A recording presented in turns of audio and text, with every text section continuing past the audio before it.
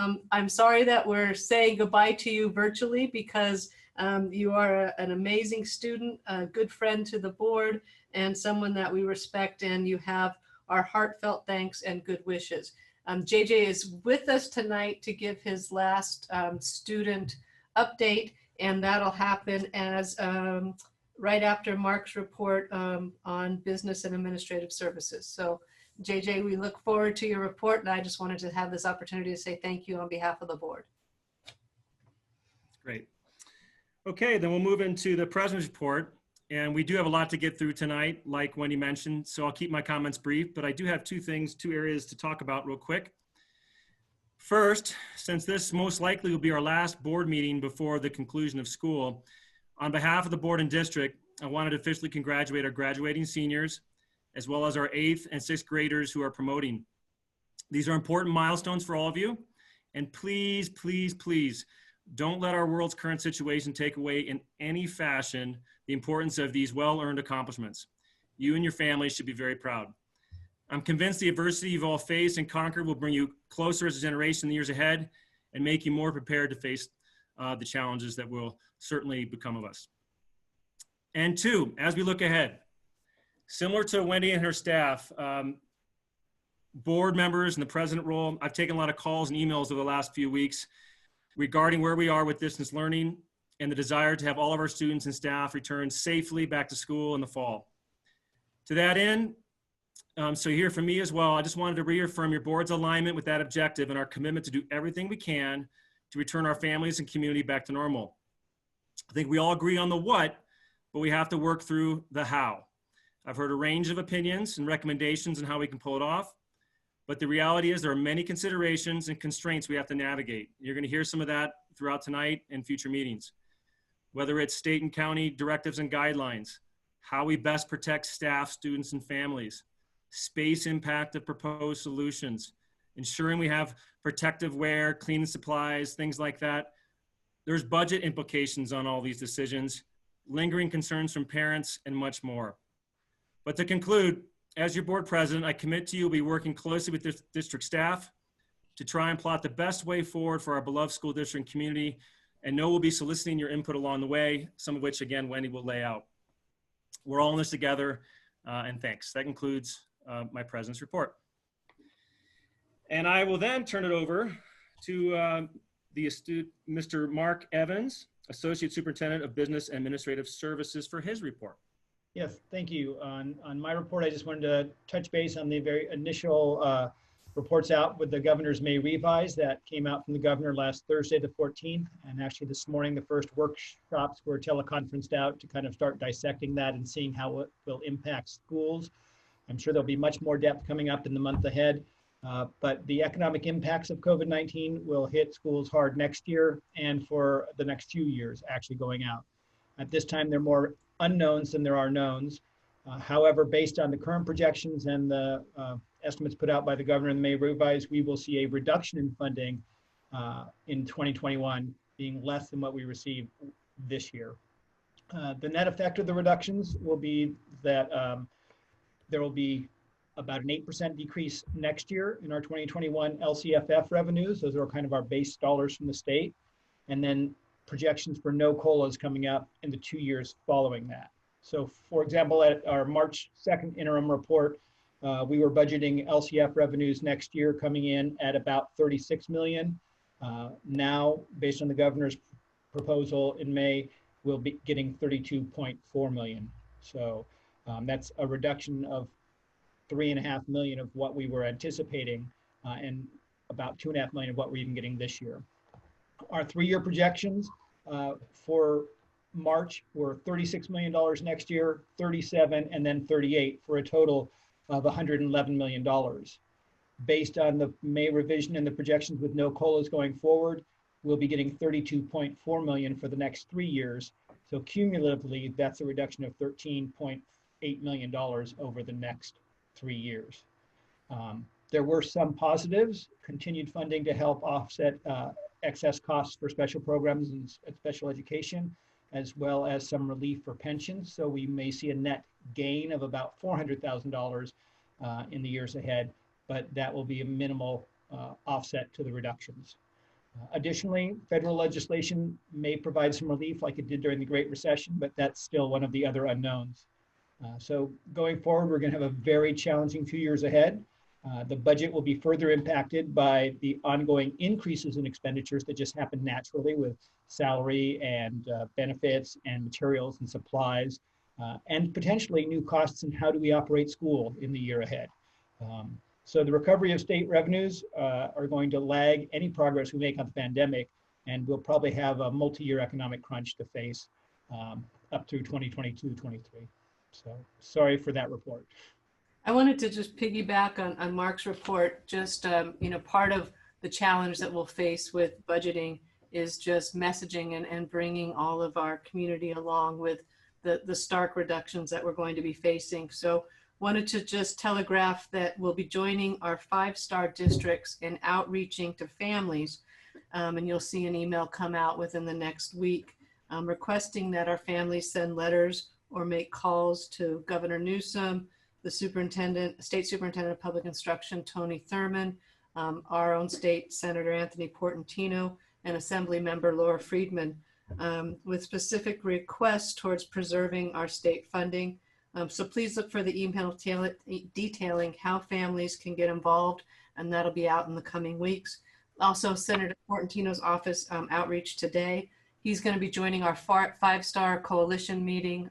That's LCUSD, South Pasadena Unified School District, Glendale Unified, Burbank Unified, and Pasadena Unified. He'll be joining us on May 29th.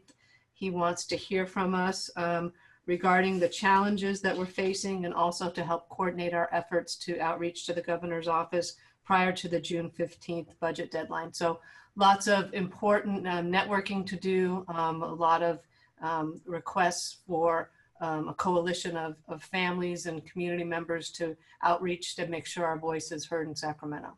So more to come, but thanks, Mark, for your report.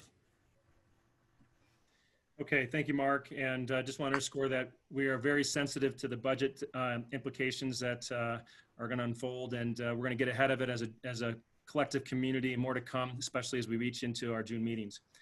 Okay, next we want to go back over to JJ, our student rep. You have the floor, my man. And again, thank you. Take yourself off mute, and we'd love to hear from you.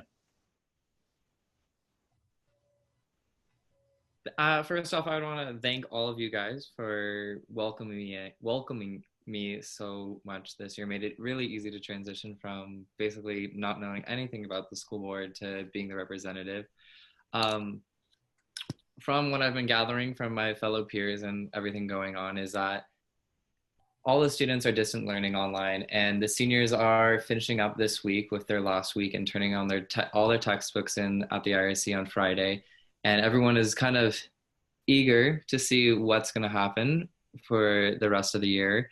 The PTA is paying appreciation to teachers virtually, and all the students that have APs are finishing up this week, and we are all just kind of getting through this together and waiting to see what will come for our graduation, both on the actual date with whether a video or a car parade, and then in the future, a physical graduation. Great, JJ, thank you. Your year of service has been much appreciated. Can you tell us about, I know there's a lot of unknowns, but do you have a plan for you for next year? Where can we congratulate you in terms of where you're headed?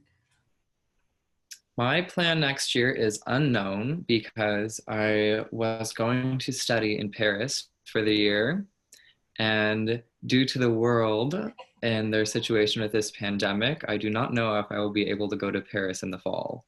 All right, well, we'll keep good thoughts, but just bottom line, be safe, stay healthy, stay happy, and just thank you. Your service was very, very appreciated and much commended, so good job. And Paris will be there, so we know you'll get there someday. Thank you. Hopefully I'll get there soon. Yes. Thank you, JJ. Thank you. Thank you, JJ. If you need any references or help, give us a shout, okay? I will. Thank you, guys. Okay, well, that concludes our reports. Let's move into item 7. It's really the overall review of the agenda itself. Does anybody on the Board of Cabinet have any recommendations for the agenda, adding, moving around, et cetera, at this point? You know, I know we had discussed the possibility of moving part of the pool presentation around. Wendy, did we work that out in terms of their schedule? Are they available? Yes, they'll be available so we can keep with the agenda as we've listed it. Okay, then I do not request to change the agenda. Okay, so I don't think we need a vote on that one, right? We can just proceed as is. Okay, our next section then is an opportunity for the public to address the board on non-agendized items. And I think there are some comments I was able to review, and we'll turn it over to Jamie, right? We'll read those comments and we'll go through them item by item. Jamie, you're on. Thank you. So we had a couple that were categorized as non-agendized, but I think they do relate to agendized items. So can you take a look at those with me, Mr. President? So looking at the first one, that one is about reopening of school. So would you agree that one can go to our agendized item? Agreed. Okay, the second one, let's see. Yeah, I think that one is okay for non-agendized, so I'll read that one. So this first one comes from an LCUSD parent, and the comment is, has there been any consideration in reopening the high school athletic fields? As a family, we relied on them for our physical activity, and we're hoping the basketball courts, track, and tennis courts could eventually reopen to residents as long as we take precautions. And number two, given that some districts such as New York City will be offering summer school, I'm concerned our students will fall behind without any summer offering. Is there any potential for teachers to provide some sort of curriculum like they have done for distance learning? My children are in upper elementary grades. Okay, Mark, do you want to take the one on the fields and then I'll follow up? Mark, you're muted. The fields remain closed, but I did see that the tennis courts and the pickleball courts are going to be reopened because those are smaller groups and all. And I spoke with Erbo at the city of La Cañada. So those actually have signage where those are accessible, but the fields where there are group play are not open yet. We continue to work with the city because that's part of our joint use as well. In terms of, you know, I know that people are concerned about summer slide and just, you know, wanting to continue with learning, you know, with regard to distance learning, because our teachers' contractual year will be over.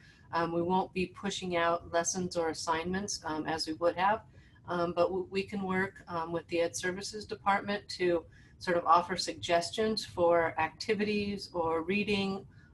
We can keep things like IXL and other programs open. So we will work on a guideline for parents that will get out before the end of the year on ways to facilitate growth and learning and making sure that we all maintain our skill sets, but we won't be engaged in distance learning except through the Foundation Summer School program over the course of the summer. Our next comment comes from Belinda Randolph, community member. On March 10th, the board approved the second interim financial report based on key assumptions that have been valid for years. The events over the past 2 months mean that many of those assumptions are likely to no longer be valid. The next academic year will likely be a cross between brick and mortar school and online school with the flexibility to do both. This may be necessary and it will cost more. I see a large number of changes that will affect the financial stability of the district, less money from the state, rental income, student enrollment, etc., more expenditures due to more teachers, custodians, tech people, safety supervisors, nurses, one-time reoccurring purchases related to AC, HVAC filters, sanitizers, masks, cleaning supplies, screening technology infrastructure, devices for K4 as needed, possible increases in health coverage, increases in sick days to allow for quarantining in addition to sick days. Given the uncertainty of the next 12 months, I respectfully request the district consider postponing all non-essential expenditures and possibly consider other cost-saving decisions. Thank you. And then we have two more. Oh, please go ahead. Just for clarity's sake, on these items, we don't engage. But we can make clarifying comments. And one clarifying comment I would make is, Belinda, thank you for the list. It's comprehensive and it's good to have on record. But we are very, very aware of the financial implications that we're facing. The cuts are draconian. The picture is dire. But we have really good minds grappling with this. We'll do a lot of consensus building, a lot of outreach. We're going to make decisions that are in the best interests of the district. We're going to make decisions that work tirelessly to keep cuts away from the classroom. We're going to partner with our associations and partner with our parents. So we're going to be fine. We're going to make sure that we're very transparent and that people know what the budget situation is. And we're going to build consensus around that going forward. Thank you for your list. It's a good one to have. I see a couple more non-agendized items, Jamie. Thanks, Joe. Yeah, we have 2 left. The next one comes from Jenny Kazak, LCUSD staff member, and she writes, "The senior banners look amazing on Foothill. Thank you to all who made this happen for the seniors. I love seeing my former PCY students honored. Congratulations to the class of 2020. Jamie, are you able to pull, I sent you an email of one of those banners. Can you pull that up and share your screen for everybody to see by chance?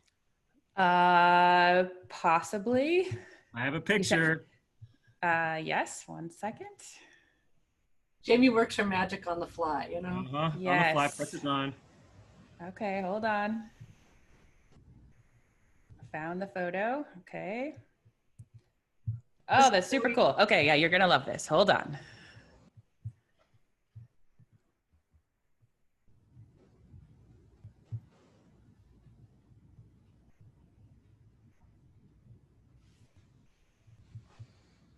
All right, and here we go.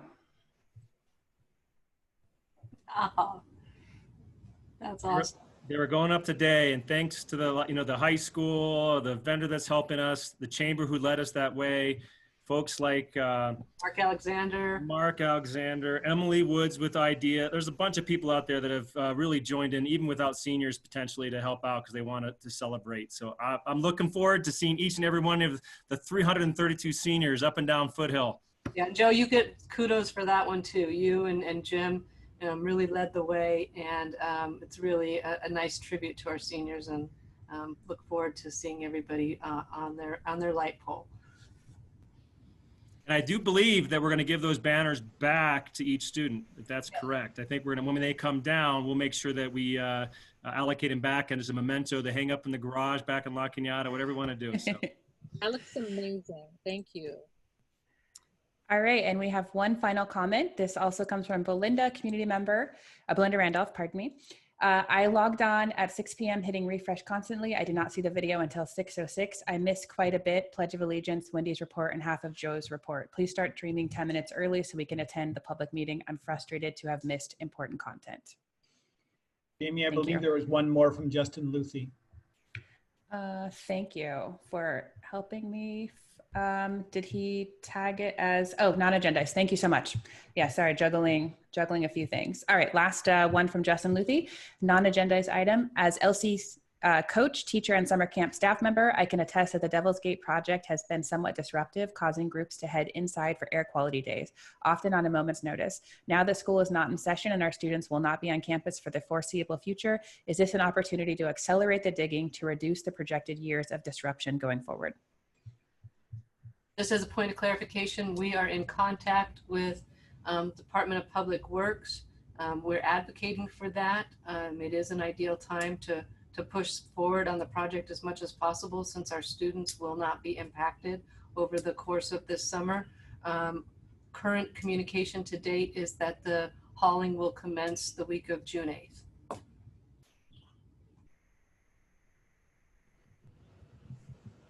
All right, I think that concludes all of our non-agendized items. Okay, then we go into, let's see here, proposed item, second read. I think we're gonna go right into 10A, is that right? Elementary Science Textbook Adoption, R93-1920. And I'll turn over to Ani E. Swen. Thank you.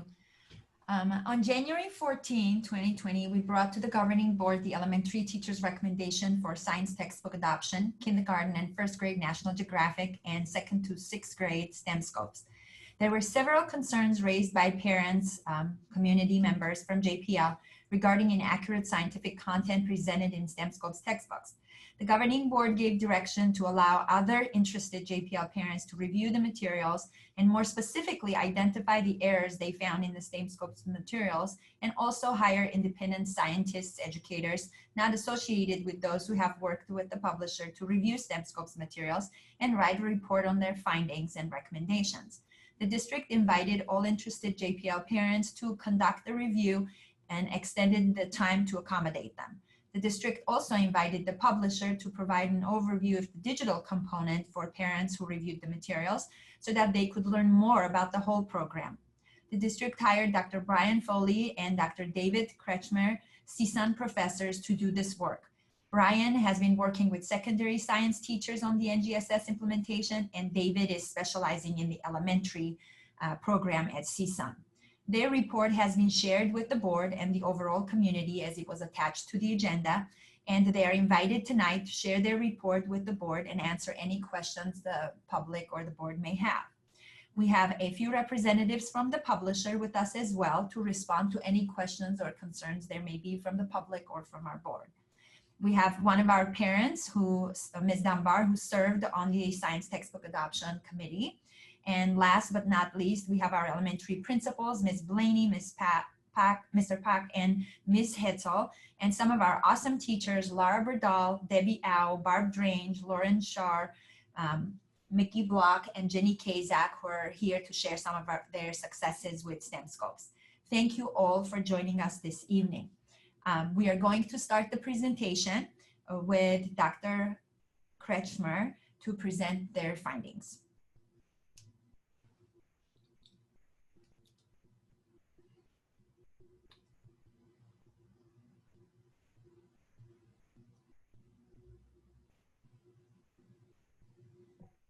Jeff, do we have Dr. Kretschmer in attendance? Yep, there he is.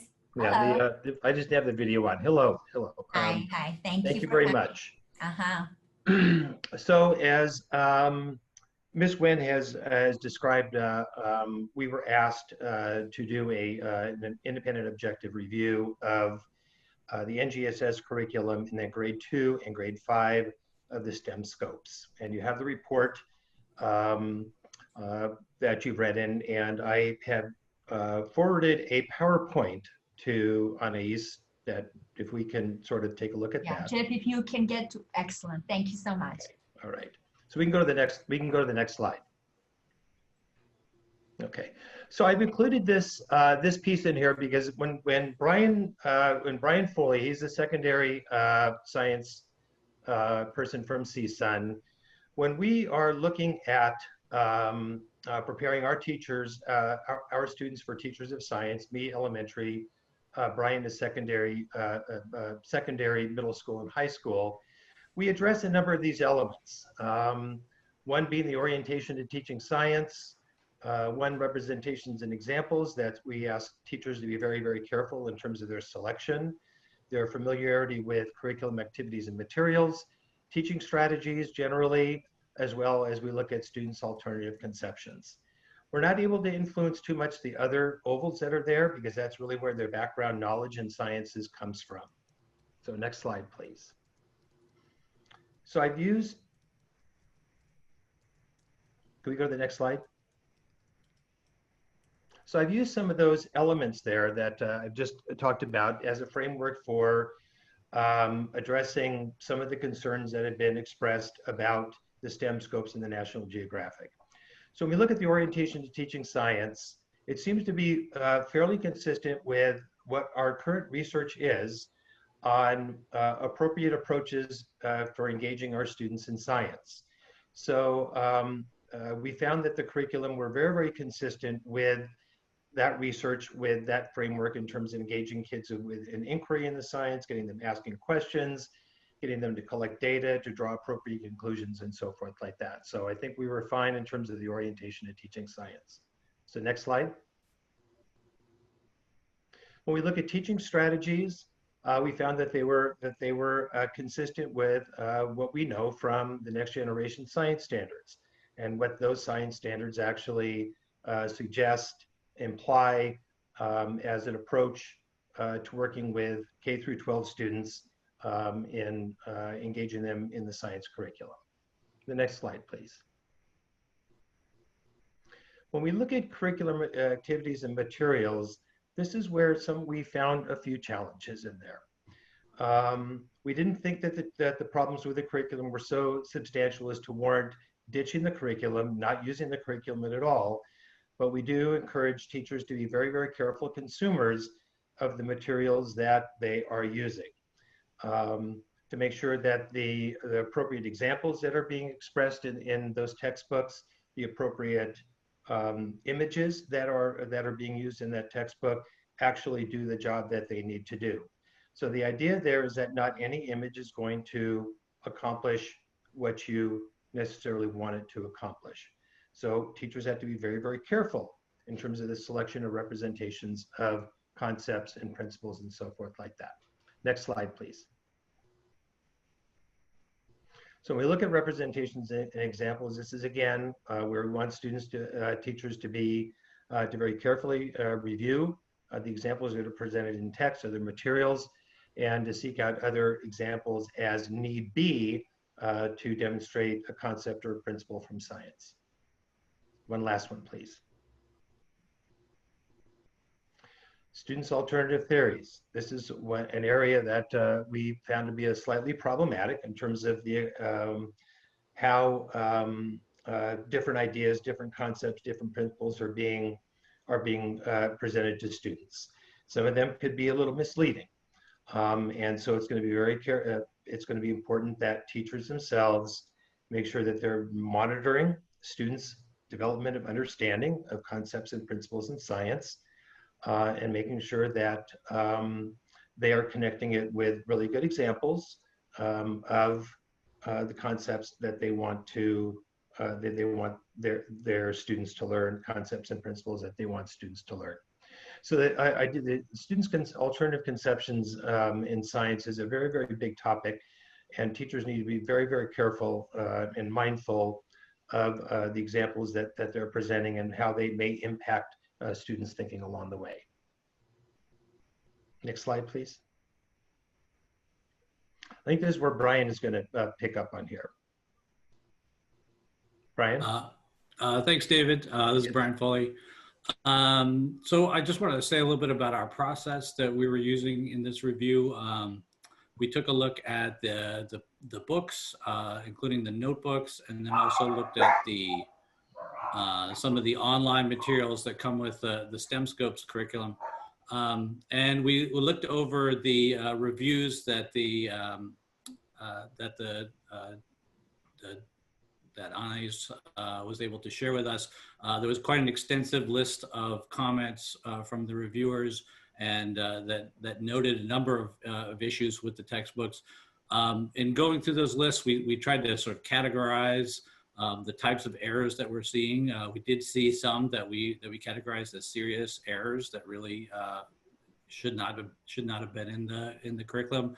But many more were sort of minor errors that or things that were awkwardly worded, things that maybe there wasn't as much nuance as would be scientifically accurate, but possibly those were either a reasonable simplification or something that just need to be better written.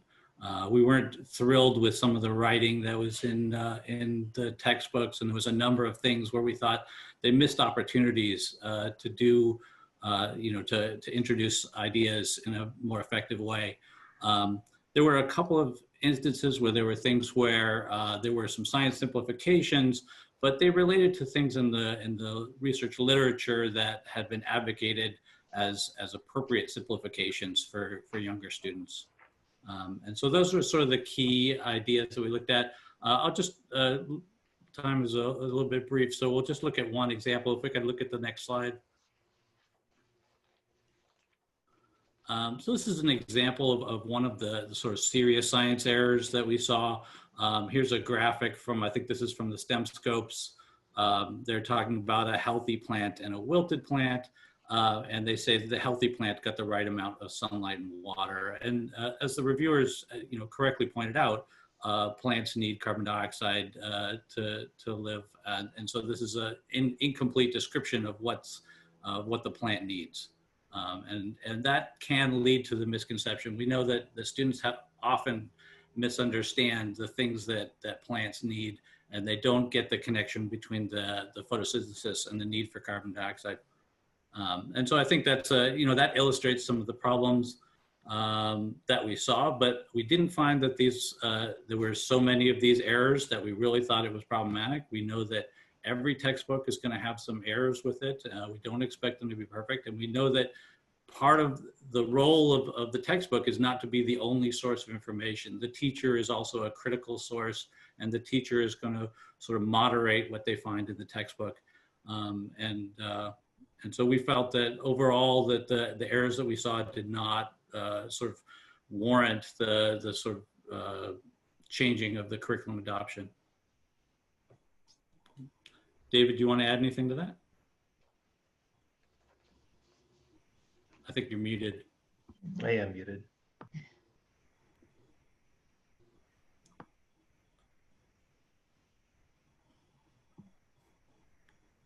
Okay. No, I think that is certainly that is a good representative example of what I would consider to be a serious science error in there. And again, as Brian suggested, we want to make sure we're teaching accurate content, complete content. And if this is certainly at the 5th grade level, 5th graders can certainly begin to understand the basic, some of the basic foundation of the photosynthetic process, of which carbon dioxide plays such a critical role in terms of building mass in the plant along the way. So, and again, as Brian said, we did very careful categorization of the different examples, the different concepts that were presented in there, and we did find that some were, some pretty serious science errors. Others maybe not so, but again, as Brian also suggested, we don't build a science curriculum around a textbook necessarily. A textbook, in our view, should supplement the curriculum. It should not be the core of the curriculum.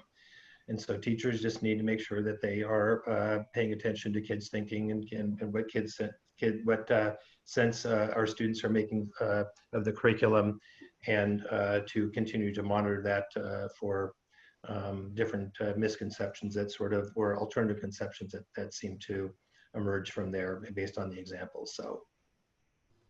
So Anais, do you want to take questions along the way, or just want to hold? You give us guidance in terms of how you want to flow it. We can perhaps, if there are any questions for either David or Brian, you can ask at this time, and then we can move to the next part of the presentation. Sure. Well, I had one. We mentioned the textbook. Hi, Joe Radabaugh here. Thank you for your efforts. Appreciate it. And you mentioned the online. There was a slide you kind of skipped over about considering an online version, which is more refreshed. To what degree did you review the other assets besides just the textbook? And what degree of confidence do you have in those other assets that they offer? We did review the online materials as well. And it's very interesting that some of them actually reflected changes that had been made already to the written materials. And if those materials, those science scopes, are continually updated online, they may serve as a better source for current curriculum than does the textbook. As soon as you put ink to paper, it's done. So I think the idea of having a very healthy, robust online component of that can certainly serve the teachers very, very well. And yes, we did look at those, and we found that in many cases they were a better quality than the material that was actually written in the textbook. Brian, do you want to add anything to that? I'll just say that, we've all learned in the last couple of months how important it is to have those online components to be interactive, and it's definitely the thing we need now. Yeah. Yes. Any other questions for Brian or David? Okay. Thank you, both of you. If you want to hang in there for a little bit more, there may be some comments or something from the community, from others listening in, and that you may help us respond to. Other than that, you may take a little break, and we move on to the next. Pardon me, Anais, may I interject? I apologize. I was unmuted. No problem. Speak out previously. So I wanted to ask David and Brian if they'd had an opportunity to review other kinds of textbooks, or if this is the first kind of pass through of this level that you've done. Oh no, I have certainly reviewed other textbooks that are out there. They're not all textbooks. They're science curricula that are out there. Certainly, I'm very, very familiar with FOSS. Mystery science is becoming very much in vogue right now, as being very exciting and very engaging. They both have, the mystery science has been well received by schools. FOSS, given that it's largely a paper published curriculum, I'm wondering if that did not quite climb to the level that the mystery science has. I think the convenience of having online and downloadable materials, I think it could be very, very helpful for teachers as well. And certainly there are a number of different curricula out there that the state is, offering to districts for review and for adoption and that sort of thing. So they vary in terms of their approach. Some of them are more textbook heavy, some of them are less textbook heavy. FOSS is not very textbook heavy at all. Mystery science, there are readings that students can do online, and different activities and so forth like that teachers can tie into. So yes, there are others that are out there. Okay. Brian, I don't know if you wanted to add to that. I would say, we've certainly looked at other curriculum from time to time. This is probably a more in-depth review than I've done in a long time. Yeah. I will say that I've never met a curriculum that I didn't have some critiques of. There's always something. So Absolutely. To that point, you both referred to kind of a level of error that one should expect from any textbook series. So what is the acceptable level? I'm just trying to get a handle from a non-scientist perspective of what we should expect to be an acceptable level versus an unacceptable level.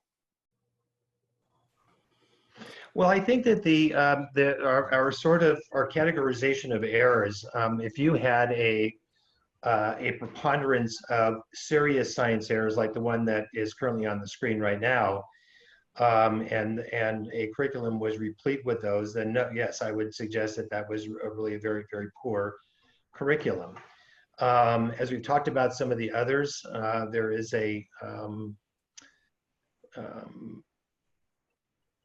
well, we have to look at the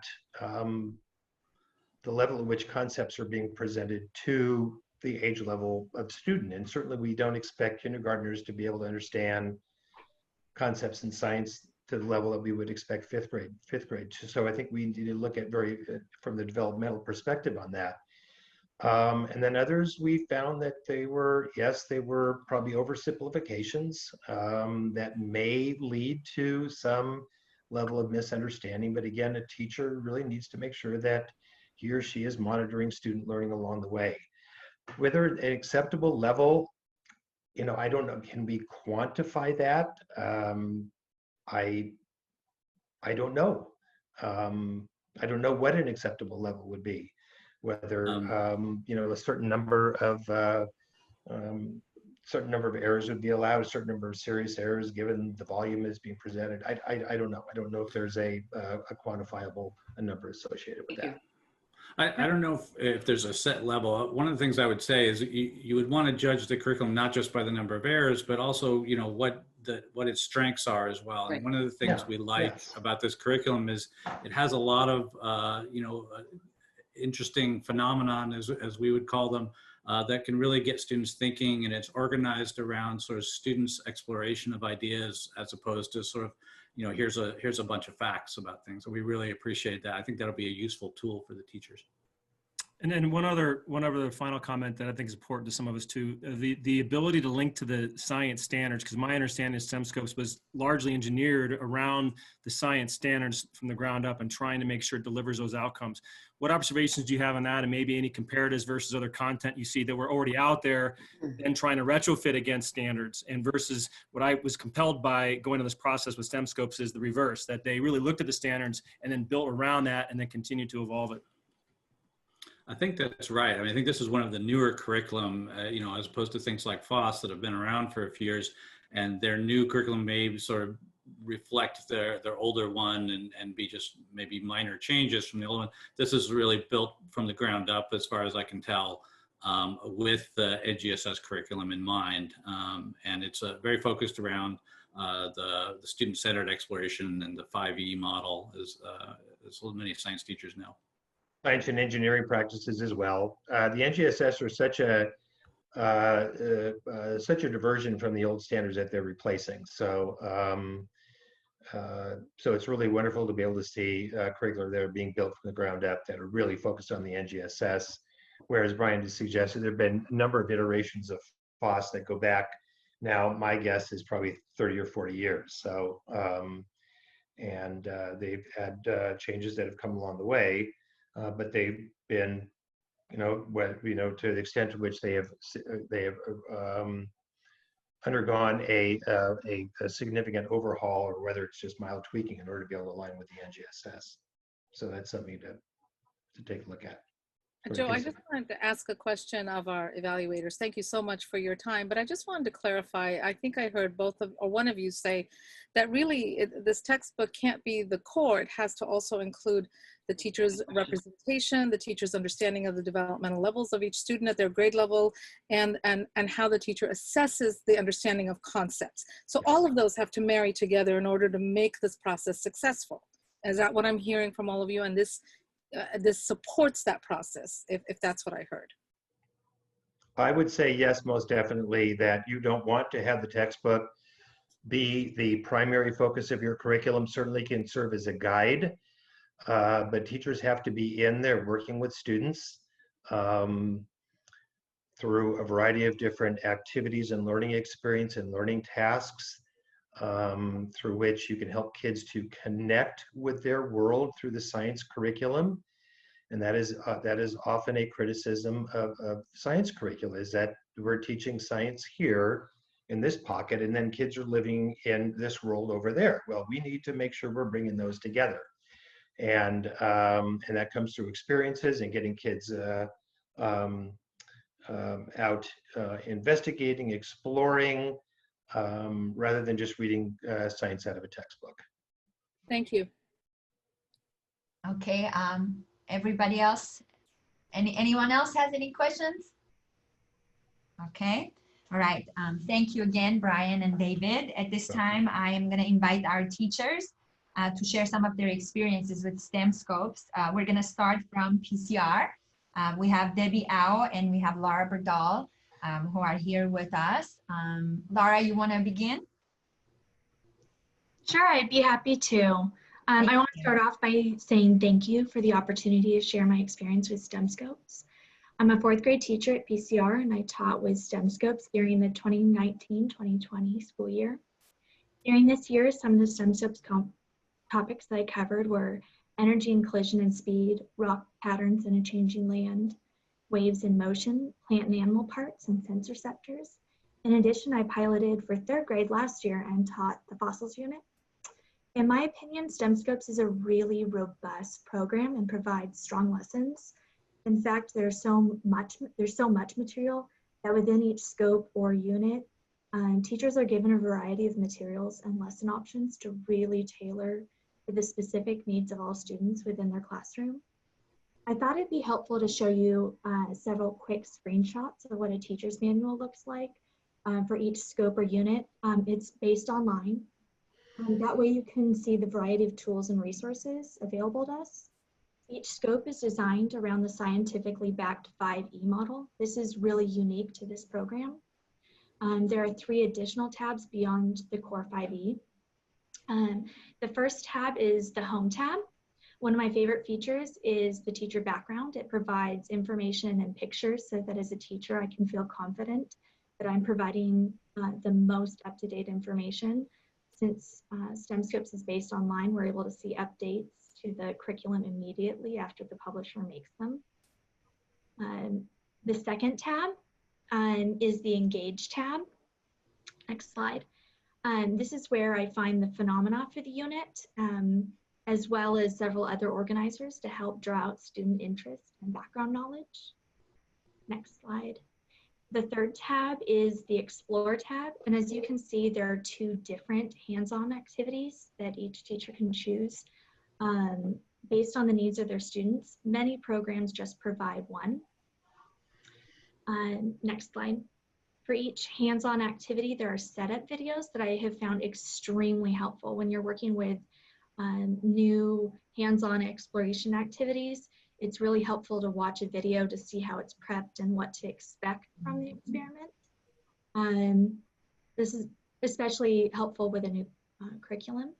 You can see that teachers have options of printing the files for students' interactive notebooks, or they can directly assign them through Google Classroom. This has been really helpful with distance learning. Next tab. Next tab is the explanation part of the unit. As you can see, there are a variety of tools to pull from. All of these tools help teachers build an explanation to support the phenomena observed at the beginning of the unit.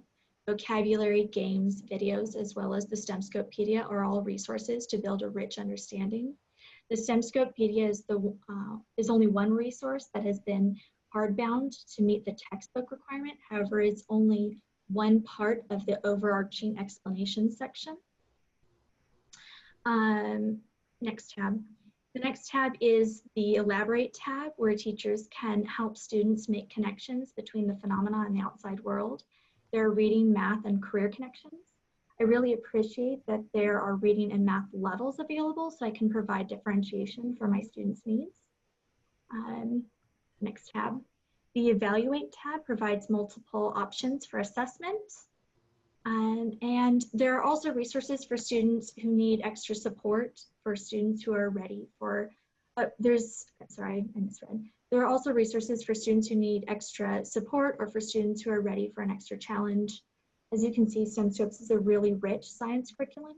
There's so much included in the program that you can't possibly use everything that is included for every unit. And there's really no need to supplement for a really strong foundation for our students in science. I see that there is a question. Again, thank you for letting me share. Thank you, Laura. Okay. Debbie, are you there? Thanks, Laura. Yeah. I am here. All right. Okay. Good evening. My name is Debbie Al, and I'm a 6th grade math and science teacher at Palm Crest Elementary. And I thought it would be relevant for you to have some of my background in teaching and especially how it relates to science. I've been teaching for over 30 years. I've taught mostly upper grade in 2 different school districts, Hacienda La Puente for 14 years and 18 years here in La Cañada. The last 3 years in Hacienda La Puente, I was a teacher on special assignment, helping to mentor teachers in science instruction, utilizing a hands-on inquiry-based approach to learning. This was over 20 years ago, but it looks very much like what we're doing today. I think maybe we were ahead of the curve. We had science kits that came with teacher manuals and all the supplies the classroom teacher would need to set up science investigations where students could learn the grade level standards in a collaborative setting. We utilized student notebooks just as we do today. And to assess whether students were learning, understanding, and then able to apply the concepts and skills taught.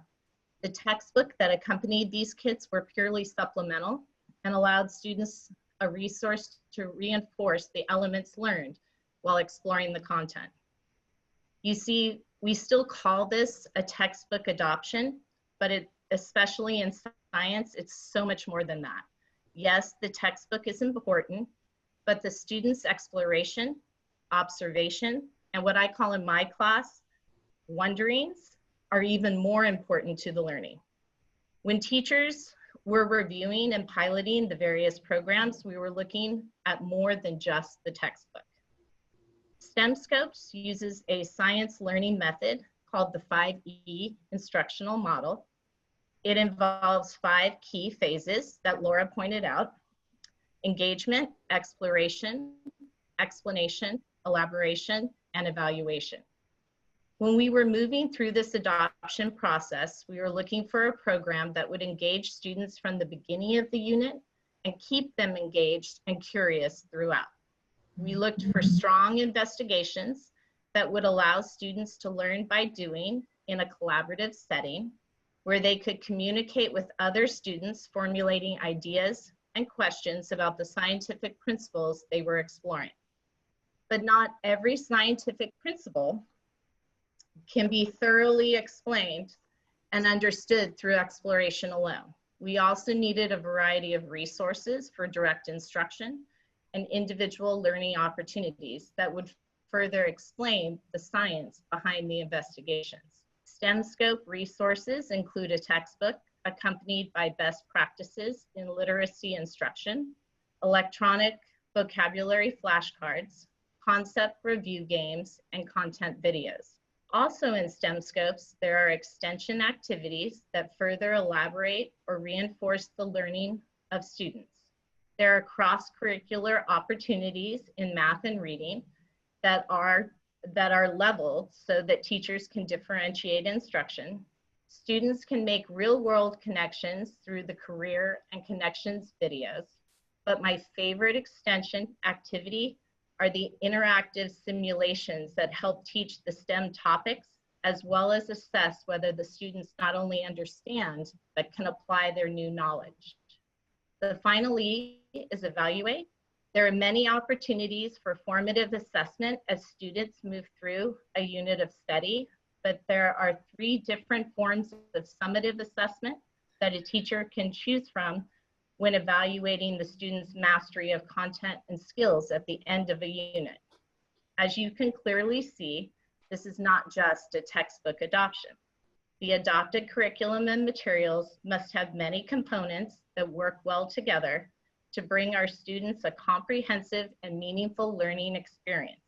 And teachers bring their own level of expertise to each learning opportunity and have the knowledge and ability to supplement or modify a lesson or a unit as necessary. I've been using STEM Scopes all year, and especially for the last 8 weeks in our distance learning format, and I really appreciate the ability to push lessons out to our students on the platform that exists. Thank you. Thank you, Debbie. We are going to first do all the presentations by our teachers, and then we'll take questions if there are any particular questions for any of our teachers. Thanks, Deb. Moving on to LCE. Lauren, you want to pick up?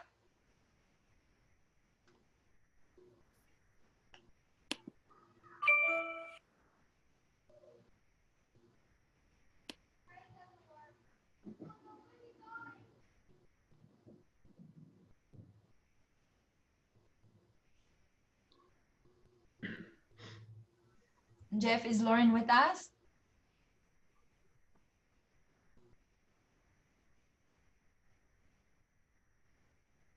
Okay. I see her, but she's muted. Oh, you see Lauren? I don't see Lauren. There we go. She's still muted though. Okay. So if she can hear me. Lauren? Yes. All right, there she is. Hi. Oh, I'm so sorry. Good evening. My name is Lauren Schauer. I'm a 6th grade math and science teacher at LCE this year. Last year, I worked with Barb Drange in 5th grade teaching math and science when we first got to use the curriculum about 3/4 of the year. I've had the opportunity to work with STEM Scopes in 3 different districts over the course of the past 4 years. I will be speaking about the way that STEM Scopes helps teachers to meet the needs of a variety of learners. In our profession, one of the most important aspects is that we really scaffold our teaching to every child. If we're losing kids' attention because the material or activities are not engaging, we really decrease the likelihood of the success of our students. Furthermore, we have to consider each child as an individual learner. It is our role to ensure that we can differentiate materials to meet the needs of each specific learner. STEMscopes has this built into the curriculum, which you saw before.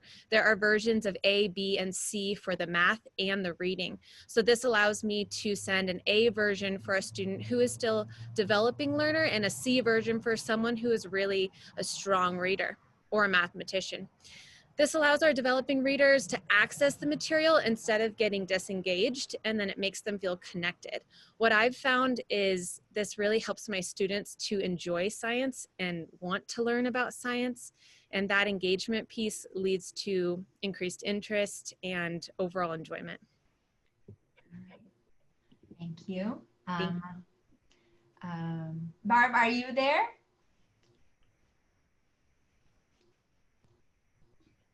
Let's see if Mrs. Strange can hear us. Joe, do you see her? Yes, I'm here. There she is. Good evening. Good evening.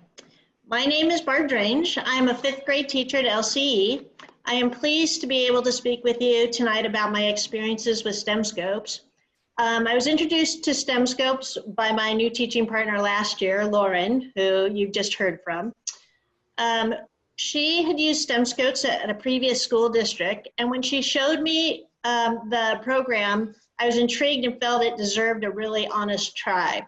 So both Ms. Schauer and I applied for and received a grant from the Educational Foundation to purchase materials and subscriptions to use with all of the 5th grade students. Once we received the materials, we used STEMscopes exclusively. I would like to show you what intrigued me, and those are the same things that you've been hearing. So you can see that for the science standards revolve around the 5 E's, and you can see that it has the 5 E's across each page. Now, several people have talked about these, so I'm not going to go in too much in depth with that, but I'd like to share what I got from this. So when you can go to the next slide.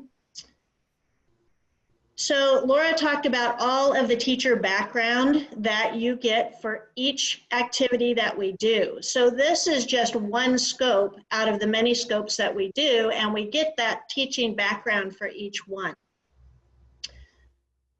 So when you go to the drop-down menu, you can see that there are many choices of activities that we can use with the kids.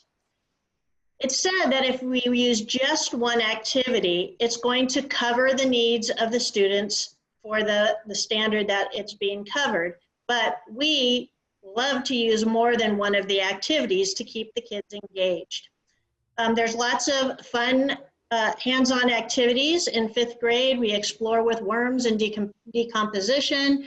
We also explore with chemical reactions. There's lots of things that we do. We build biomes, or not biomes, but we build activities where the kids can see what plants need to survive and what they don't. If activity doesn't suit you or you're not comfortable with it, there's always another activity that you can choose in order to meet your needs, to meet the students' needs.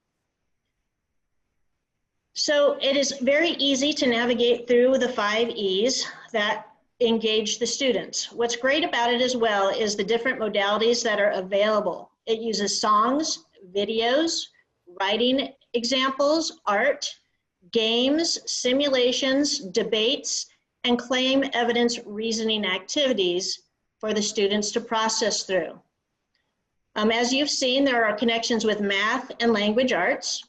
And one of the great attributes is how they expose kids to scientists from all cultures and genders as well. They also have the career connections so that they can see how real life careers are connect to science. And that's everything from farmers and welders and blacksmiths to rocket scientists. Ms. Schauer and I were the only teachers in school to use STEMscopes completely last year. The ease of use and the coverage of standards is evident in LCE's CAS scores. Jeff, can you change slides? Thank you. CAS scores, after implementing STEMscopes last year, I would like to let you know that I enjoy teaching science with STEMscopes, and I feel confident that this program covers what the students need to meet the California state standards, but that is, of course, with the teacher helping to guide them through what they need to do, explore the ideas, debate what they need to understand, and to further their look into more in depth what the science is about. Thank you, Mrs. Strange. Now I invite CY teachers. We'll ask Mickey Block to share her experience.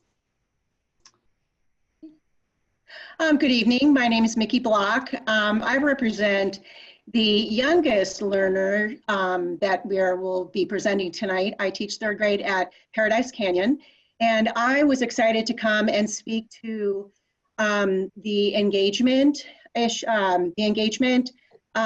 portion of STEMscopes.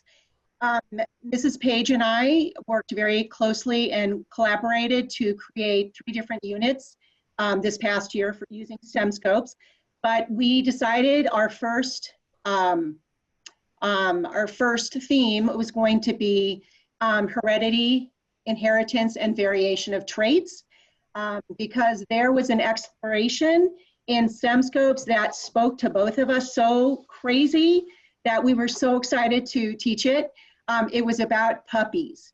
And so what we did was we turned first to the STEMscopedia and the workbook to teach the children the vocabulary of offspring, reproduction, traits, inheritance, and variation. And once they felt comfortable understanding those big words in 3rd grade, we created a Google Slide cooperative group experience based on the STEMscopes Explore 2 puppy type. So we put the kids in, her class worked in her room and I'm in mine, but we put the kids in 5 groups with 5 captains. We used the American Kennel Club designated purebreds to crossbreed to create an offspring that would fit a specific scenario. So our scenarios were 5 different families who had different needs and needed to have a dog that would meet their needs. So our first was a family called the Harrisons. They're an active couple, they had no kids, and the dog needed to be rugged, obedient, and love the outdoors. So the children's were in their group of 3 or 4, they were to take the Kennel Club designated attributes and then pair the mother and the father together to get the desired offspring. So the second family were the Smiths. So Mrs. Page and I made these up. It was a young couple with 2 kids that were 3 and 5 years old, and the dog needed to be gentle and patient. The third family we called the Olsons, and they were a retired couple, and the dog needed to be a companion type that was quiet and calm. Our second to last family was the St. John's, and they needed a service dog to aid and assist their daughter. The dog needed to be strong, easily trainable, and loyal. And our last family was the Gerards. They had a large property, and they needed to have a watchdog that was loyal, fit, and could provide protection. So the students used 10 different websites to consider which would be an appropriate parent, male and female, to crossbreed in order to get this the offspring that they were needed. These students had so much fun. When we were finished and after we presented, they asked if they could do it again and change the dogs. And I said, no, don't worry about that. We'll have another, and this is also, try to keep in mind, this is their first cooperative using Google Slides in October with their Chromebooks, and it was completely independent. They had a blast, and we got the idea from STEMscopes, and we had all the support material we needed. to help them be successful. So every single student in both of our classes absolutely raved about the project. And so it was a great experience for the students, for engaging everyone throughout the entire process. Thank you very much, Mickey. Thank you. And finally, we have Jenny Kazak. Jenny, are you with us? I am with you. Can you hear me? Yes, we can, and see you too.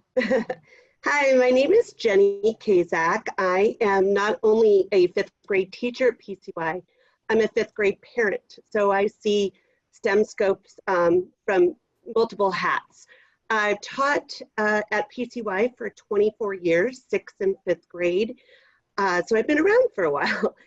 I'm here to talk about the success that I've had with the hands-on component and materials with STEM scopes and also distance learning. Every segment, or I like to call it chapter of STEM scopes, has a materials kit with every item you would need for any science lab, investigation, or activity. I was very impressed with what they sent us. And a very valuable asset that we have at our elementary sites are the science aids.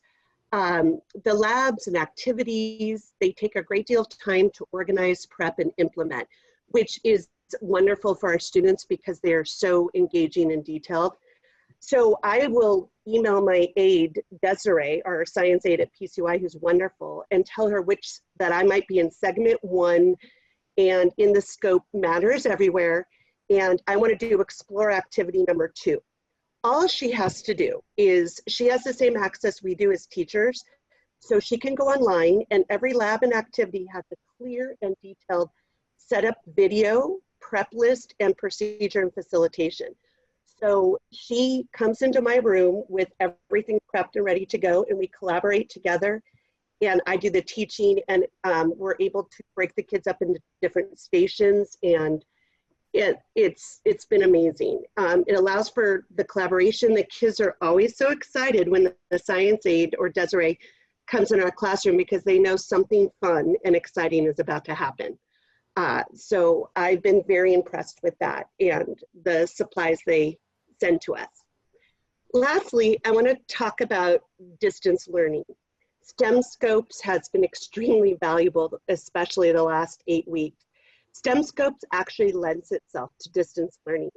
The online component is extremely useful. It ensures consistency of the program, and I can actually collaborate with my colleagues across the district, like Barb Drange. We haven't had to slow down our pace. There are videos, activities, articles, cross-curricular and leveled assignments, as the previous presenters mentioned.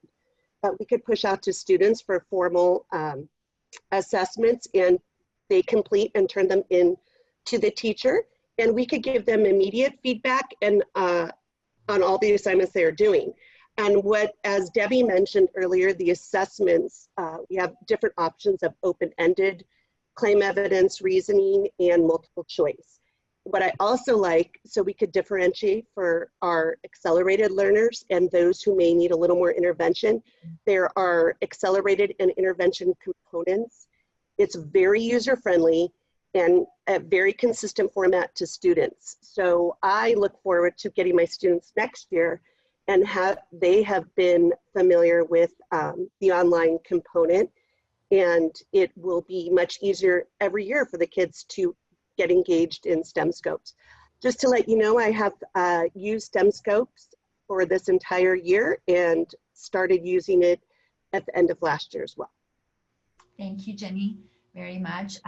Jeff, if we can move to a couple of the other slides that are very self-explanatory, mostly capturing the data from distance learning. As you can see, STEM Scopes is the second highest, mostly used app that we have here after ClassLinks. Next slide, please. And you can see by the average daily users at each of the elementary schools on this screen, the time spent, the average time spent, and the number of lunches that have been made. Next one. Same here, pretty self-explanatory. Just wanted to share with you how much our students use it and how much teachers have appreciated STEM scopes this year, especially in the last 8 weeks where they had to teach science and everything was readily available for them to assign to students, and they haven't missed a beat in science as if kids were sitting in front of them in the classrooms, that they would be able to teach everything they needed to teach throughout these 8 weeks. Next slide. All right, at this point, I'm gonna thank all the teachers and our professors who have presented, and I want to ask our board that we open up the discussion with my recommendation that we, at this point in time, adopt the digital component as well as the hands-on component that Jenny Kazak was just referring to for use for our students for the next school year. And since we know that the publisher has already made all the corrections in the digital version, however, they have committed to printing the newer version of their hardbound or hardcover materials, that we hold off on those until those come out, and we have the opportunity to review those and make sure that those are meeting the expectations of everyone involved, but that we can proceed with the adoption of the digital component and the hands-on materials for the next school year. So, thank you, Anis. Thank you, teachers. It's so great to see the level of engagement that you've had, the success that you've had. There's clear evidence of success at the 5th grade level over there at LCE and the grant that you did proactively. Anis, why not do the whole thing? Why not textbooks? So, I mean, I'm kind of with you, I think, in terms of the textbook's not ready potentially, and we heard it's not as dynamic in real time as the online. I think we heard. Everything that's available in hardcover is also available online, digitally. So some of the teachers were sharing with me that they are using some of those resources anyway. They can print it out of the digital component and use it with students. However, the hardcover, some people really like having hardcover materials that they can touch, no matter how much you can explain that it's digitally available. And since one of our professors says once you put ink to paper, that's it. So, and then publishers don't publish it every year. I bet it's very costly, and several years go by until the next edition comes out. So if I have heard that they're planning on publishing a 2020 version of the one that our parents and our professors and our teachers have reviewed and worked with. So I would think that it would be best to wait until those are out, and that we will have an opportunity to review them again before we invest in hardcover materials. But of course, it's up to the board. We will go with whatever our governing board approves. Yeah, I think that's the heart of where, I think there's a lot of merits in what the parent reviewers found.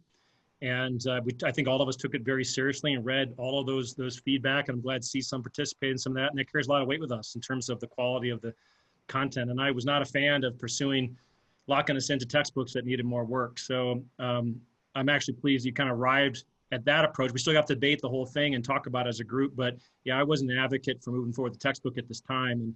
And I just want to ask you how you arrived there, and you explained it. Thank you. Mm-hmm. And I think at this point, we can open it to public comment as well. And the board, please, too. Yeah, I guess I would ask, could you please define, Anis, the monetary difference between pursuing with just the digital component versus the entire textbook adoption? Yes, I would love to. So for full adoption, grades 2 to 6 for STEM scopes, it would cost us $378,387. For the digital only component, it's $107,208. And for the digital and the hands-on component, which is what we're asking for at this time, so our teachers are prepared to instruct next year, is $198,125. So 198 versus about 388, was that the first number? 378. 378, so about a little more than half. And Anis, will you share the per pupil breakdown of the costs that we did today, just to sort of zero in on what it costs per pupil to have the curriculum to deliver? If you don't have it, I do. Do you? Yeah. Because I had it in 2 different places this morning. So, So we had 1,519 students from grades 2 through 6.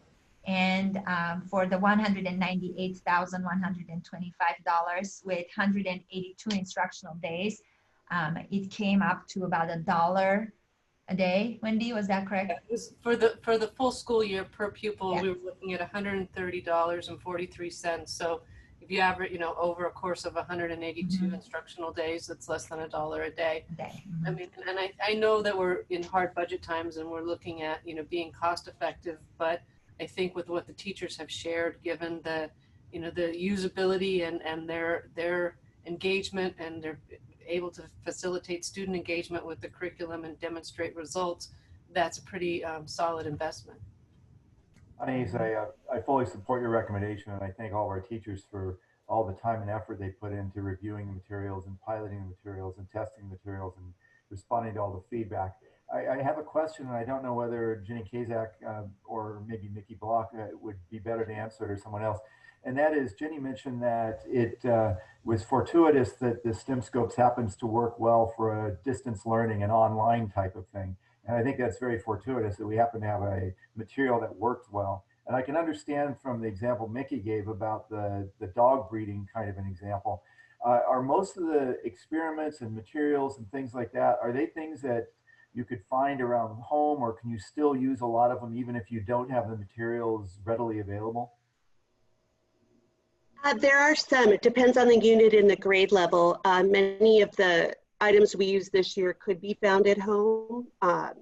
Like I said, every component works so well with distance learning, but obviously the hands-on labs and experiments are a little more challenging, and we cannot guarantee that all students have that access. I know one of our kindergarten teachers actually delivered some supplies to her class to do one experiment during distance learning, which is above and beyond, which is great. But like I said, Dan, it depends on the actual experiment, but that's where we teachers who are experts can supplement and come up with ideas that would work along with STEM Scopes. I think it would be difficult with any program to do some of these hands-on activities at home and assure that all students have what they need. But and you go ahead. Where I was going with it. Where I was going with it was the idea that maybe if, depending on where we are next year when school opens, if we're still doing a substantial amount online, maybe it would be good to identify ahead of time some of those experiments that would work either with what kids would normally have at home, or identify it as something where if we know ahead of time, we can ask PTA for funding or some other source so we could get the materials out to the students. If it's not possible to be in present, we could order on Amazon for the kids or mail them out from home or something like that. Maybe we could, with a little planning, allow for some of that. I know it's a tough budget time, but it might be a good expense. And a lot of those materials will come to us as well. Go ahead, Barb. Yeah, I just wanted to add in terms of finances, and Mark can chime in if I don't explain it well, but since we have been going through the piloting for the past 2 years, and even before that, we had allotted the money for the textbooks, as the teachers have been asking, do we have the money for this? Do we have the money for this? We do have the money for it. It has been put in a special account just for science adoption. So we do have the funds to purchase the textbooks, either digital component, the hands-on and digital or whatever, but the funding has been saved for the past several years for this purpose. Yep, because adoptions are expensive occurrences that happen every so many years, we make a habit of putting a contribution into a textbook fund. That used to be a state mandated categorical, but with LCFF that no longer existed, so we keep our own categorical, if you will. Each year we contribute, so when these adoptions come up, we have reserves set aside to make them, and they don't hit one year's budget particularly hard. Thank you, Mark. Back to you, Joe. Brent has some comments. Yeah. You're on mute, bud. There you almost. There? Okay. Thank you. Thank you, teachers. I just have a few comments. I really like the component that has the 3 levels of differentiation. I think that's a good thing. And I had a couple questions. So Annie, I just wanted to confirm, you said all the corrections are made in the online edition. Is that correct? Yes, for what I have heard from our staff, as well as my secretary, Chris, who works very closely with the representative from STEM Scopes, as well as our professors shared in their observations that most of the things that were brought up were already fixed in the digital component, and they ensure us that those happen very quickly. They have plenty of people working on that digital component to always refresh and update and make sure that they are in tip-top shape. Okay, thank you. And then could you just describe the professional development that you used? Sure. So last year, when we first started considering some of these different publishers' materials, we invited STEM Scopes along with the other 2 publishers who our teachers had identified for piloting to do a training for the entire elementary teaching staff. And they provided that at that time. And afterwards, this start of this school year, we invited them back and they did another training with our teachers. And they are also always available to teachers to reach out and ask for questions, ask for support. STEM Scopes has been very open to any kind of professional learning experience through either webinars or in person if we have been interested. So also if the board approves tonight, with our purchase of their materials will come more trainings that are available to teachers to make sure every teacher knows how to use the resources to benefit our students. So that will be part of our purchase if it gets approved tonight.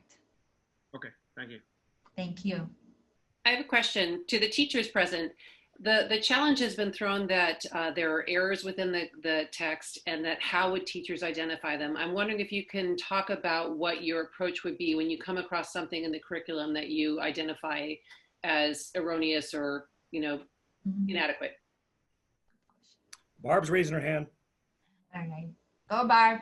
Hi, I just wanted to mention, so for example, the slide that they gave as a 5th grade error with the plants, as a teacher, I would look at that and I would talk about what are we testing in this experiment. So if we're testing and looking at this slide, I'm going to say the plants have carbon dioxide already. We know that's something that they need. So what are the other needs that they might be missing for this? So it's not a matter of we look at a slide and just say, that's all it is. That's what the information is.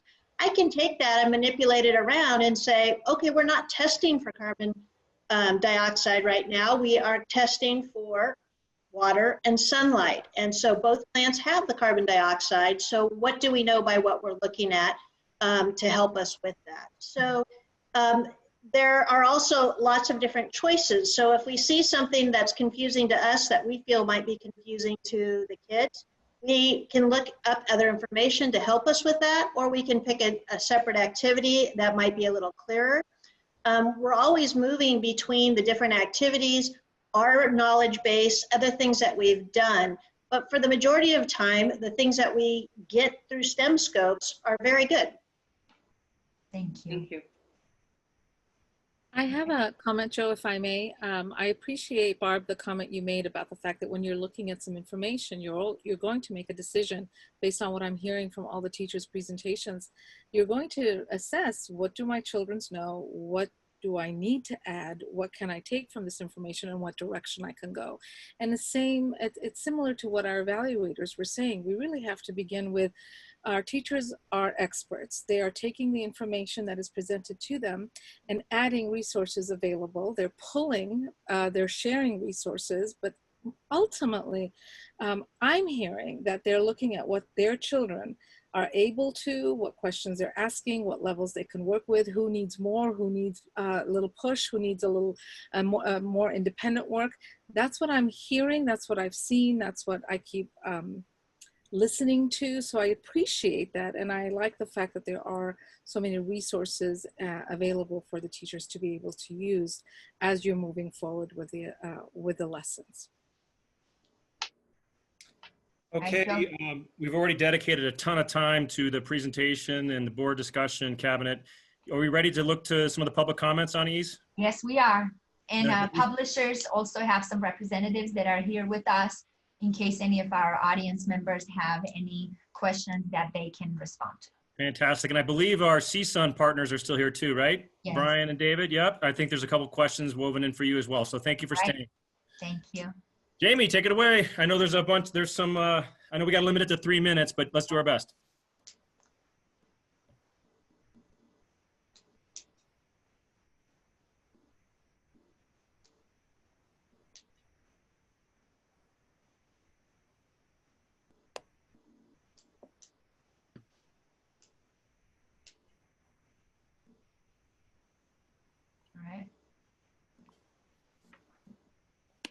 Jamie, are you going to go over each of these?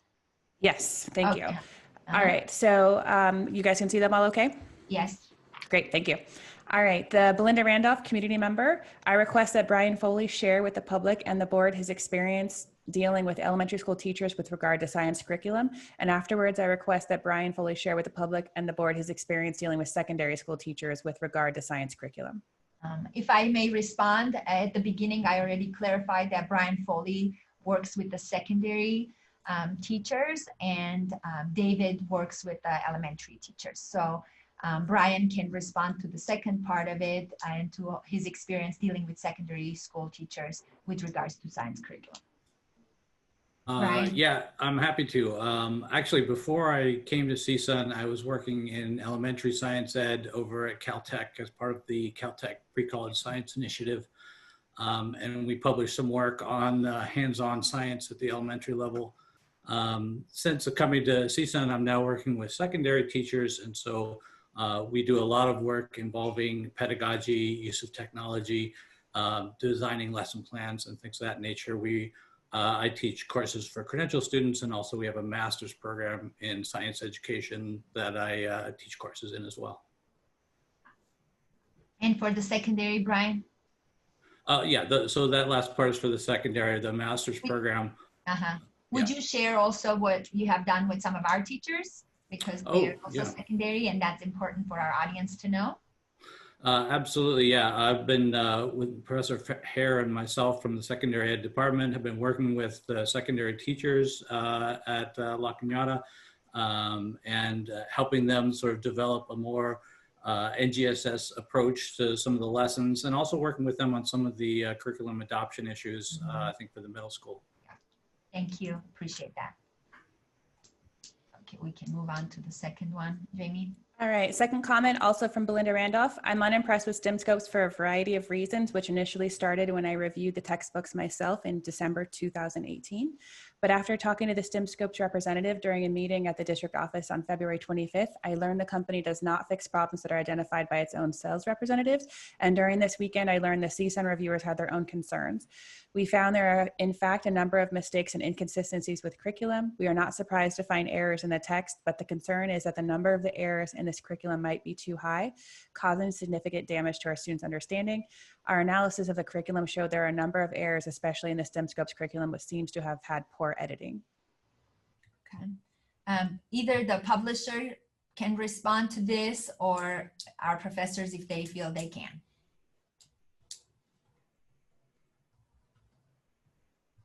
Hi, this is Kent Donges. I'm the Chief Revenue Officer for STEM Scopes, and I'd be happy to respond. Thank you. First off, thank you for the opportunity to be here tonight. And let me clarify that we customize and write our curriculum 100% to the standards. And when we do this, the California Department of Education gave us a very compressed timeline to develop a custom curriculum. This led to a limited time for PhD review, copy editing, and proofreading, and really was a good learning experience for us as a company. Since the California process, we have increased the capacity of our time by 3 times the amount of people to avoid this in the future.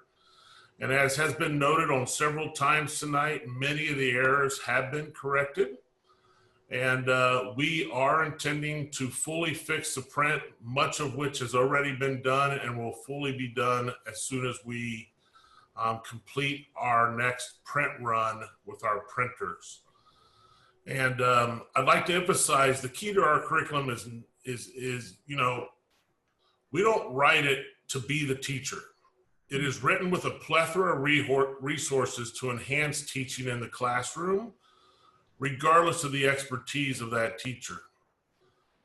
They can use as much or as little as they need. We empower teachers to do what they do best, and that is teach.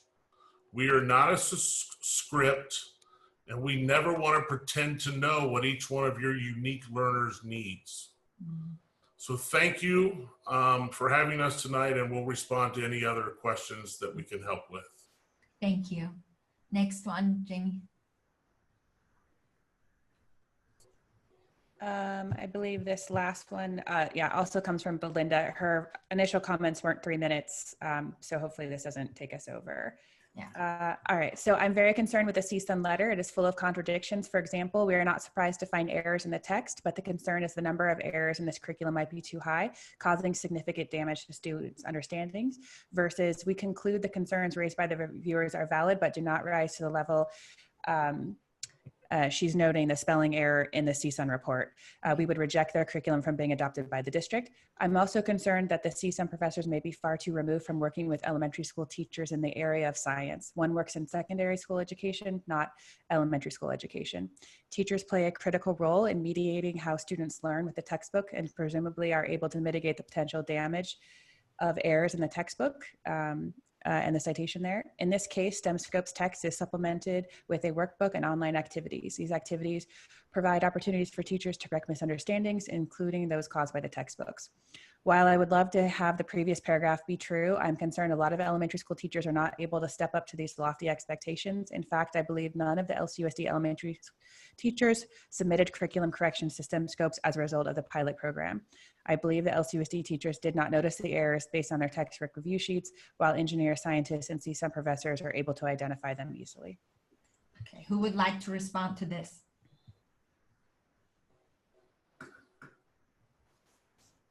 If I could just, the first quote that's listed there is from our initial concerns at the beginning of the review. That's not our finding at the end. We found that the errors we found did not rise to the level of concern.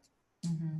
Thank you. And then can one of the teachers respond? Because I know there were a few teachers that had contacted the publisher and brought up some of the concerns which were fixed right away, because I know teachers were talking about how happy they were that those were accommodated. I don't remember specific names, but I do remember that there were a few things that were brought up that teachers contacted the publisher. Do any of you know, any of our teachers know about this? Anais, I think I would note that that wasn't what we asked the teachers to do. We didn't ask them to go over it and try and find errors and contact the publisher.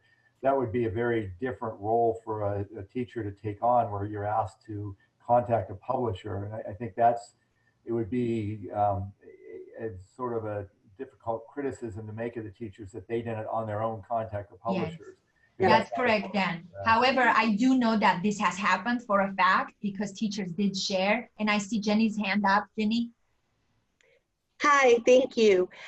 Actually, as a teacher in this district for many years, believe it or not, all textbooks and so forth come up with errors. They have errors, and we contact the publishers when that does come up. Belinda, thank you so much for all of your comments.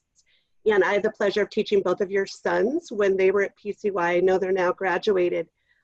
But I feel we teachers always are bringing up if there is a problem or an issue with something, we'll bring it up to the publishers and address them as necessary when we're in the classroom with the kids.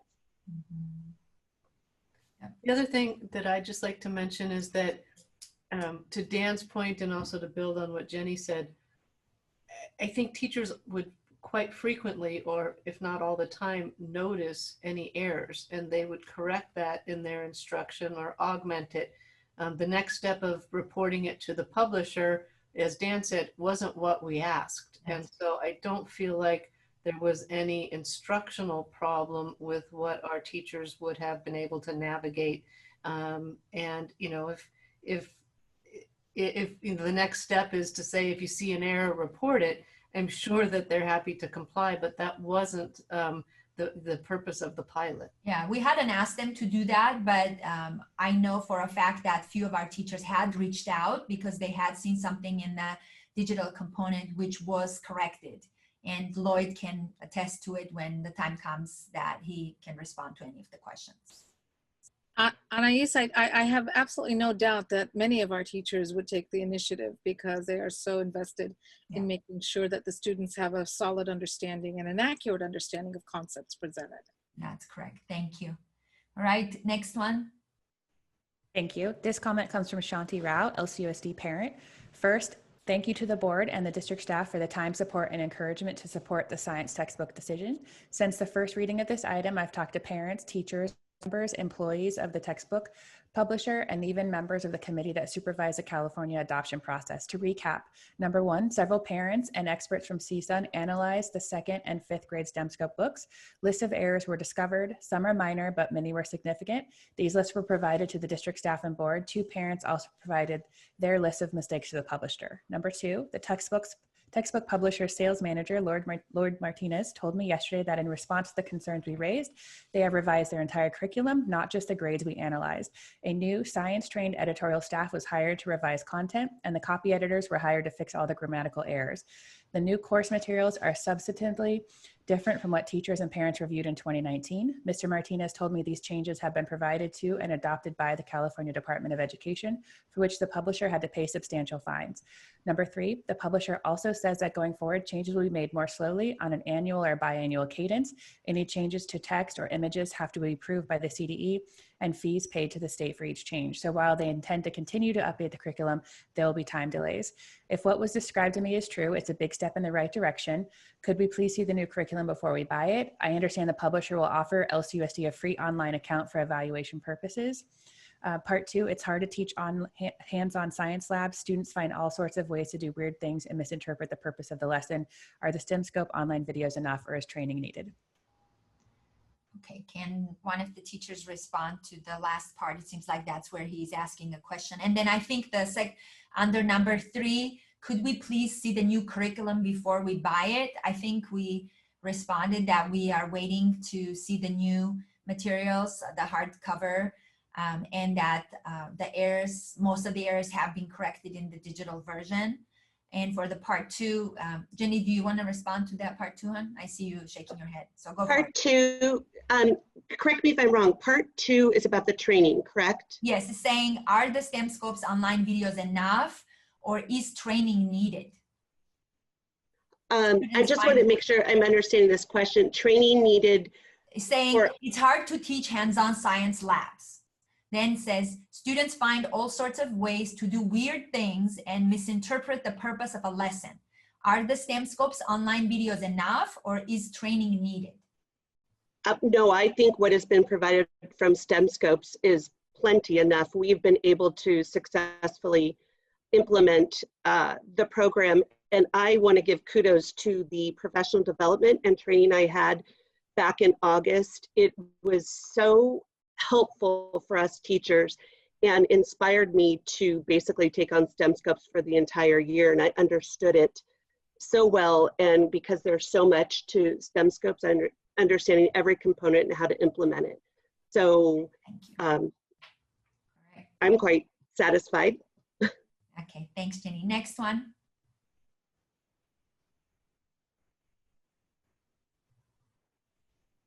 Sorry, let me just navigate this slowly so I don't lose. There we go. All right, oops. Sorry, let me make it a little bit smaller. I tried to make it bigger so we could all see it, but the comments are a little gigantic.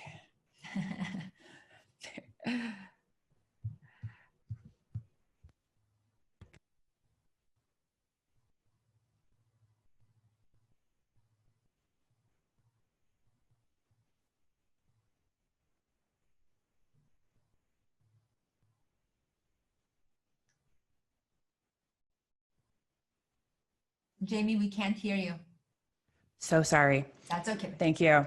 There are times in the life of every person and every organization when you're tempted to act against your principles. There are exactly the times that principles are for. Principles are a statement about how you make your decisions. They are a promise. Principles restrain you from doing what is easy and wrong. People follow you because they believe that your good principles will lead you to make good decisions on their behalf. LCUSD's principles are at the top of our letterhead, a learning community committed to personal growth and academic excellence. I will focus on the first three words, a learning community. What does that word community add? Why not just say LCUSD, personal growth and academic excellence? Why is community so important that it is the first thing in our motto?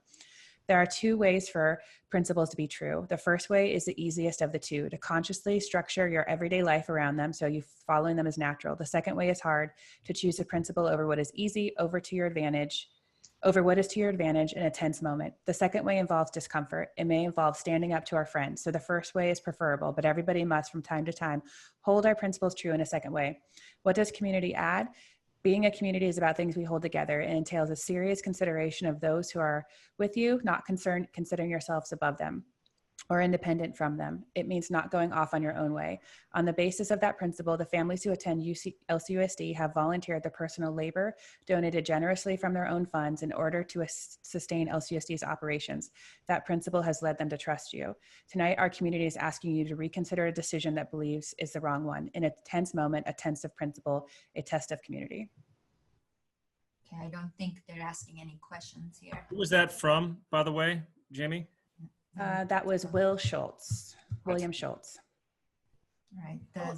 It's not a question, but I think that, you know, it's very well written, very well stated, and it is, you know, I think where we come in as a community here is process-based, and we have appreciated the time, effort, commitment, expense that parents have gone to.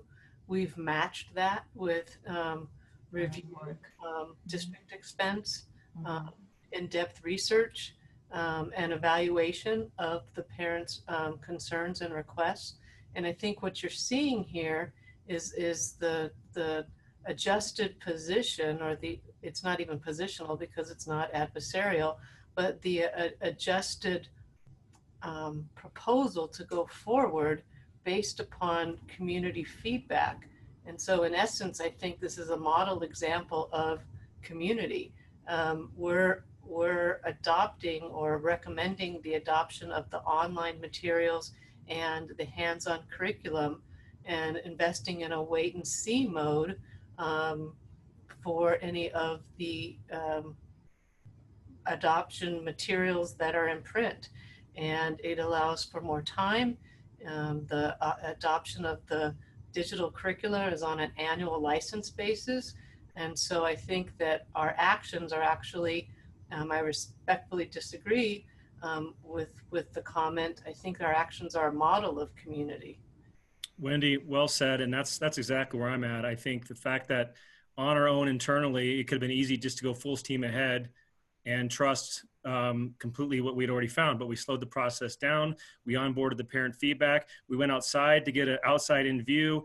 And I was pleasantly surprised that on your own, Anais and her team said, hey, maybe we do need to deselect the textbook at this time based on that feedback and that concern.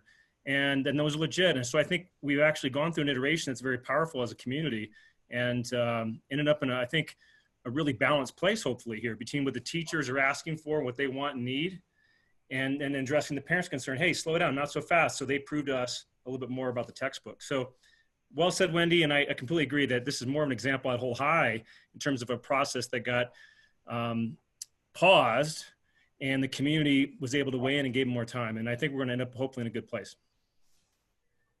All right, Jamie, next one. Sure. This one comes from Stacy Boland. I see a pattern of decisions being made in our district. A few teachers work with the administration to make a decision, then the administration solicits pro forma feedback from parents. Parents are then said to be disrespectful and not honoring the teacher's decisions if any critical feedback is offered. This pattern of deciding first and asking for feedback ensures there is no opportunity to receive feedback when it actually can be helpful. The stakes are already too high and the time for meaningful dialogue has already passed. Critical feedback is not and should not be equated with disrespect. I want to believe the administration has what's in the best interest of our kids front and center, and that it cares to hear parent input. Then when it asks for parents to volunteer time, it's because it's looking for real feedback. This doesn't seem to be the case. This should be a collaboration and not a fight. I'm frustrated over the sense that there has to be confrontation involved. There is value in hearing out each other's perspectives. There is grace to go around. You squander that grace when you willfully ignore valid input because you have ensured that no input, no matter how valid, comes too late to be taken in stride. You turn something into a battle that could have been handled with a conversation at the right time. There are many lessons that could be gleaned from a play-by-play accounting of how we got to where we are today. However, only 2,000 characters. I have spent a significant amount of time trying to provide feedback to the district in good faith. The process for curriculum selection seems designed to prohibit constructive use of such feedback. This curriculum is substandard, inadequate, and undeserving of the time and attention it will require of our teachers to correct and supplement. I'm disappointed by the vigor with which the administration has chosen to defend this curriculum. I'm sad for what this implies for our children and our future. I would like to comment on this by saying that we do, when we ask parents for input, we do take it very seriously. I won't repeat everything Joe and Wendy have just said, but just to reiterate, we do take parent input very seriously. For those parents, there were 7 or 8 of them who gave their feedback. Those are attached to our agenda. They were shared with the public. It was shared and seriously considered at the adoption meetings. So they were not just to ask for input and not consider it, but the final decisions are made by teachers, those who are actually teaching in the classroom, and they're the ones who are giving the recommendations for this evening. As you heard from 2 from each site, we had 21 teachers. They weren't few teachers. There were 21 of them, 7 per site, 1 per grade level per site. And they have spent extensive amount of time reviewing these materials, teaching them in the classroom, and again, considering parent feedback with it, have come to this recommendation, and they're bringing it to the governing board for their final decision. But please know that we do respect parents' time, their input, and we do consider it very seriously. And I don't think there was a question there either, so. I just want to acknowledge the frustration and the disappointment that's expressed. Obviously, we'll take that feedback, and it's valued feedback. One of the things that I'd like to mention is that, I think that what we learn from this is that there are systems and processes that need to be improved. I think that I could find some areas where we could grow in our process, and I think that I've continually guided and asked Anna East to make our adoption processes authentic and robust, and I've seen progress, but there's always progress to be made. And I do want Stacy to know that we value the feedback that she's expressing here, and we'll work to regain trust and try to make sure that we hone and refine processes so that they're more inclusive in ways that she suggests here. I would also add too that we all, board members, all hear the parents. I mean, we've all had opportunities to speak either in sidebar or in concert with the many parents who have come forward with their concerns about the curriculum, and they've been very strongly heard. I mean, this has been, what, a 6-month process that we've been longer, 2-year process. Well, I mean, at least since it's been brought to the board. Yeah, since January. You're right. An effort to try to find a way to make progress, and ultimately not adopting something is not progress. Adopting something with an opportunity to improve it or to find some kind of hybrid adoption process is at least some step forward, especially in this time where we're looking at a continuation potentially of distance learning into the fall period. So Stacy, I hear you. I have heard you, and I apologize that you don't feel that your comments were taken more seriously sooner on. I think that is an opportunity for improvement for us in the future. I think that that opportunity to mitigate these things sooner rather than at this point in time would definitely improve our process. So we are listening. We are definitely listening, and I'm sorry that you didn't feel more heard until now, but we have been listening all along.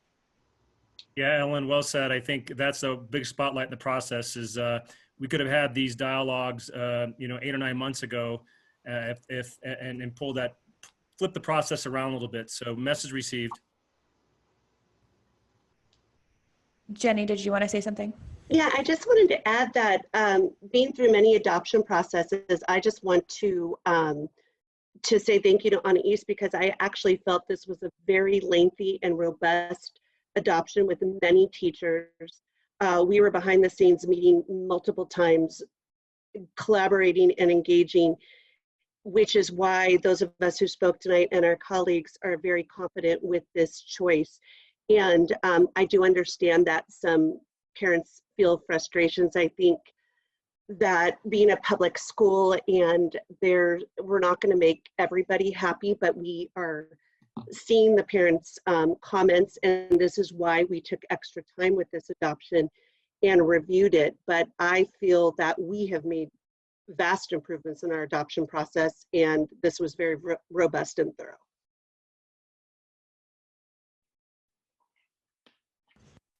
Jamie?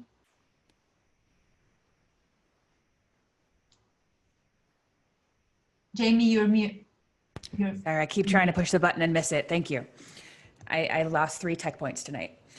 This one comes from Sugi Sorensen, LCUSD parent. He writes, I work at JPL and was one of the parents who was invited by Wendy to review recommended elementary science textbooks for errors back in January. 3 other parents and I met with STEMscopes publishers in February of this year to talk about their digital content. After all of my time with STEMscopes, I recommend that you reject the adoption. Why? In my review of just the 2nd grade STEMscope student notebook, I found dozens of errors. Some were typos, some were editing errors, but a great many of the errors were what I consider serious errors that would harm the science understanding of our students. After the other parents and I met with STEMscopes representatives in February, I left even less confident of STEMscopes. While the publishers were earnest, they seemed unaware of many of the scientific misconceptions that we brought up. This is after 6 years of development. They said they made corrections with each printing and were proud of the fact that they had corrected hundreds of errors already. This speaks to the publisher's competence to write elementary science curriculum if they were not even aware of the misconceptions. They were aware of other errors we brought up and even mentioned that they had reported those errors themselves to their own curriculum team, but it had not been corrected yet. This is even worse than not knowing about the errors.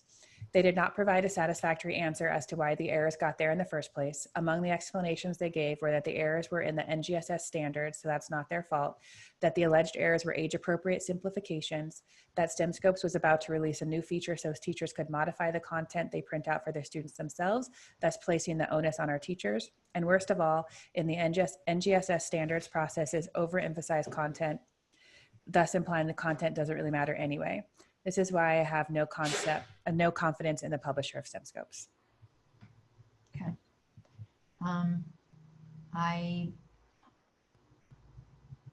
don't know if one of our publishers could respond to some of the information that Mr. Sorensen is sharing here. May I suggest that we go on to some of the other comments in addition? I feel like we might have kind of a common theme here that we can address all at once. Okay, we'll go with that.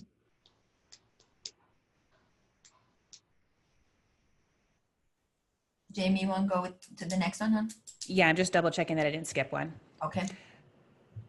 All right, this one comes from Anastasios Petropoulos, I believe. Let me make sure. Okay, and she writes, for STEMscopes 5th grade textbook, I found 22 serious errors of fact and 6 minor errors. Some of the errors may seem trivial, like the error in the explanation of the ocean tides, but all errors of fact should be taken seriously unless they can be conclusively shown to be trivial. The tides error can be a matter of life and death. Our attentive students who are trained to use what they learn in school in the real world may easily take their erroneous knowledge, apply it in the real world, and be overcome by tides because they didn't know their knowledge was wrong. In 2004 in England, 21 souls perished in one fell swoop for exactly this reason. The CSUN review also considers the errors numerous. Unlike the CSUN reviewers, I believe these errors disqualify the textbook for adoption. However, the 3 main references are cited in the CSUN review are strong advocates for correctedness in textbooks. One of them puts a tremendous onus on the teachers in the case where errors are present. It advocates that teachers should publish rebuttals to the errors in academic journals. Is this what we want our teachers to spend their time doing? They should have a curriculum in their hands that helps them teach the correct science, not one that has been continually corrected while still attempting to teach teach students correct science. Another one says that correctness is a main criterion for evaluating a textbook. It also states that books should be reviewed by 2 reviewers, one with a PhD in the subject matter, namely science. I would urge the board to consider giving more weight to correctness. The online materials of STEM scopes have not been evaluated in depth by parents. I believe that if these are adopted without review, we will have to commit through scientific review by scientists in the district and the science parents, and the communication of all the errors clearly to the teachers, with the teachers, mitigation offered, and communication of all the errors to in the district. Pardon me, I moved the page. And communication of all the errors clearly to the teachers with mitigations offered to the teachers for how to teach the correct facts. I think we have addressed some of the concerns, I guess, that were brought up. If anybody believes otherwise and would like to comment, please do. Well, just for the CSUN gentlemen, they did look at the online materials, correct? So where the parents had not done their in-depth, you want any comments about the online? So we did look at the online materials as well as the textbook, and I was far more impressed with the online materials than I was with the textbook. It was clear that there were editing errors in there. It showed some sort of sloppy editing in there, and it does kind of bring you to a point where you have to begin to question some of the veracity of the other content that's in there. I was far more impressed with the online materials as we were doing an analysis of between the online and the printed materials. We noticed that changes had already been made in the online materials, which is really why we're advocating for that. You know, I don't know. I think that there's value in hearing from some of the STEM scopes representatives here. To talk about at least Ellen, you had talked about running through a couple of the comments there. I think the first one is definitely something that maybe the STEM scopes individuals should be talking about because it reflects a process that they're using. And how can you be sure that you're going to get the best, most up to date, most accurate materials? And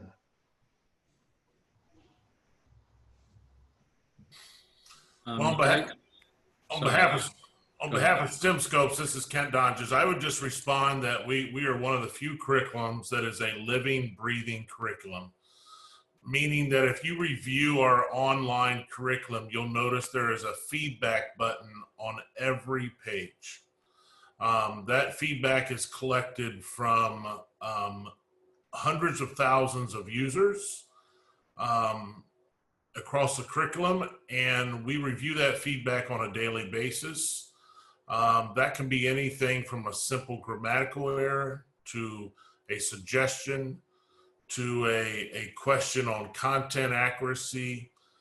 And all of those comments are taken seriously, reviewed internally. And so the online curriculum is what we lead with. We are a digital curriculum. A school district can't buy our print resources if they don't have the digital curriculum first. So we put all the weight into the digital curriculum. It is living, it is breathing, science is living, science is breathing, and we update it every day to the best of our ability to meet the needs of our school districts. And we take every comment or suggestion seriously. And we make those changes when appropriate. We don't always make changes to the curriculum based on a suggestion or a preference. The color of a plant or something like that. We simply review those, we get them PhD reviewed, and what will make this unique versus many curriculums in the market is you're not going to buy something that you're going to be stuck with the same content in a printed material for a long period of time. You will see this change and evolve as the world changes in real time.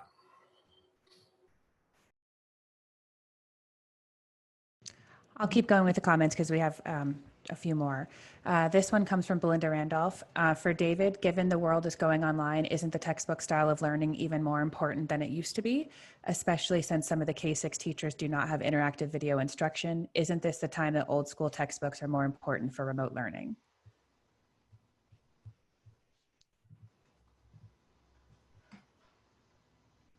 Is David there? David? Well, that is a relevant comment and a relevant question. And as Brian and I have learned, I teach a science methods course to our future elementary school teachers. And when we closed campus in mid-March, it was very, very difficult for me to be able to finish out that course. I know just how much of a challenge it is to engage students in doing science through a virtual environment there. And I think Barb or somebody else had commented about how you would drop materials off to your students' homes so that would allow them to continue their explorations in science. And I had to do the same thing. I had to send materials out to my students through the mail for them to get there, so they would have access to those. So yes, a textbook in the current situation in which we are might play a heftier role. But science to me is really getting kids out there and exploring their world and asking questions, collecting data, engaged in these science and engineering processes that the NGSS certainly aligns with each of the performance standards and so forth like that. So yes, I would imagine that the textbook is going to. Sir, get out of here! Get out! Get out of here! So I think sorry about that. So I think yes, I think over certainly next fall. I mean, we are still teaching virtually, I think the textbook is probably going to play a larger role. However, there was also discussion about, are these hands-on activities through STEM scopes accessible just by using materials that students can find from the home? And that's usually not the case. So are we looking at the immediate, or are we looking at long-term with this? And there may be a bigger challenge this next year, certainly in fall, maybe for the entire year, in terms of engaging students in relevant science activities, as certainly as I try to teach with my students. So again, are we looking for long-term down the road for LCUSD adoption, or are we looking at what's going to be happening next year? So. Thank you. This next comment comes from Jenny Kazak. Thank you to Ani Swen, the elementary principals, and my fellow colleagues for the unwavering support as we worked hard over the past 2 years piloting and researching the science materials that are best for our students. I have confidence that Wendy Sinnett and the board will too support the teachers who are the experts in the classroom delivering instruction to our young students. Thank you. The next one comes from Stacy Boland. This is for CSUN. She directs it towards CSUN, and I think it might also be more directed towards our STEM Scopes publishers. It seems important to note the changes made to the online curriculum in response to the issues raised by parents who only review 2 grades material. Who is reviewing and updating the rest of it?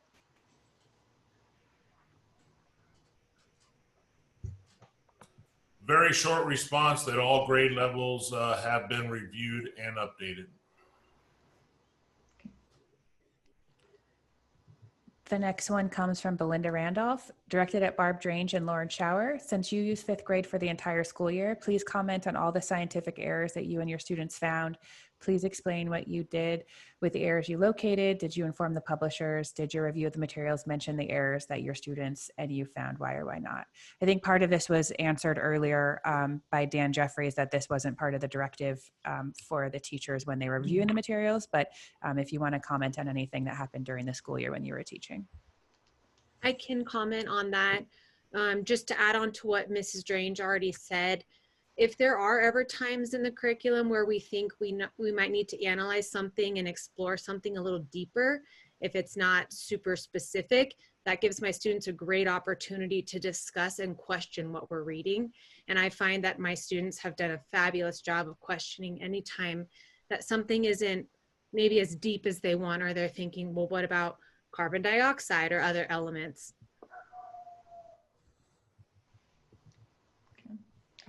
I also want to include that there are many activities involved with STEM scopes. So we are looking for the activities that support us and how we're teaching and what we're doing over just blanket giving assignments. Thank you. This one comes from Sugi Sorensen, LCUSD parent. Oh, I'm sorry. One more from Stacy Boland. Pardon me.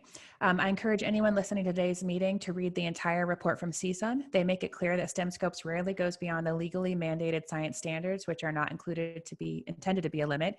They also list quite a few examples of significant science errors. The idea that this curriculum would be used without systematic correction or supplementation is a scary one.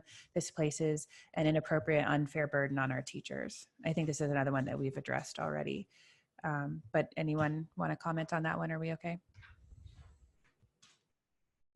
All right, next one's from Sugi Sorensen. Question to Barb Drange. Thank you for your testimonial. I was very interested in your slide on the California science test result differences between LCE, PCR, and PCY, which you attributed to STEM scope superiority. The gap from LCE to PCY was 13%, which is fabulous for LCE, but concerning for PCY parents. In the interest of full disclosure, you did not disclose the same fifth grade LCE class scored higher than their fellow students on the CASP mathematics and ELA exams as well. In fact, LCE scored higher in math than they did in science. LCE had a whopping 95.5% of students meet or exceed standards, while PCY only had 80.9. The gap there is 14.6, which is higher than the gap in science. Thus, it is questionable at best to attribute LCE superiority solely to their difference in science curriculum. Since we pulled this out of our data and not Barb, she just shared the information because it was right after her presentation. The reason that was brought up was to show that the other sites had not had this much time with STEM scopes because the LCE team started using STEM scopes last year through their foundation purchase of the materials for them as part of the grant. They wanted to share that they have had a lot more time with the materials, and therefore when we were looking at the results, we noticed that LCE students did better. By no means does it mean that only because they used STEM scopes they did better. They could have as a group also scored higher in math and ELA. That's great, a great way to celebrate. But the reason that was brought up was because they had a much longer time with the materials, and the other sites only had 2 to 3 months to use it, and some had a little longer, but LCE had longer time. So that was the purpose of sharing that screen, but thank you for your observation. And Lauren, this is for you. When Dan and I visited your classrooms, we had a chance to talk quite a bit about your experience. You also had 3 different districts, I believe, that you've been using STEM scopes. So I think with experience also comes improved scores. And I think, I don't know if you want to share anything there, but I was impressed that you had gone through 3 different districts and had a really good story to tell, really some confidence in the curriculum and the approach. I don't know if you want to elaborate at all quickly. Sure. I've been able to use STEM scopes, the online portion primarily for 6th grade and 5th grade. And this is the 4th year I've been using it. So at this point, I definitely have a strong grasp of how to use the materials and to implement the best ways. I have found it to be a great resource. And with the 5E model, it's been very easy to learn and to help other teachers to learn quickly. So I'm a fan. Right. All right, we have a few more comments. This one is also from Stacy Boland. Is the purchase of the digital content a one-time cost or reoccurring? This particular one will be for 1 year, a subscription for 1 year. And then if you decide to proceed with the rest of the purchase of the materials, then they will give us a better price if we buy it for several years. The next one is from Jennifer Roca, and she writes, LCUSD parents, communities, scientists, and engineers did not review grades 3, 4, or 6. So how does STEM Scopes know they have fixed the errors for those grades when they didn't have LCUSD parent community members finding errors for those grades?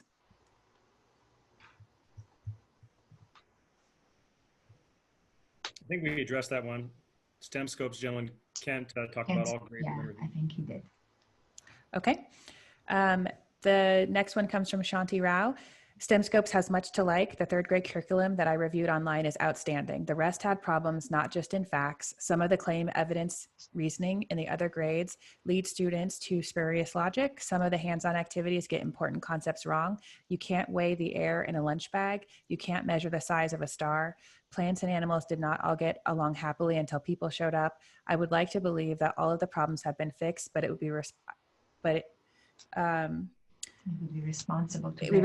to verify that. Please may I review the online materials before we commit to them. And then last comment from Shanti. Let me just make this a little bit bigger so everybody can see it. Let me be clear, I do not trust the publisher. They have demonstrated a consistent pattern of sloppiness in their writing and editing. With 6 years and millions of students using it, how did nobody find the mistakes until now? Not even at the publishing company. Show me the evidence. I want to see the materials myself, and I imagine other parents do too.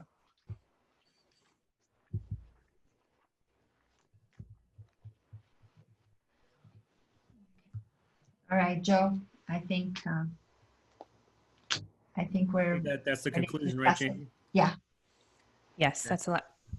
Any more comments from the board or cabinet? I think we're in a position here to move forward with a decision, and I don't know, any final thoughts across the members of cabinet or board?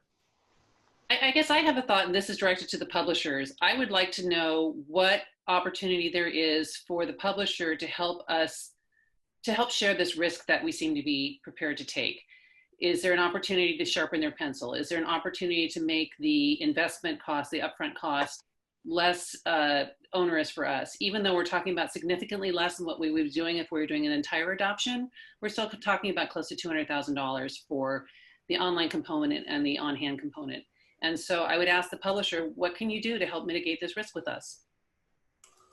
Well, I would respond by saying that the pricing that we've been approved by the state of California is pricing that we cannot change. It has to be consistent for every school district in the state. And I just want to finalize by saying that, you know, we take the science standards provided to us from the state very seriously. We're constantly working to cover them in the best way for teachers and students. Sometimes we make mistakes and we work very hard to correct them, and we will keep doing this. We are happy to hear the teachers are excited about STEM Scopes and the results they are getting with their students, and hope that we can continue to work alongside your district. Well, one of the things you mentioned is that you pay for a PhD review. We seem to be providing you that for free. So I'm wondering what we can do to kind of leverage that expertise. Yeah, we have a full team across the country that does that, and we would probably love to talk to Brian and David ourselves about seeing if we could work together. And some of our smart parents as well. Yes, of course. But you make a good point, Ellen. How can this process support, especially in these times of strain financially? How can this process, how can the publisher really help the district in this regard? Well, Anish, you mentioned, for example, that the online component is based on, if we were to purchase the textbook, it would be less. Is there an opportunity for us to get that lesser price now on year one? It just feels like we're taking a big risk, we're taking investment, and we're taking a leap of faith. And I feel like you guys should be investing in this with us. Well, you have our commitment that the online has been updated. You have access to that to review yourselves.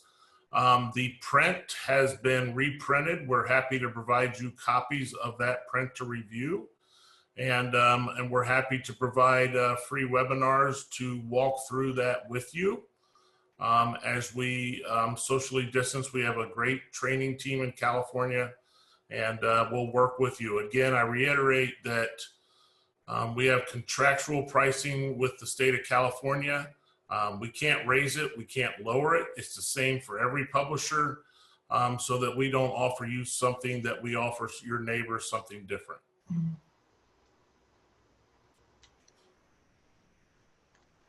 Okay, any other comments? Thank you, Ellen. Thank you, Kent. Any other comments? I think we're ready to, I'm sorry. I would just say that, you know, the parents' concerns and the work they invested are highly valued. I think that there's a varied level of sort of confidence that I hear expressed with regards to ongoing corrections. I think the onus for that will, you know, in partnership with the publishers, lie to the district. But I think, you know, my recommendation comes down to the fact that our teachers are recommending something. They have proved effective in their implementation and instruction of this curriculum. And I think that we would be doing a disservice to not only our teachers, but in their delivery of their quality instruction and, you know, and their synthesis. They take the curriculum and they adapt it through their own expertise. And so in that capacity, we would be doing a disservice to our students to not have this program going forward in the digital version next year. I hear the parents about slowing down, being analytic, being conservative in our approach, being critical in our approach.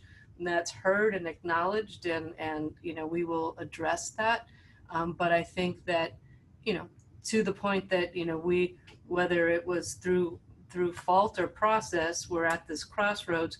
I don't think there's a choice but to deliver to our teachers what they're requesting so that they have the tools and the capacity to continue to deliver quality instruction that I'm confident. The one piece of confidence I have in all of this is that our teachers deliver to our kids, and that an excellent science curriculum delivered because of their efforts and, you know, their care and attention.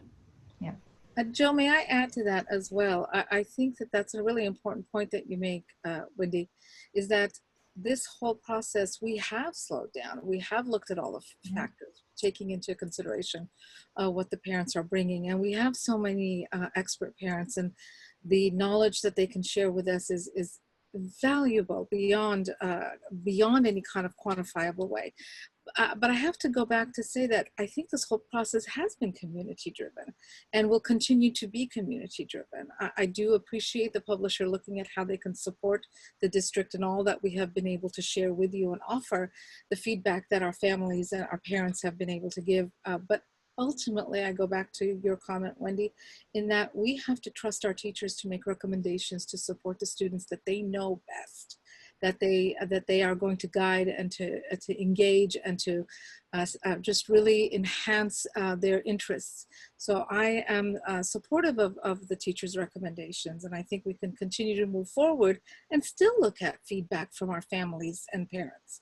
Under no circumstance would I ever say we would want to ever ignore that or just push it off to the side. It's imperative that we all work together to continue to improve. Well said, Kaiser. So on East, we brought this to first read. That was back in February? January. So January. Yes. And we would have been on track to do a second read and approval in February if the process continued as is, right? Yes. So I think as evidence that the board's commitment to the community concerns was to slow it down, to create pause, to let them go through a detailed audit, for us to then seek the external audit outside in, to analyze those feedback. We took it very seriously. Yes.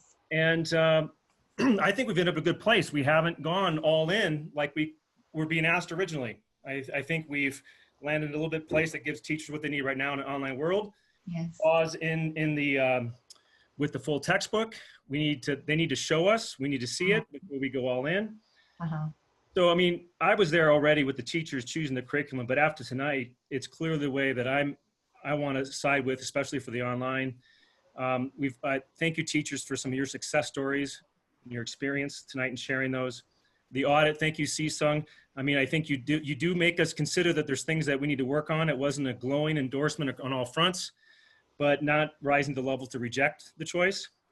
I was really impressed with the level of engagement we saw throughout the last few weeks. That was evidence to me also of the kids and the teachers really embracing what they had.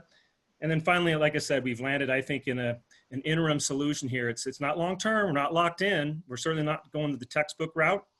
And we have a one-year scenario that we're proving or potentially, and that could be reworked and rethought through if we find problems or if we find that STEM scope as a whole isn't holding up their end of the bargain. So with that, unless there's any comments, I'd like to move to make a recommendation to approve both the online and the hands-on assets of STEM scopes related to the science adoption. I would second, or I will move. You'll move. Thank you, Keitzer. Thank you. Do we have a second? I'll second. Thank you, Dan. And by a show of hands, all in favor of adopting the STEM scopes curriculum for 1 year online and hands-on as we've laid out. Let's see who supports. Show of hands, Dan, Keitzer, Joe, Brent. I'm looking for Ellen. There you are, Ellen. I see you.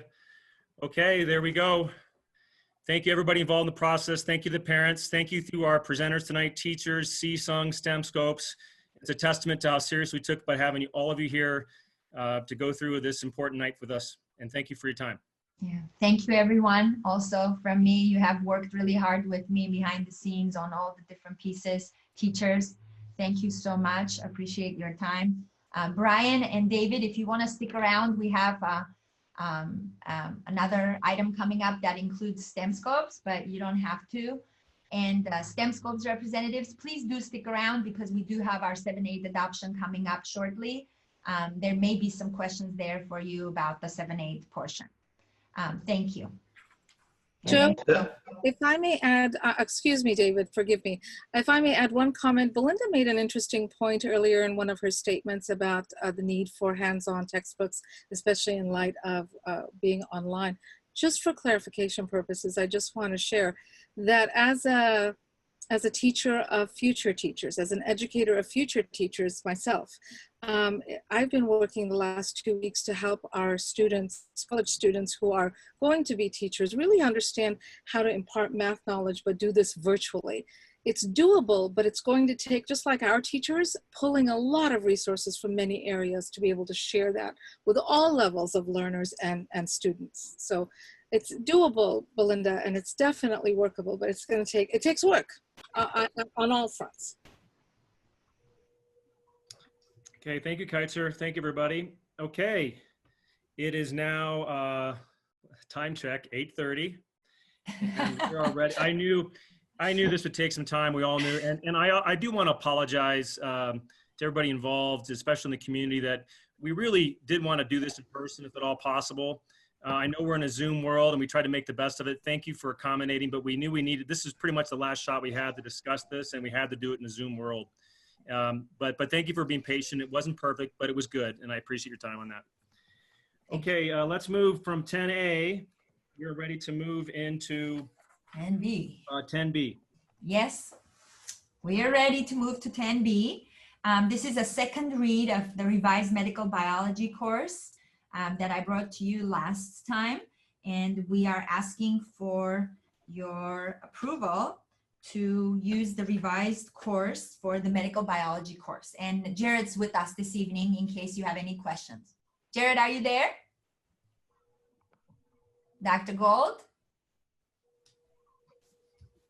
We're bringing him in right now. Might be past his bedtime. Yes.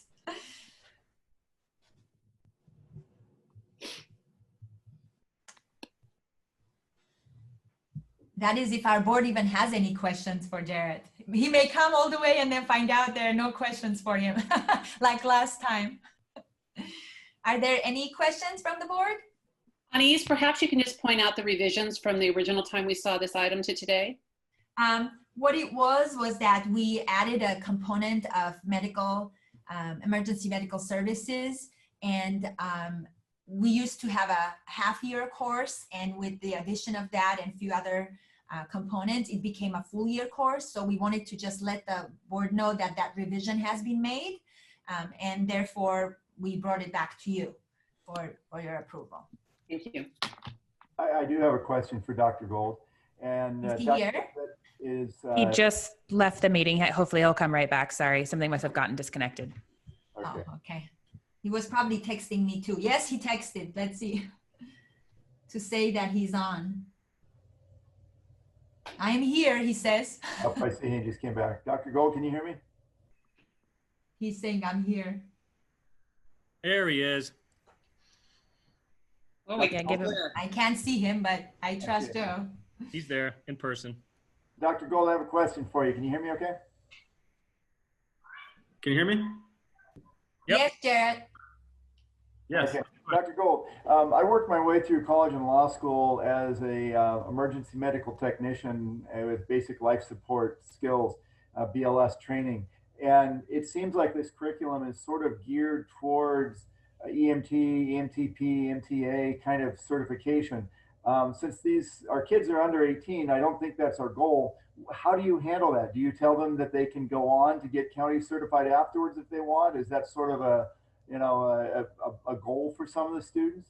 So Jimmy Myers is one of the people that's going to be teaching that portion of the course, and he is a paramedic and does a lot of wilderness survival. He volunteers up in Angeles National Forest, and the goal is what he's trying to accomplish, to introduce students to EMT and EMS. With the culminating activity is possibly going to be a first aid certification and maybe CPR. There's no EMS or EMT certification at the end of this course. I think you should introduce students to just basic first aid, what to do in the wild, what to do in wilderness, the BLS, and just to get students, we thought it tied in really well to the medical biology portion of it, and it tied together in a positive manner, and Jimmy has the expertise in it to be able to bring a lot of those things to the table. But there's no certification for EMS or EMT, by no means. Yeah, I think it's an excellent course and an excellent curriculum, and teaches skills that are very useful in life, even if, hopefully they'll never need them. But, the wilderness survival, basic first aid, and all those other things are very useful skills. So I think it's a great course. And I think we just need to make it clear that we're not a program that's trying to lead to certification as EMT paramedics or anything else. For sure. And if we need any revisions, I don't mind revising that. But I know the ultimate goal is just really exposure to it. And then with the ultimate goal of first aid, CPR certification at the end. Thank you. And Wendy and Jared, we asked this question last time, but for maybe those that are new on this particular call in the audience, we were talking about budget impacts and how serious we are, and the perception that we might be adding costs to the net system. Can you just say similar to what we talked about last time, that it's a redirect and an optimization of current resources, or exactly how you want to word it? Yeah, exactly. Mark and Jared and Jim worked to assign the exact FTE at the high school, and this course, adding this course or expanding this course stays within the FTE limit that we've prescribed to the high school. So it simply means that another course which students may not be as interested in will fall off. And so net, there are no additional financial implications.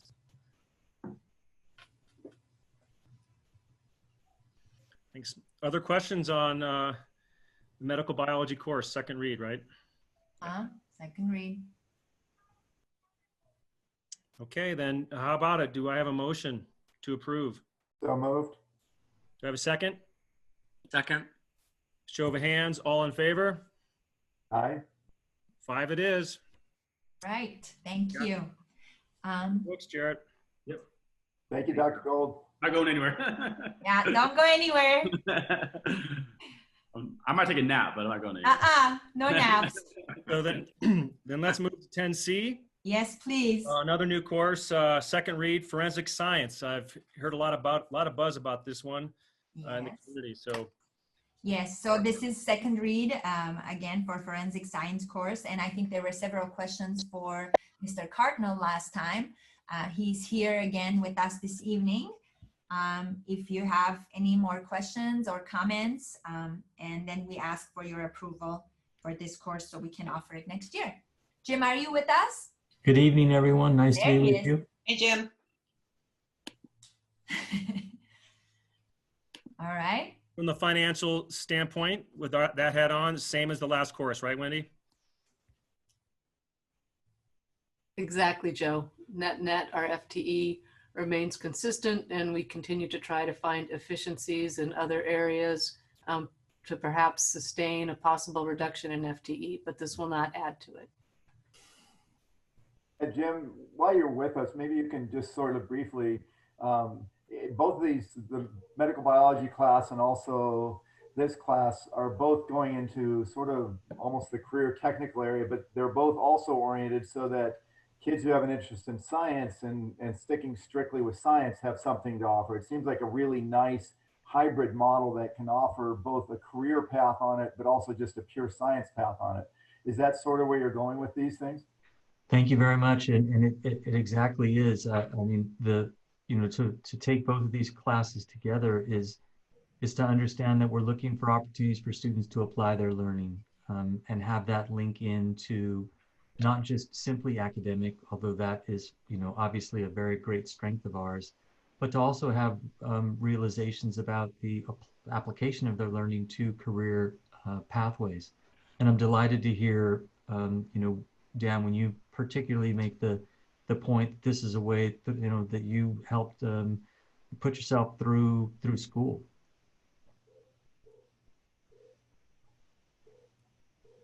He was also a bodyguard.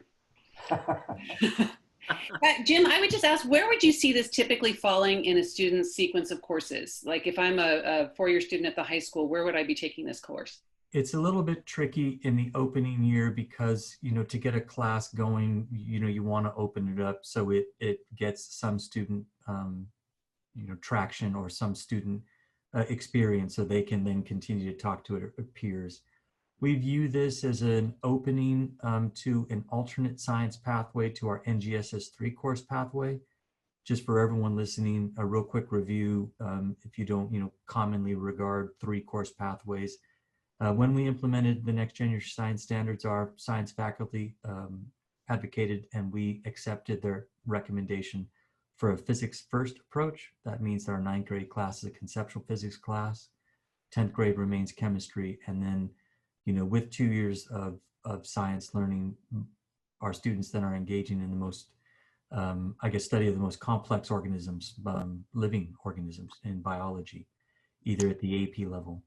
This class, we would envision forensics to be a 9th or 10th grade class from which students then are able to go into one of the perhaps AP computer science principles, which I'll speak to in a minute, or oceanography to continue, or maybe begin, considering one of the elective courses that they would take while also being part of that core 3 course pathway. So primarily 9th and 10th grade. There are all grade ranges that are signed up for it in the opening year if we're able to get your permission to run it next year. Thank you. The comments, Brent, you're unmuted, I see.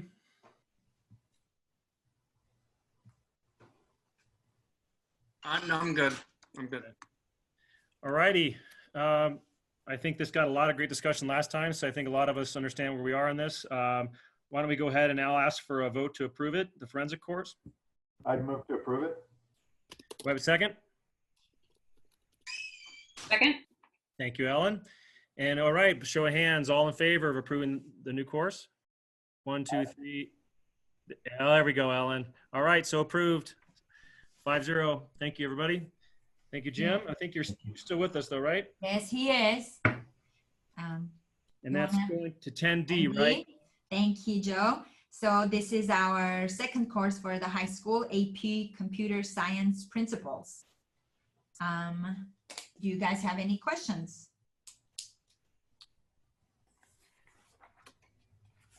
No, I just want to endorse it. I think that's just understanding. I think it was very powerful last time talking about where the world's headed with big data, generating, uncovering insights around data, the analytics, data mining. Those are some of the skills that are going to be really the currency of the future. Now it's not, it's touching on it, not 100% geared toward that, but these are powerful things that I think, what I termed last time is insights to application, right? What are you finding out?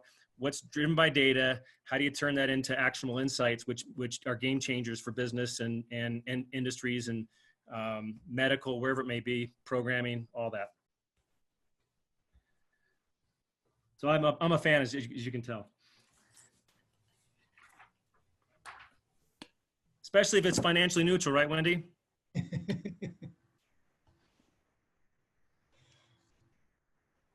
Any comments then?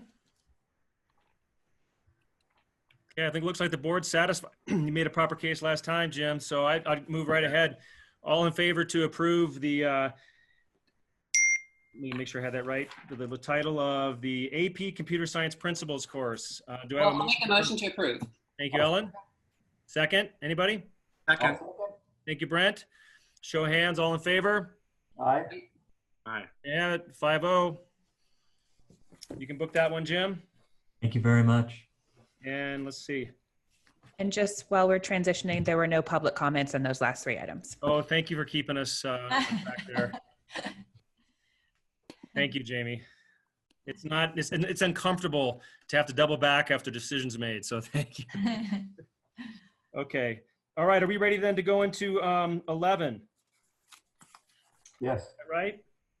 Yes, sir. Back with our STEM scopes. This is a grading up to 7-8. Anais, I'll turn it over to you. Yes, thank you very much. I promise this is my last item for this evening.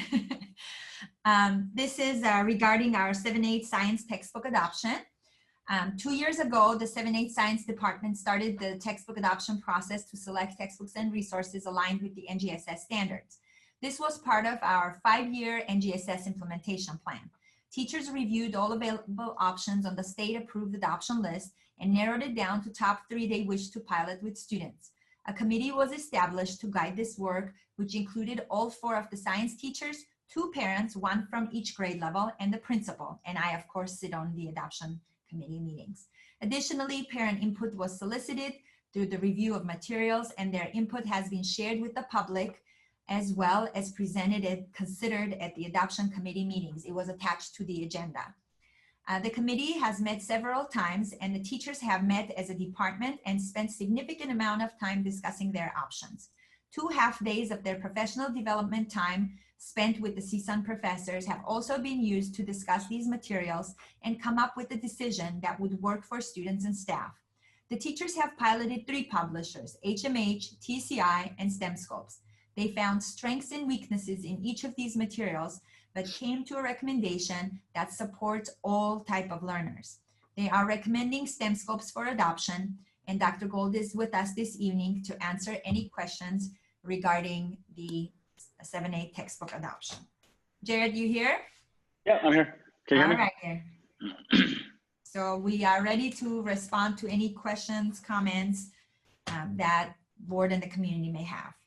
So in light of our decision to move forward with the the license and the on-hand materials, is the recommendation here for the same, or are you looking for the printed textbook as well? Our teachers, so go ahead, sorry, Annie.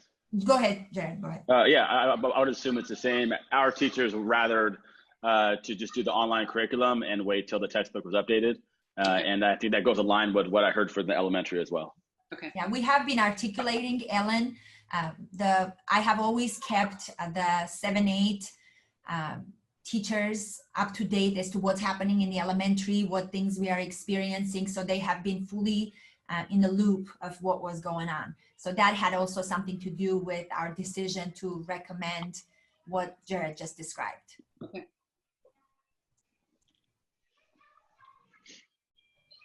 I only comment, I look through the reviews, and it has 2 things.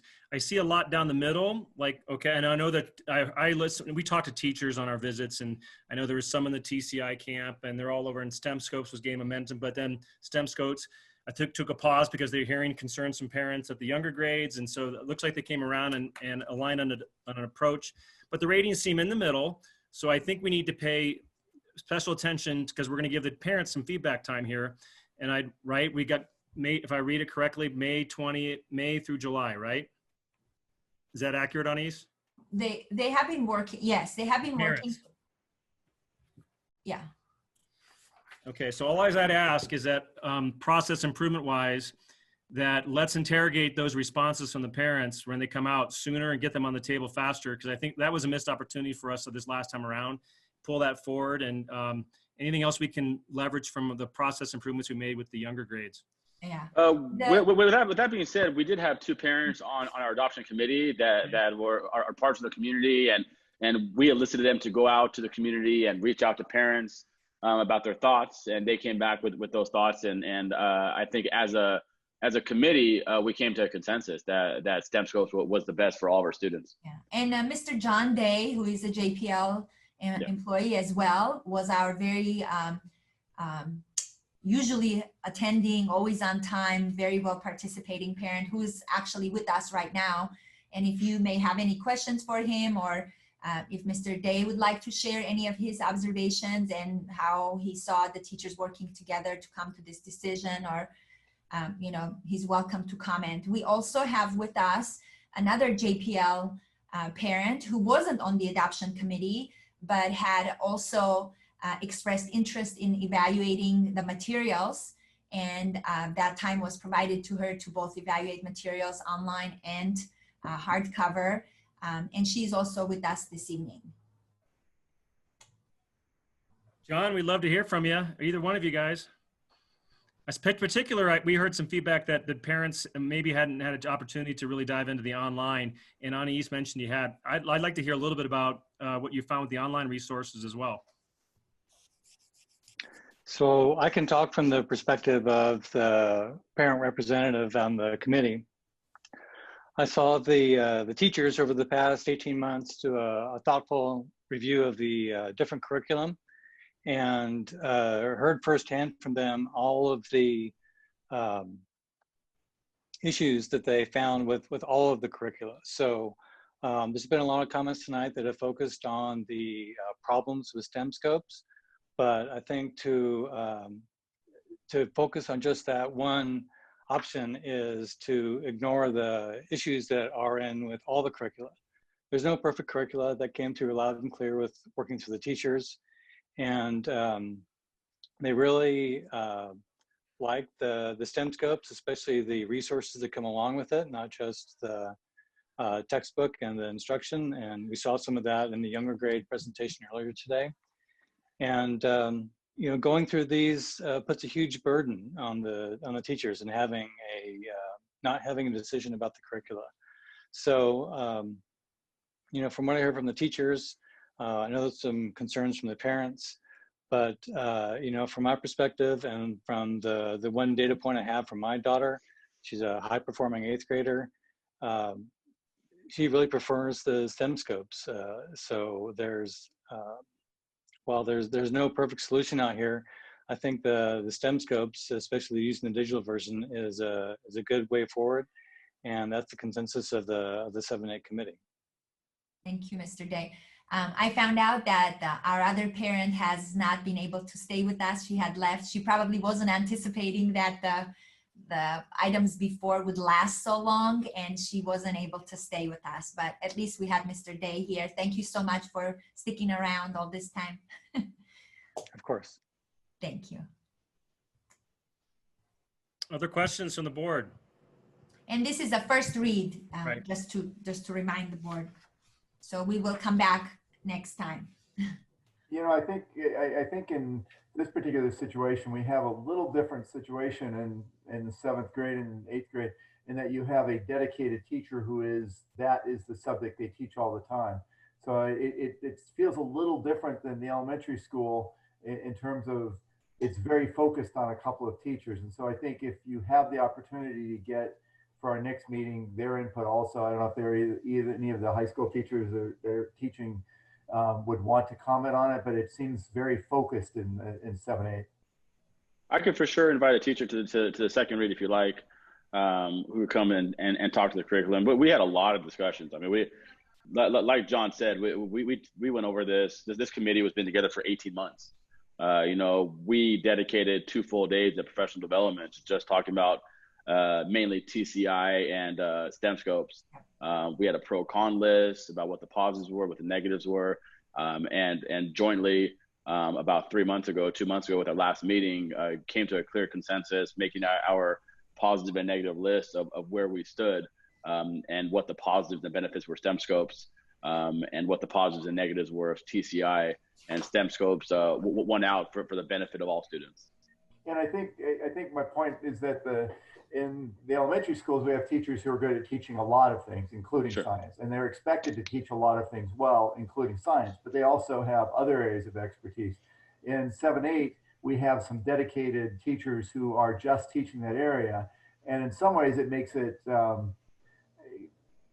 in some ways they're the ones who really live the material even more than our elementary school teachers. So I think the fact that the 7-8 teachers are endorsing it is a good indication of why our elementary school teachers were endorsing it, that they're seeing the same things in it. And obviously they're finding the same errors and issues, but I think the fact that they're coming to the overall conclusion that it's the best material, I think is really relevant. And I'd like to ask really anybody who wants to field it from the staff side, how much thought was given to the continuity bridge between the choice of the curriculum at the lower grades as you move into 7-8? Because to me, it seems that there's some benefit there too in terms of cohesiveness, consistency, jumping from 6 to 7, and not having to reframe it across. Excellent question, Joe. I'll respond to that, and then Jared can add if he wants. Like I said, the whole time we were informing the 7-8 teachers, because that continuity is extremely important. You have all heard me say, both for the ELA adoption and for math adoption, how important it is that the 6, 7, and 8 have the same. Like for math, when they all adopted the same, and then ELA also, 6th grade found out what 7-8 was adopting, and we put 6th grade with their adoption so that that transition could be smooth. We also did that for this one. 6th grade has been working very closely with 7 and 8 when they were, for example, when they were piloting something that they heard that 6th grade did, they said, oh, we would like to see that too. And they did give it a chance, and then saw that, this seems too simple for 7-8. And then when 7-8 heard that 6th grade is liking STEM scopes and they had that as one of their options, then they kind of dove into it and tried to see if that's something that will meet the needs of students. So yes, it is extremely important that 6, 7, and 8, since Common Core kind of puts those grades levels together, that they do use the same curriculum so students come already familiar with the process, with the format, with how labs are done, how vocabulary is introduced, how experiments go on. And so, yes, that was a very important factor. Jared, you want to add something specific? Yeah. I mean, I agree. I agree with Annie. I think is a very important factor. But to be completely transparent, Annie was very open to the 7-8 teachers choosing what they felt was best for their kids. And it wasn't that 6th grade is going towards STEM scopes, so you should really go towards STEM scopes. And John could even confirm that in all of those meetings, all my conversations with our teachers, is that we want the curriculum that's best for 7-8. That's right. And it's not just because 6th grade is doing that. It worked well for math because it just happened to fall right in line. But there was no forced hand at all from Annie East or from anyone else. I think if anything, it was a collaborative effort in a sense that our 7th grade science teachers, for example, went down and actually observed some of the lessons. I think PCR was to see, or LCE, I think it was, the implementation of some of the STEM scopes that they were doing. And then there were conversations had, but there was no forced hand that it had to be aligned. So our teachers chose STEM scopes because it was best for 7-8. And it happened to fall in line in the best possible scenario. That's great. Great to hear. Thanks, Jared. And I think the other comment I'd make about it is that Joe and I had a number of meetings with parents, including a lot of the JPL parents, as well as the teachers, and going to schools, and really got a lot of feedback on this. And the one thing that we kind of leave out of this equation is that everyone is endorsing the idea that the best way to learn science is through experimentation, and that is the best way for kids to learn it in the elementary school, and it's the best way for kids to learn it when they get to 7-8. And for that reason, I think everyone's very excited about the concept of doing it that way and the way STEM Scopes does it. And so I think that's probably why everyone is so interested in this whole decision, because we recognize that's the right way to teach it. And now it's just finding the best tool to use. And I think both at the elementary school and our junior high, the teachers are saying this is the tool we would like to use to teach it that way. That's a really good point, Dan, because I think if I remember correctly, what I'd heard the teacher say that if you were just doing a textbook only, there might be some better choices, right? The classic way of teaching. But when you look at it holistically in the full ecosystem of assets, then it tips you a different way, right? And how you use all those different assets for hands-on and online. And we took it all that into making a teacher more efficient in delivery of the curriculum, you kind of arrive in a different place. And just to give you a little background on me, which I don't know if you guys know this, but I started my career teaching 8th grade science, and I taught high school science as well. And really the hands-on approach is so important. And that was one of the key differences between TCI and STEM scopes is TCI was a lot of computer labs and not a lot of hands-on tangible things, whereas STEM scopes had a lot of more tangible ideas that really linked clearly to not only to the standards, but also to the CAST, which is the test that they take in 8th grade. There's a clear line there, and all of the assessments were clearly aligned to rubrics, whereas TCI, that's one of the areas our teachers saw a big deficiency, and that was one of the key factors that actually swayed them towards STEM scopes. Yeah, another thing they brought up about TCI, which was the choice of our parents, those who filled out the form, was that especially 8th grade teachers noticed that they lost a significant amount of students while teaching using TCI because it was such high level of information that was going over kids' heads, and they were losing the kids. So they decided that even though the material was rigorous, the textbook was the textbook that you and I went to school with, that type of textbook, and it was rigorous, but the students were not engaged and they lost interest because they couldn't connect to the book and the concepts were too over their heads. And the teachers explained it as a little dry. Yeah, that too. Yeah, Anais, this is John. Can I make a comment? Yes, John, please. I want to also make a comment about the process. When we get to this point in the process, it seems like that there's been a foregone conclusion. And so the way the pros and cons are described, there's it may come across as if the end result or the decision at the end was a foregone conclusion.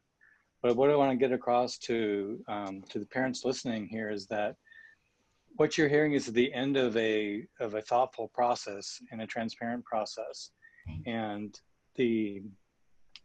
what you're hearing is not something that was at all clear at the beginning of the process, but something that the teachers have arrived at over a long period of discussion. So please keep that in mind when you're hearing sort of the pros and cons of each of these curricula. It's the end of the process, not the beginning.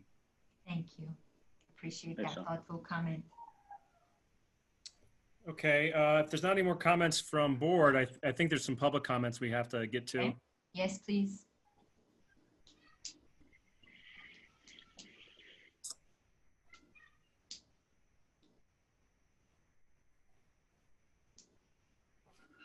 Here we go. All right.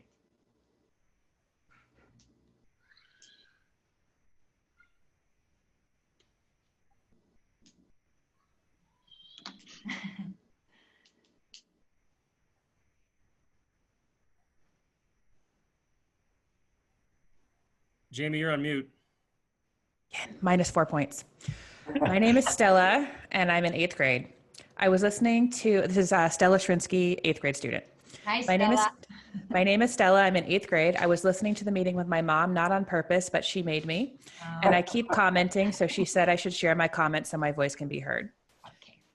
My experience with STEM scopes has not been very good. A lot of time, the online software we use in and outside of class is faulty, and we find many typos as well as questions you aren't able to answer from the content that was presented in the lesson. Oftentimes, the content isn't clear and is confusing or isn't shared in an interesting way. In fact, our teacher often tells us not to conduct certain experiments because they're not worth our time or are confusing. It may work well for younger kids, but as an 8th grade student, I feel like I'm not getting a good science education that I can build from. I'm afraid to take science next year or physics in 9th grade because I don't feel I have a strong foundation that I know I will need.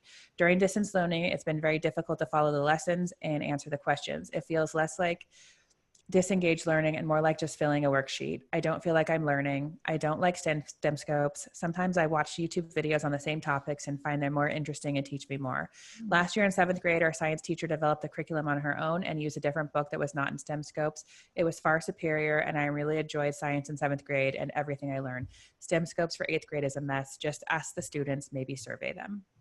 Okay. Thank you for your contributions and your comments. We will definitely look into it, and Dr. Gold will communicate with 8th grade teachers. Yeah, for sure. And perhaps towards the end of the week, whenever we're finishing last week, maybe we can collect some feedback. Since this is first read, we'll collect some feedback from the students collectively. Thank you so much for doing what your mom suggested, and your voice is extremely important to all of us. Thank you.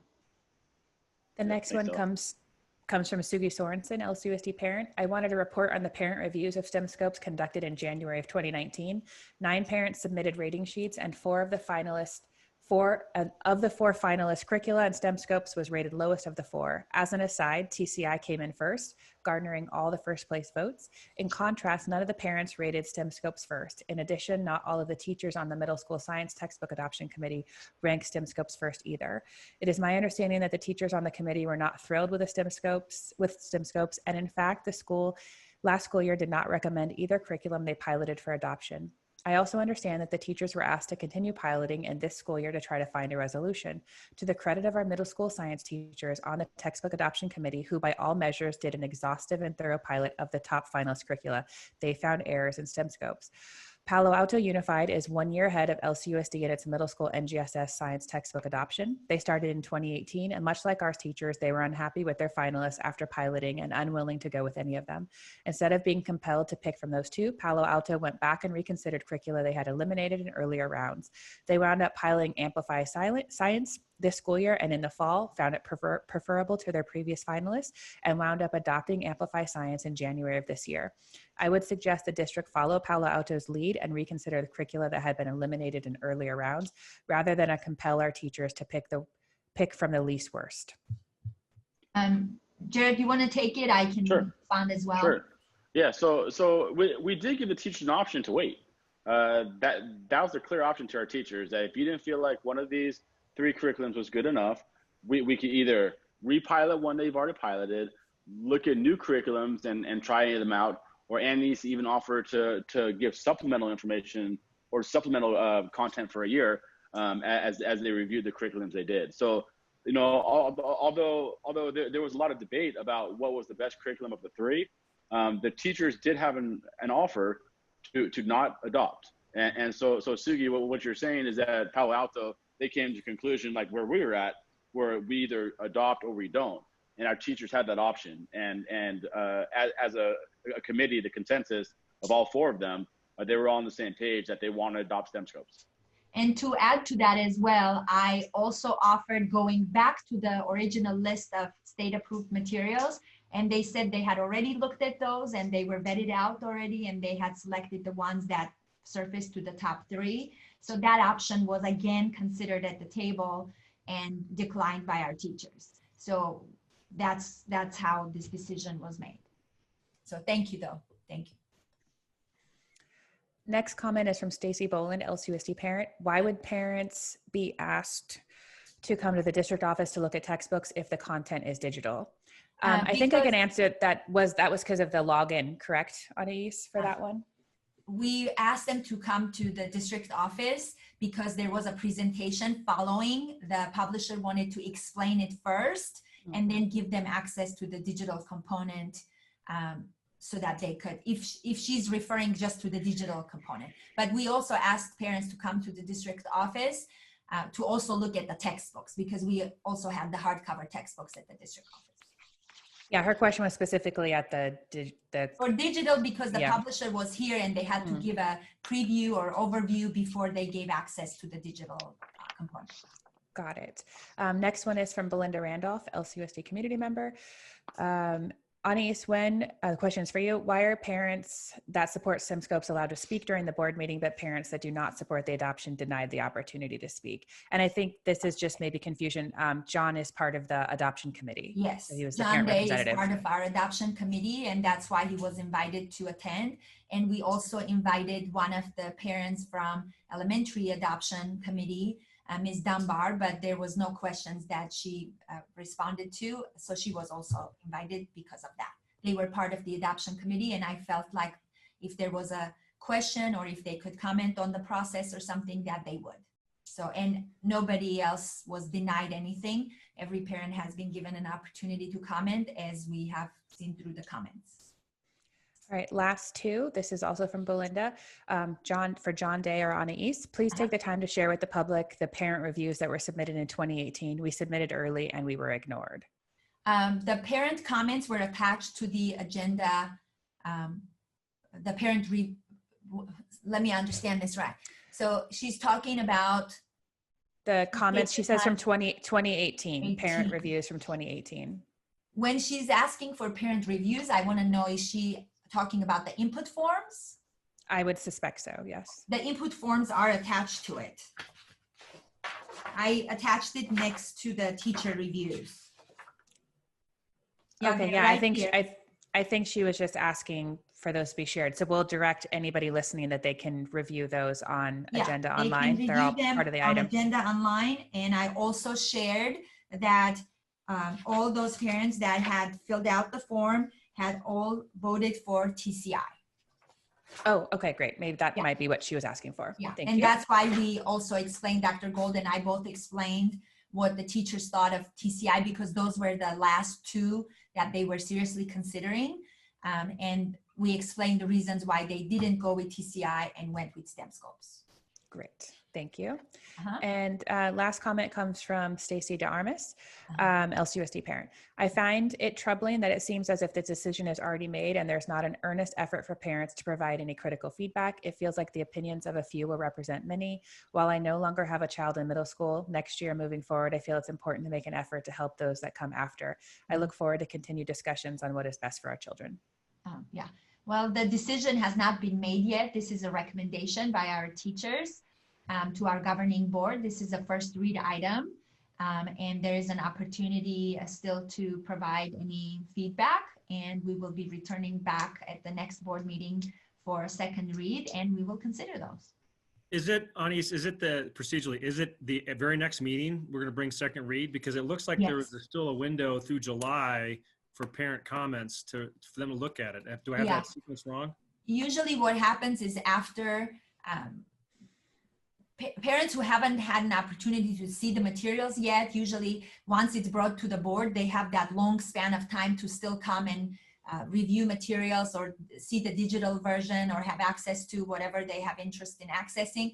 And then they can continuously provide input until the second read, and then the board can consider their input at that time. So that's why there is a still open time for parents to look into these, that now that they know that teachers are recommending STEMscopes, they have time to review them.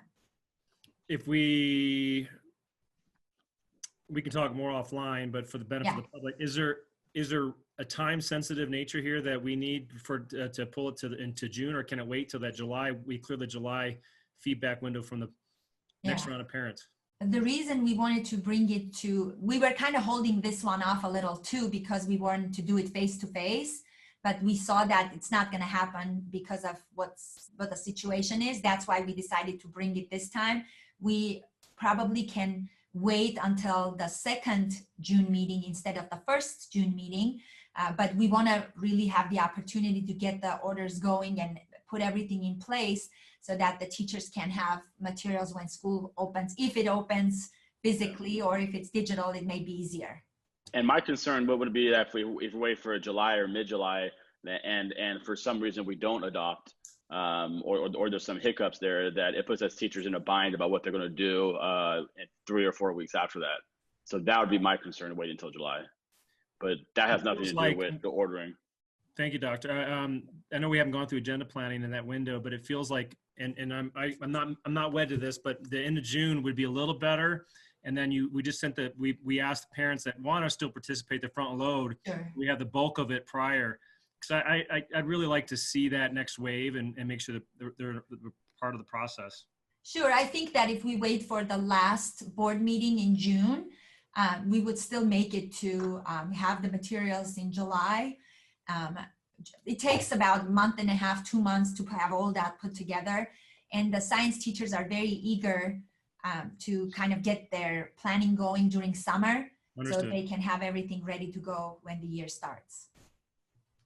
So I have one follow-up question that came in from Stacy, just clarifying on the digital comment, if that's okay. So she's Yes, just please. asking for the content for 7-8 that's digital, do we need to come to the office now between May and July to review it? If it is digital, can they access it at home? Mm-hmm. Oh, no, because they have already, I think Stacy came to the first one when they gave a little bit of overview to the digital component. We can just ask our publisher to grant access to those interested parents who want to review the online version without them having to come to the district office, because they did that the first time. Okay, I see Kent shaking your head. So is that doable? Great, thank you. All right. Thank you, Stacy, for that follow-up. That helped get your question answered. Thank you. Okay, any other? It's only first read, but it's still important first read. Any other comments from board or any other thoughts from cabinet or Wendy? Garrett? Okay, then I think we're ready to move on then. Yeah. Thank you. Thank you, Doctor. Thank you, Anise. Thank you, Thank you Mr. all. Day. Thank you, STEM Scopes. I know there's an army of people STEM on. Scopes. Thank you, our professors. Thank you. You're welcome to hear about our pool if you want to stay. Okay, let's see here. Let me get my. Okay, Wendy, I think we're back to you on COVID. Is that correct? 11B? Back to me on COVID. All of us on COVID. All right, so this item is 11B. In the past several meetings, we've given a full administrative update on the response to COVID. We're getting a little bit more targeted here. I want to share with you that we have less than 3 weeks remaining to the close of this current school year. And tonight's update will focus on 3 distinct areas. The first of which is just clarifications on the LCUSD 2020 grading format policy. I think it's fairly clear. I've had not a lot of communication, so that part of this item will be brief, but just want to make sure that we're transparent with the community. The second item is Jim will join me for an update regarding changes and additions to the culminating celebrations of the senior class of 2020 celebrations for graduation and also sort of end of year. And then finally, I want to just give a brief community update regarding our initial planning process for the reopening of the 2021 school year. I know there's a great deal of community interest, and I just want to share an overview of the deep dive that will begin as early as probably the end of this week and then definitely into the next. So without further ado, Jamie, will you post the infographic? For sure. I'm going to ask Jeff to help us with that. He's got the magic controls at the moment. So I'll keep us going while that. There we go. Perfect. Quick. So I've worked extensively with the elementary and secondary principals on this. Jamie was instrumentally involved. Anna East weighed in, and we also vetted things with teachers and with the tech department. So kudos. It was hours and hours and hours of review and process. So our end of year grading format is essentially a hybrid model. We took into account our philosophical commitments, especially our principles surrounding how we espouse the challenge success ideology. We want to commit to engaged, rigorous, and meaningful student learning, while we also partner with an emphasis on student and staff and family wellness. You can't minimize the impacts of the COVID-19 pandemic. We pivoted quickly to distance learning, and we've all been impacted by the Safer at Home order. I think our students and our teachers have faced gallantly challenges, stresses, successes, and limitations. And with that complicated environment, it really, I felt, prohibited us from adopting a one-size-fits-all approach. So looking for equity, looking to prevent an experience of loss, to quell anxiety, and to make sure that we were responding and holistically to our students and our teachers and our families. This is the policy we devised. K through 6, it was a clear commitment to challenge success and focusing on the learning experience. Teachers have been giving extensive feedback to students on the distance learning assignments. They will issue to the students a certificate of completion. We're looking at some opportunities for end of year feedback that teachers may give, but we also feel very strongly that they have been giving quality feedback all along. So what the infographic takes us to is the 7 through 12 grading options. Our overall comprehensive philosophy is a credit, no credit approach. We realize that, however, that students have some desire, families definitely voiced a desire in our survey for a graded second semester report card. And so we did provide that as an opportunity. So to access or to opt in for a graded second semester report card, there are considerations that families should think about. First off, you need to be knowledgeable of what your student's March 13th grade is. Essentially, that's important because there are opportunities to be held harmless, and so you should have that grade as a benchmark. Our tech department worked really hard, and they sent out emails to all families that provided a snapshot, captured that moment in time when we pivoted from school site learning to distance learning. And so families should have received their March 13th grades, 7 through 12, a holistic look at what those grades were. And I think, Jamie, they received them today, if I'm not mistaken. Yes, and I apologize to the 7th grade families who got the email 6 times. You were our first mail merge experiment, so we know it worked, but sorry that it came through so many times over the course of last night, and everybody else got theirs today. We also noticed that there were a couple hiccups in terms of teachers being duplicated, but the grades were correct. So anybody, they sent us questions and we clarified. So you'll have that copy in your email with your exact grade and your percentages. Thanks, Jamie. That was a really major effort. So thanks to your department as well.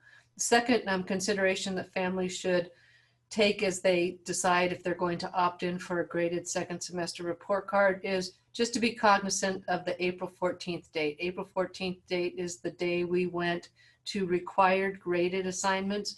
And the reason that that's important is that triggered our 70-cent participation threshold. And what that means is that beginning on April 14th, in order to be held harmless, a student has to demonstrate participation at the 70% range.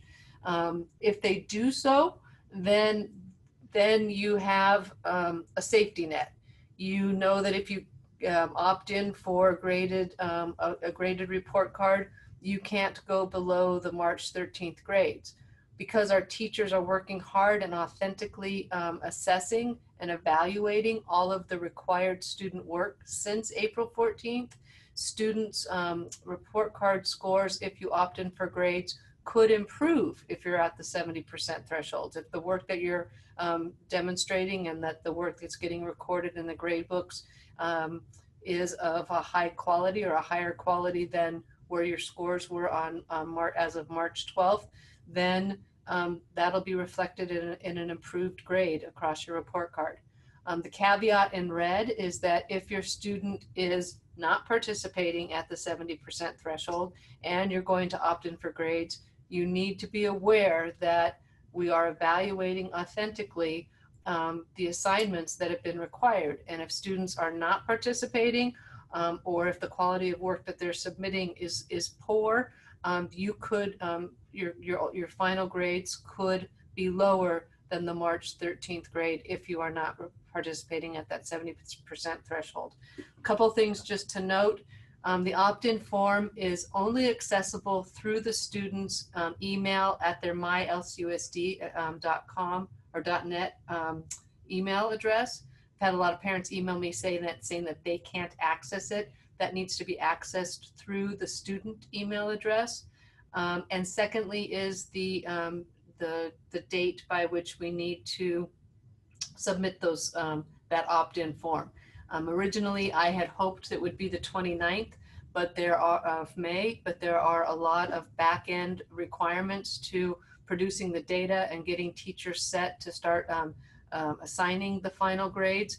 And so please be aware to the entire 712 parent and student community that you are required to opt in for grades if that's what you're electing to do by May 25th. So it's a May 25th date. That is the Memorial Day end of weekend, but we feel like with the safer at home order, people won't be too far from their computers, and they've had some lead time in advance. And now that they have those graded second semester, they have that March 13th grade check, it should facilitate the decision making. So I don't know if the board has any questions on this clarification of our grading format policy. Yeah, Wendy, I think the only question that came up is the difference between 7-8 and 9-12. And I think really the only difference there comes down to a couple of questions people have asked about if you take a class for credit, no credit, and you get no credit, what are the ramifications of that? And I think that's kind of, it's really nuanced, but as I understand it, it just has to do whether we have to make up the class or not enough credits to graduate or to promote. So I don't know if you're getting any questions on that end, or that's such a narrow set of circumstances. Yeah, no, just a testament to how vigilant our community is. And so we clarified the policy. Jarrett sent it out. The clarifications were bolded or highlighted in yellow. Essentially, because we don't give credit because they're not aspiring to a transcript or there's not a grade point average that's identified for 7-8 students, we revised the policy to simply state that students would not be required to repeat courses unless the no credit score put them in danger of retention. And that typically only happens with English language arts and math scores. And Jarrett would have already been communicating to the family about the fact that the students were at risk of retention. So in terms of the remediation policy, it only would occur if the student's no credit would simply sort of translate into a no pass. And if the no pass was putting them at risk of retention, then there would be sort of a remediation plan, largely with packets that would be done over summer to remediate the grade. Thank you. Wendy? Yeah. Just question, sorry, maybe you covered this. How does the credit, no credit affect GPA? Did you cover that already? No, the credit, no credit, it's in the policy doc, but if you are a 9-12 student and you opt for credit, no credit, you will get credit for the course, or conversely, no credit for the course. If you get no credit, you have to retake the course to meet your graduation requirements, but in either case, it does not get calculated into your GPA. Okay, thanks. I think it's just important for parents to understand that that potentially reduces the runway left to improve your GPA. So those decisions mean things, right? Yes, definitely. Yep. All right, so that was the first part of this item. The second part is we want to talk about our class of 2020 year-end celebrations. I just have to credit where credit is due. Jim has been working tirelessly on this, and the outcomes are largely to be attributed to his stellar efforts. And so we're very, very grateful for the entire community celebrating our seniors appropriately in this time of loss, and in this time where, so many of the traditions and the celebrations that they hold, sacrosanct, just won't be happening. Replacements or, postponements alternatives, they're really, really important. So our congratulatory yard signs are up throughout the community, thanks to Kiwanis and thanks to the Y for purchasing the signs and donating them to families beyond the seniors. District paid for the yard signs for the senior class. Spartan Stadium lights, I know it seems trivial to some of our seniors, but it's symbolic. We've joined with many of our colleague districts, and it's a unifying tribute that at 2020 military time, 8:20 layman's time, for 20 minutes the lights go on, and we think celebratory thoughts or congratulatory thoughts of our seniors. I'm going to let Jim speak to both the senior-wide banner display. So I kicked the ball, got the ball rolling, kicked it to him, and he took it in for a touchdown. So Jim, thank you on that. So you'll give us details, and then also talk briefly about cap and gown distribution before you kick it over to me. Thank you very much, Wendy and board, and for the community. I just wanted, as a quick side, say that La Cañada High School accepted the presidency for the Rio Hondo League today. And as it regards the lighting of the stadium, I would like to remind everyone that our league, the Rio Hondo, is named for a river or creek, which runs, of course, across the San Gabriel Valley. And when we light Spartan Stadium, as I've said to this group before and the community, we have pressed home with our Rio Hondo League partners to light their stadiums. So like the course of the great Rio, the small Rio Hondo, as it turned out, light as one drives across the San Gabriel Valley in honor of the class of 2020. These are remarkable students for whom their end of the year activities, we all know, have been upended by a pandemic. Thank you, Wendy, and everyone else, Joe, and the parent volunteers, and everyone that got this great idea from the chamber to put up banners across the city. I'm looking at the clock right now and understanding the installation was taking place till 10 p.m. And I have an appointment to go and speak with the installer to ensure that banners are not being put in trees that obstruct, views and all of that. So we'll see if we make that. If not, we'll find them at the start of the day tomorrow.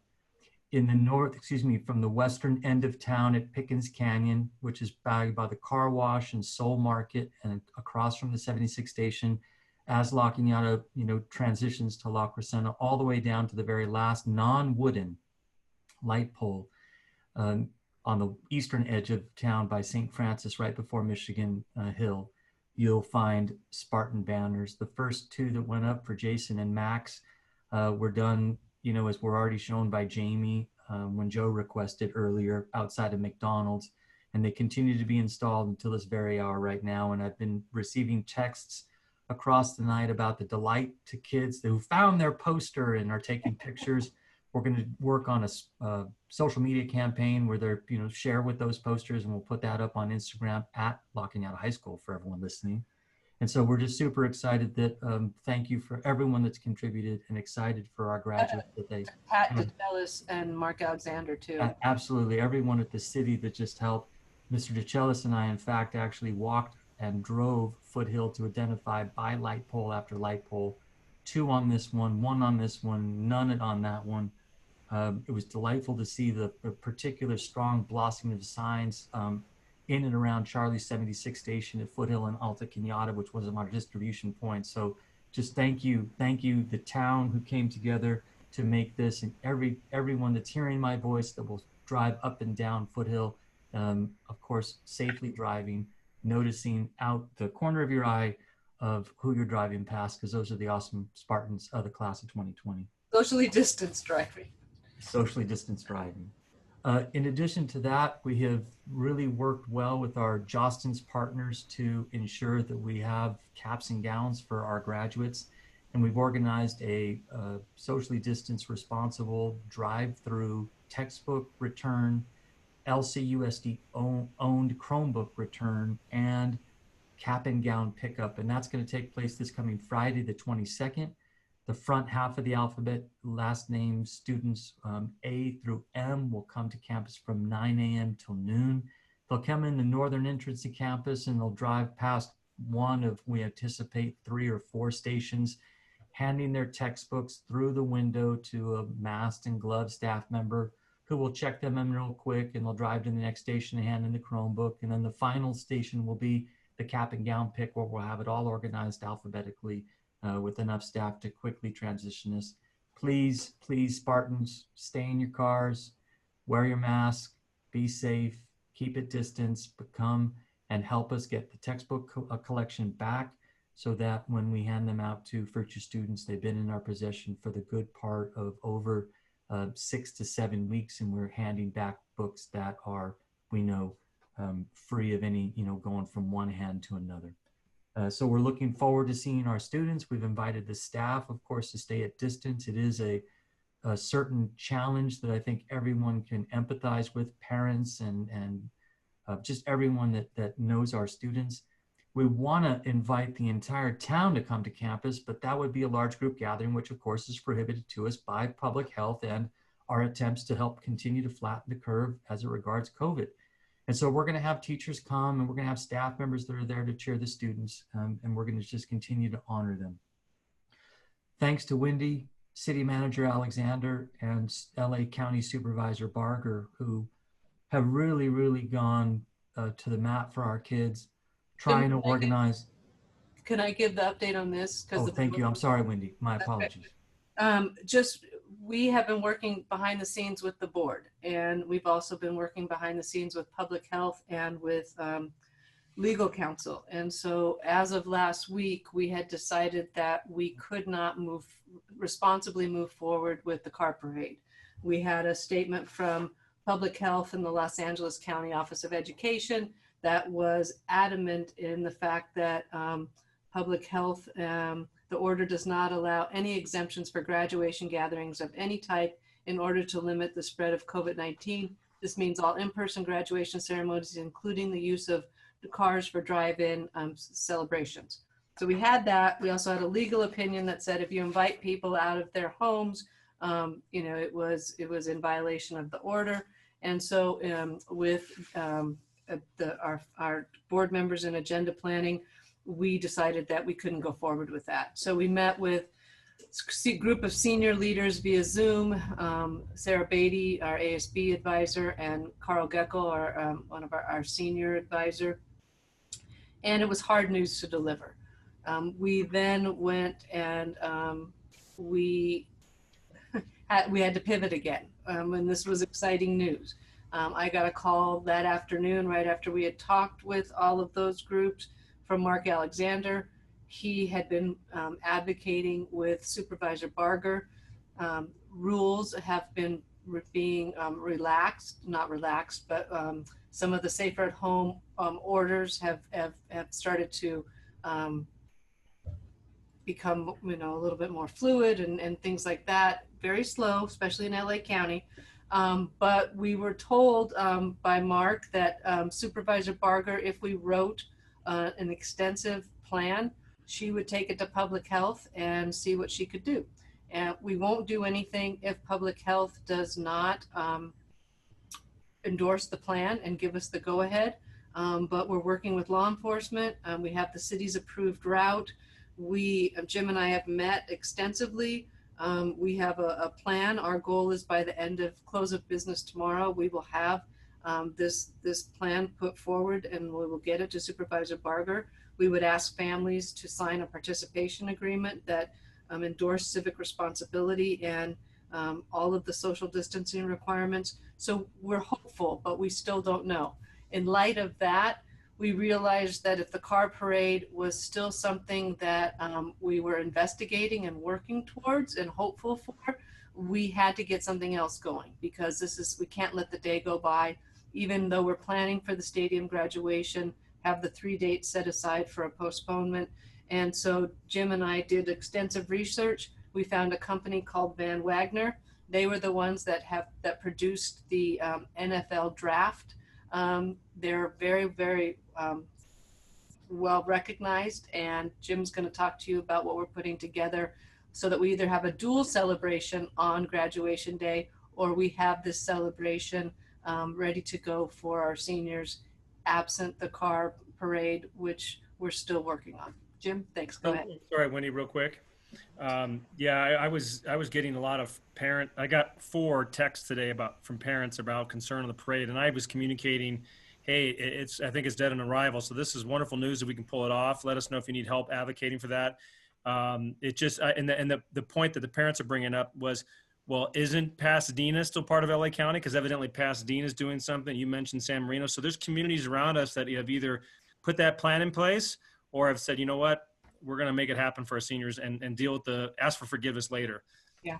So if we can push forward, that's great. We've heard from several districts that are ready to defy public health's order. We weren't willing to do that, and I still think we are. And that's what I share with parents too, and I'm with you that's where we were. But it's exciting news that if we can, at least Catherine could be an advocate there, and we break through. Fantastic. So Jim's going to talk about our really exciting plan. We're trying to get the kids on board with our enthusiasm. So Jim, take it away. Thank you very much, Wendy. Just everyone, so if we're able to do the car parade, we're hoping to have just a fantastic celebration on June 3rd, which would have been the day that we would gather in Spartan Stadium at 6:30. You know, and weather's always always great on that day, and would have enjoyed Purple Mountain's majesty and the beauty of being in our stadium in La Cañada.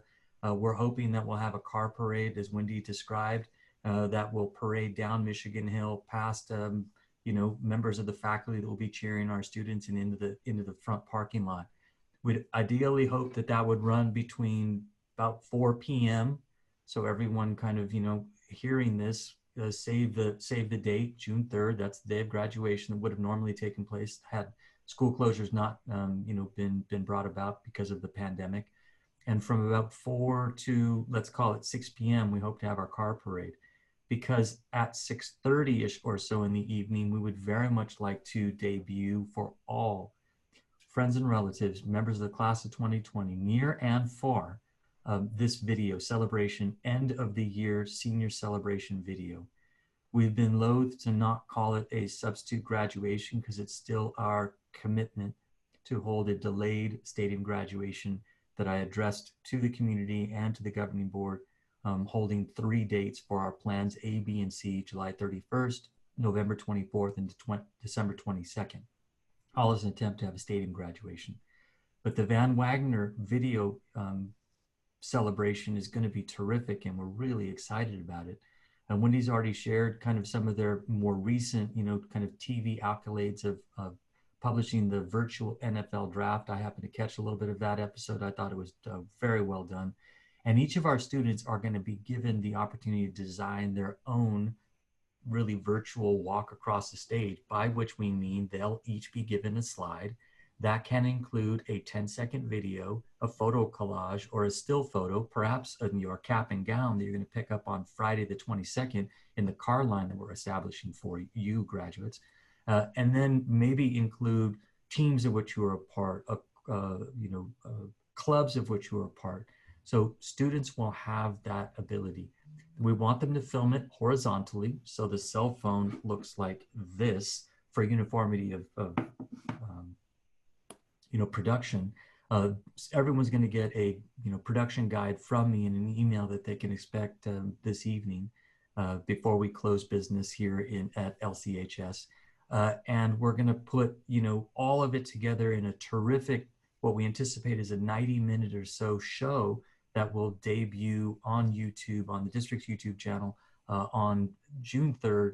So if everything can go to plan and public health allowing, we'll have a fantastic car parade from 4 to about 6. At 6:30, the families won't gather together because that would be a large group gathering, because they're going to be responsible and they're going to head home and they're going to watch this, sharing the link again near and far with relatives that perhaps cannot come to California because of travel or can't come to La Cañada. Everyone will be able to celebrate graduates, and dinner can get on the table about 8 p.m.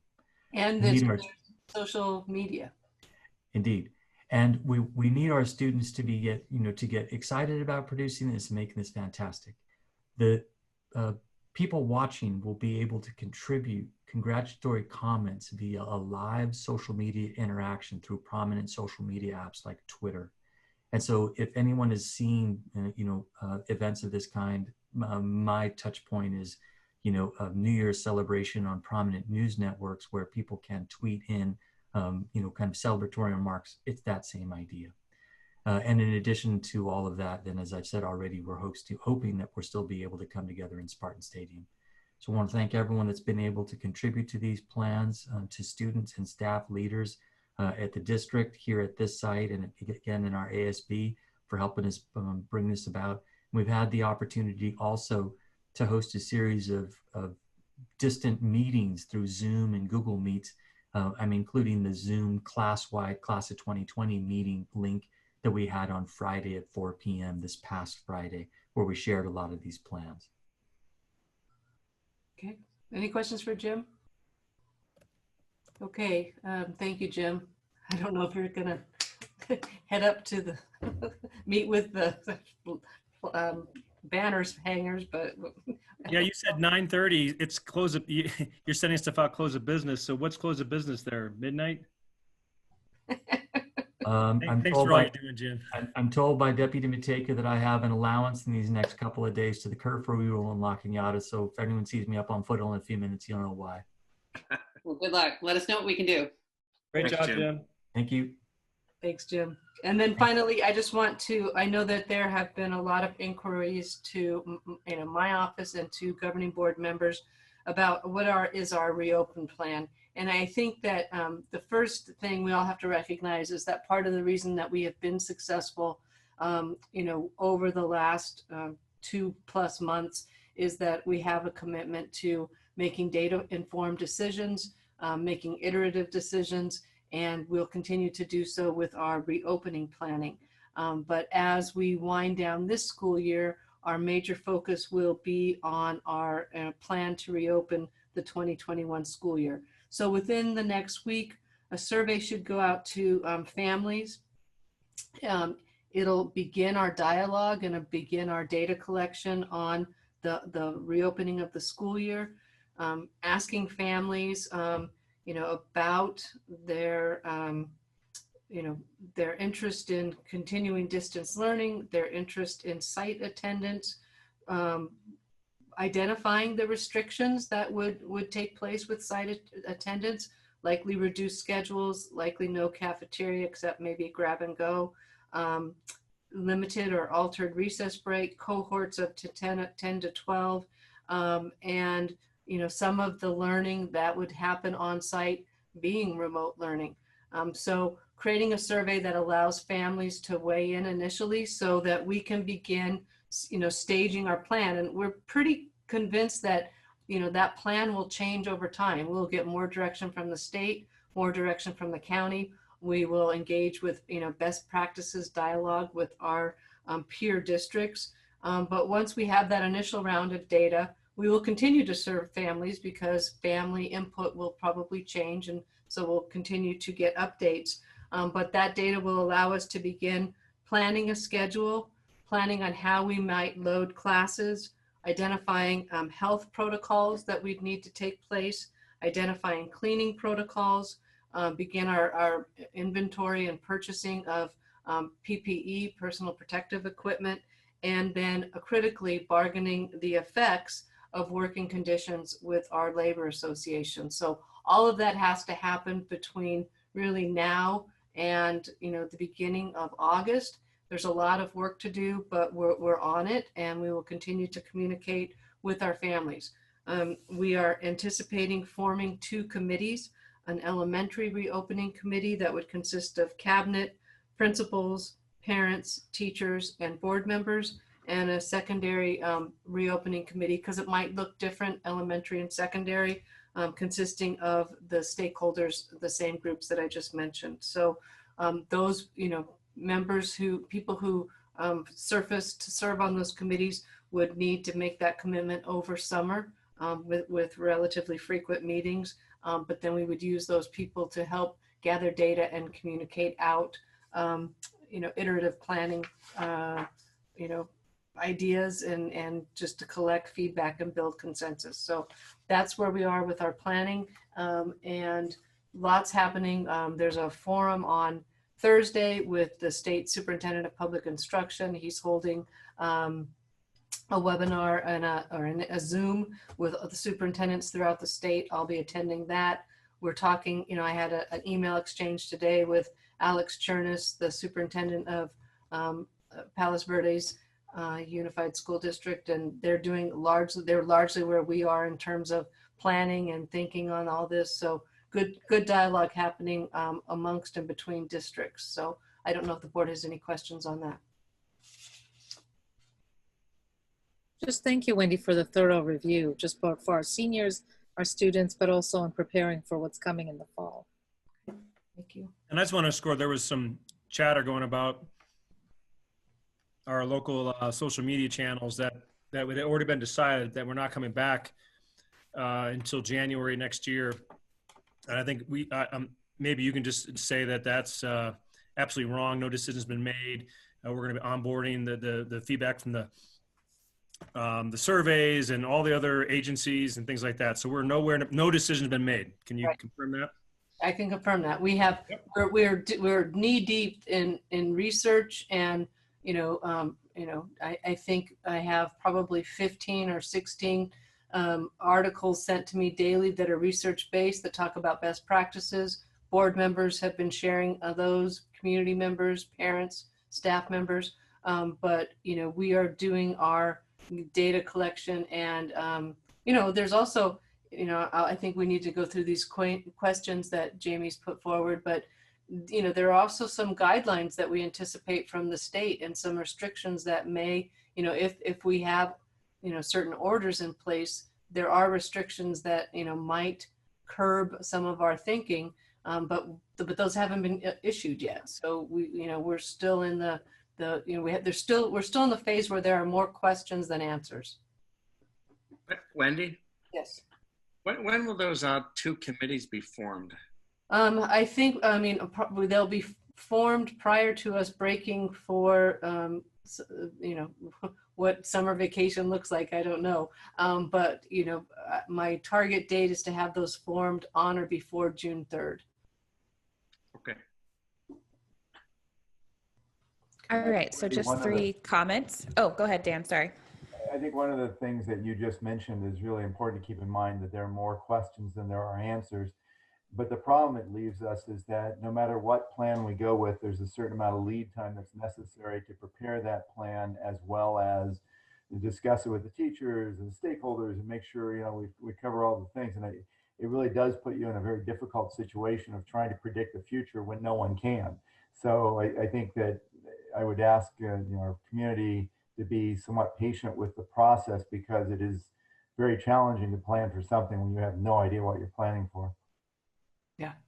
But I will say, from the onset of this situation, we have moved forward based on data and information that's reliable. So I think that's what's guided us through our very first step in response to the crisis, as well as every incremental step we've made along the way. And that will continue to be our hallmark as we move forward. Exactly, Ellen, thank you. Okay. All right, so a few comments for this item. The first one comes from Ronald, and he asks, it seems that, it seems that if most, if not all, of the options district is considering for next school year involve reduced hours spent in the classroom. This is especially worrisome for parents of children in LCF's elementary schools. The early years set the foundation for the later ones. It is crucial that the district come up with a plan that allow elementary schools to provide the same amount of in-classroom instruction time they would otherwise have had. However, this is accomplished. Does the district have such a plan in place, or are they considering one? Thank you for the feedback. And I think that we're all committed to shoring up any learning gaps that may have occurred. I feel confident that, with what we provide in distance learning, those gaps are relatively minor. But I also know that every family's experience is different. I think that everyone, if we could do so safely and in full compliance with all public health concerns or orders, would want for us to be able to have students return to the classroom, sort of as we knew it, for a full instructional day. However, we're dealing with a pandemic, and we are looking at the realities that vaccines may not be available. Testing may not, be comprehensive. And there may be guidelines or requirements that we have to abide by.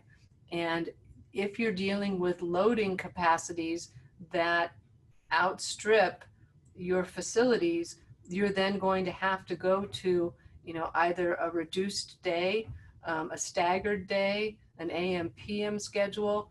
I mean, those are all the options. Like Dan said, we have more questions than answers right now. So I totally hear and wholeheartedly support the idea of wanting to resume as we left, when we pivoted to distance learning. I just, there may be physical constraints, guideline limitations. We don't know if we're required that we can't load classes above 10 to 12. We can't fit all of our students. Now we can think of outside the box ideas, and I've read articles about, the virus, is least transmitted in open, areas. So, the wedding tent that we had at the high school outside the North Gym, that's something that we could look at. But it's just, we'll be very creative in our planning, but there are just physical space limitations and facilities limitations that may not allow for what you're advocating for. Yep. And Wendy, real quick, I did have an interesting call by a fellow that said that, we're La Cañada, the business, we all know that the business of La Cañada is a school. So thinking outside the box might include engaging other parts of the community to help us with those constraints. The Ys, the churches, City Hall, other spaces that we can grab. If we're short 18 classrooms, maybe there's some other way to go besides even outdoors. So I think we should totally open up our thoughts and maybe mobilize the community to help us if we can find a safe way and legal way to do that. Yeah. And just to be transparent, whenever we make those decisions, if we have people, let's say we have to sort of unleash our creative thinking and, bring in sort of community help, that's all very, very possible. But all of those create then working conditions, and working conditions have to be negotiated. So it's outside the box thinking, bringing that outside the box thinking to fruition. But there's also the practical limitations of bargaining, of district requirements. Like you can't have little ones on a second story. So there's ed code. There are a lot of hoops to jump through, and it's complicated. So that's why it's important for us to get, all of this planning underway immediately. All right, next comes from Stacy DeArmas, and she writes, this is just a comment. Wendy, Jim, and the board, I'd like to express my gratitude for hearing the voices of parents and students who preferred the option for a choice for a graded format 712, so families could make individual decisions based on their circumstances. Thank you for hearing all of the opinions and for partnering with the LCUSD community to address them as you made this very important decision. And Wendy, I can report out on the current stats on the form if you're interested, on the opt-in. And just before you do that, Jamie, if I could, I'd like to thank Stacy. I think that, one of the powerful things about being in a community that is so knowledgeable and involved and expert, like we saw with all of our science parents, throughout the beginning of this meeting, is that they help provide you with input, data, and powerful points of view. And Stacy was really helpful in terms of providing data and informing us about pros and cons for graded and credit and no credit. So my thanks to her for helping be a significant player in informing our decision making. So as of today, we have 676 students have responded to the opt-in. 54 of them are 12th graders, 111 11th graders, 150 10th graders, 110 9th graders, 109 8th graders, and 142 7th graders. Wow. Go 7th grade.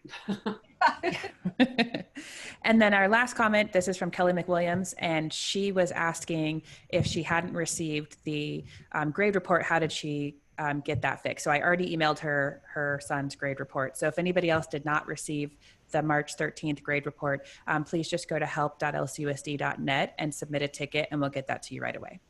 Thanks, Jamie. You guys have just done yeoman's work, and I'm really appreciative to the tech department and to you for all your innovations and just long hours. Thank you. Yeah, shout out to the team behind me. They've been doing amazing things. Okay, that's it for that item unless the board has any questions or comments. Mute, there we go. I do have one comment on it, just that I do think we also really need to thank our teachers on that for the option of doing gradings. It makes things much more complicated for our teachers, and I think that it'll require more effort and involvement from them. And I think that without their support of the idea of choice for the kids, it would never have gone forward. So I think we also need to thank our teachers for that. Yeah, and I mean, I think, Dan, to your point, when we did the survey, you know, teachers were more in favor of credit, no credit. It was around a 70-30 split, but they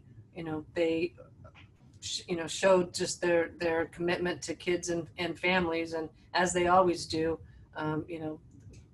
dove right in and started to figure out how to authentically assess and to support the decisions. And we were very, very fortunate to be able to have a few of those days available to provide them, again, bargaining the effects of working conditions when we require the grading format to be able to give them the second and the third as non-instructional day to really work on those grades. But they've been phenomenal, and I'm very indebted to them as well. Well said. Okay, 9:53. I think I should tell my daughter to start making brownies for the board because we're going to be going late. We want a back sheet. Get those started right now. It's an inside joke for the public. If we go late, usually president has to bring cookies or baked goods of some sort. You could just take pictures of cookies and send them virtually. That's easier. Okay, 11C. Let's move to that. And this is, again, Wendy, discussion on instructional delivery format for summer 2020 extended school year for special ed students. Okay, I'm indebted to my whole team because I have Dr. Ihori. Derek's joining us for a meeting at 9:55 p.m. So Derek, thank you. But each year, the district operates a special education extended school year program, otherwise known as an ESY program, and it's designed to prevent learning regression in special needs students as identified in their IEPs, their individual education plans. We are currently planning the ESY program for summer 2020, but it is, impacted obviously by COVID-19 and the Safer at Home order. And so it's my recommendation to the governing board that you take action tonight with this item to direct that the ESY program be conducted via distance learning. It's a model that would minimize health risks currently associated with the pandemic, although it is more challenging, and it does, it's harder for our special needs students. But I think that we are committed to delivering the best possible education, committed to preventing that regression. And Dr. Ihori has been working extensively with our special education team, and they're ready to take direction and begin planning for a distance ESY program if that is the board's action. And Derek, thank you for being here. Thank you. So I don't know if there's questions, discussion, any requests for information. Well, I mean, I know we'll have some public, I already see public comment we'll get to. I mean,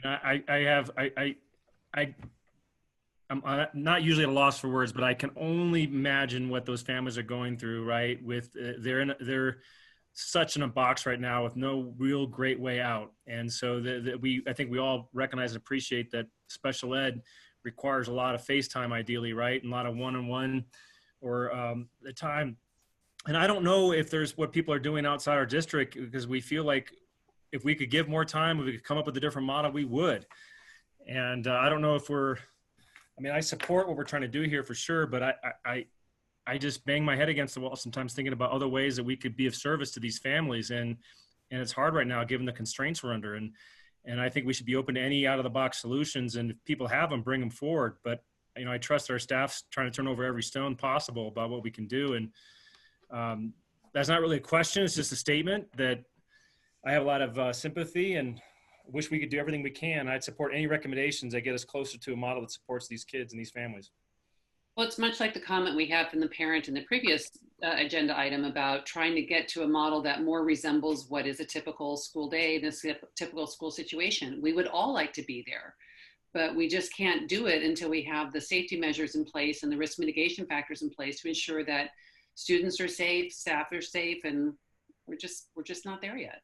I think we just have to signal that somehow this is a long-term commitment for us to catch them up, right? It's not going to be a summer. This may take, the effects of this may be elongated, and we need to stay on that till we get that back in order. And that commitment needs to, I think, hopefully resonate with these families, because I don't know where this is going to end, right? It could take a while for certain kids to catch back up.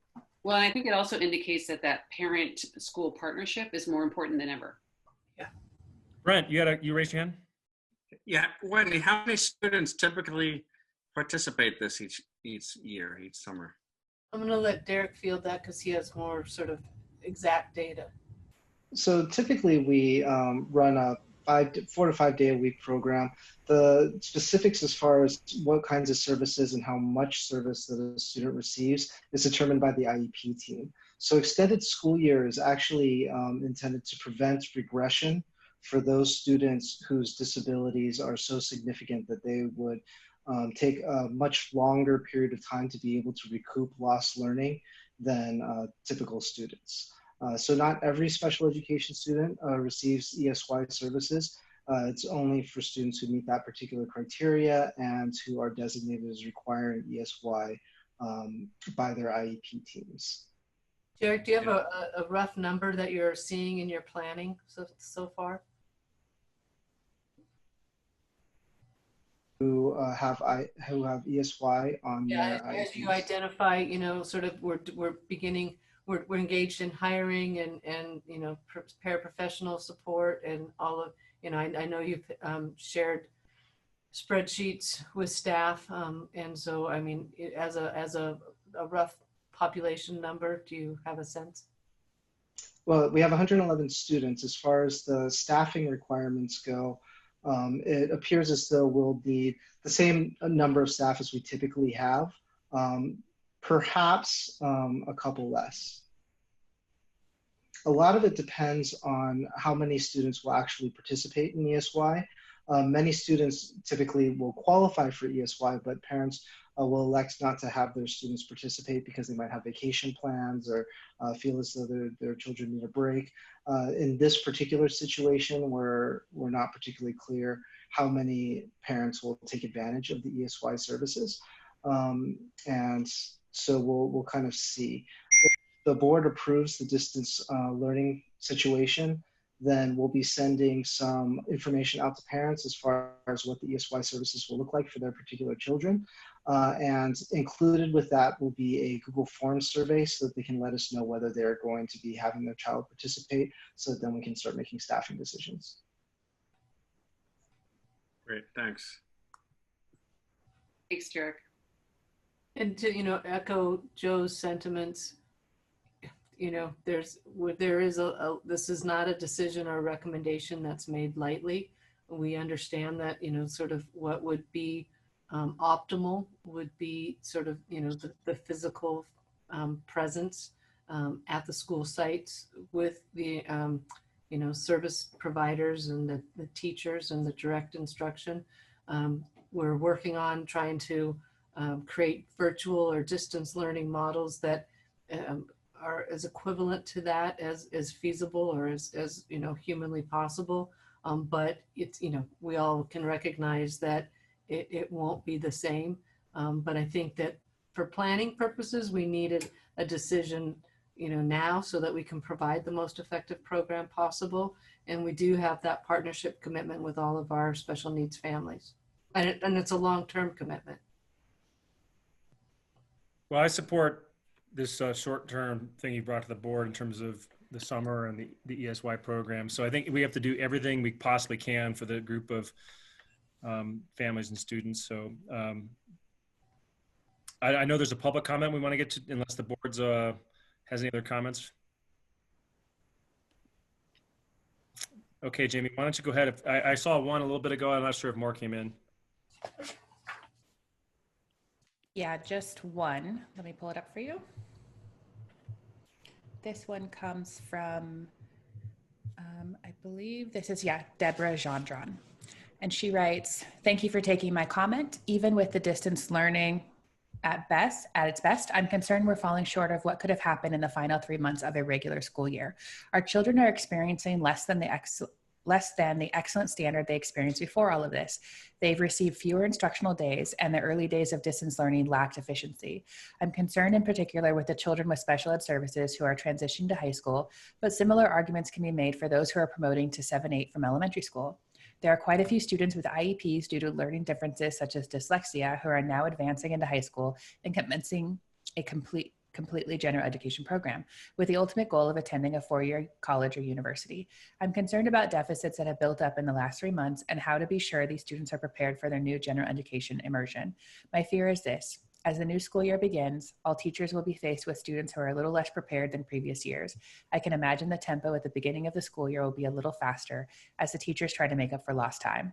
This faster tempo would be especially difficult for the IEP kids who are already starting off at a disadvantage. I would like you to consider a targeted summer program for those students who are experiencing transition years with a goal to help them recover any deficits and to prevent the usual summer slide, specifically with regards to math and English language arts. I would suggest creating a distance learning class, Zoom style, for the cohort of students who are making this transition. I would suggest a class with goals of filling the holes that developed since March and instilling the students with confidence that will set them up for success as their high school year begins." I know Deborah, and I know that she always has the best interest of our students and our families and everyone's success at heart. I think that there are real limitations that we're facing in the immediate. We are going to engage in extended school year district-sponsored summer school. We don't have at this point the capacity to take her recommendation for a summer program. I think all of the efforts and attentions of district staff will be focused on our reopening plan. I think that with the sort of, never ever like to hold program offerings or features, in limited by dollars, but that's a reality right now. And so I think that we really have to look to creative and innovative solutions and long-term planning. To her point, we will see some gaps, so we have to have really strong vertical articulation from the teachers who are sending to the next level and the teachers receiving. There is a lot of review that typically takes place at the beginning of a school year, so that review will be replaced by new content delivery. We will need to be doing authentic assessments, no matter what the model we have for reopening school. We're going to have to fill in the gaps wherever we can, and we're going to have to look to long-term strategies, maybe long-term programs like Deborah is suggesting, or perhaps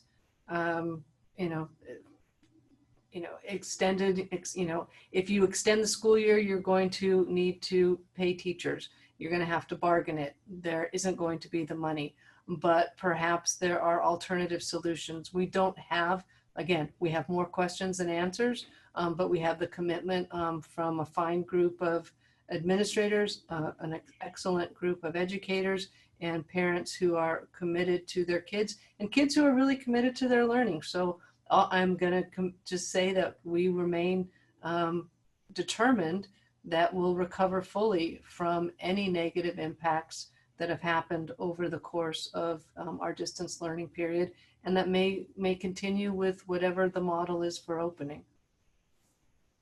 I would just ask, I think Deborah's comments was appropriate, but in light of what you're saying as well, as Derek is saying, Wendy, I think that our students that are identified with their IEPs and in need of the extended learning, I think consistency and continuity is extremely important, but not just for that group of students, but even with our general education population as our students go back, whether face-to-face or continue distance learning. I'm sure there are resources that we can share with our general education teachers that could then help support and really open up perspectives that we have students in every class and in every grade level that are going to need a little extra this coming school year. And I think our teachers are open and aware of that, and with additional resources could be more supportive if they aren't already supportive at this point.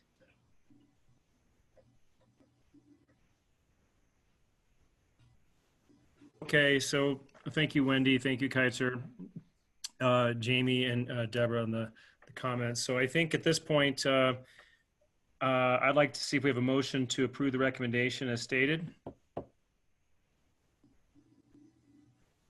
Are we approving or just discussing, I think? No, we're asking. We're asking for a decision. I beg your pardon. I'll make a motion to approve. Second. Thank you, Brent. Okay, then all in favor, show of hands. Aye. Aye. 1, 2, 3, 4, 5. Okay. Derek and team, you have it. Thank you very much. Plow forward. Do the best you can for this important group of students. Thank you. Thanks, Derek. Thanks, Derek. Okay. All right. Moving to 11D. And this one, okay, another robust discussion. Direction regarding the leasing of district school site properties to childcare or summer camp providers in summer 2020. Wendy? Thank you. As I know the board knows, the district has valued agency partners, and these partners typically lease over summer LCUSD school site facilities. They provide childcare, or they serve students and families in the summer by providing educational or other recreational programs.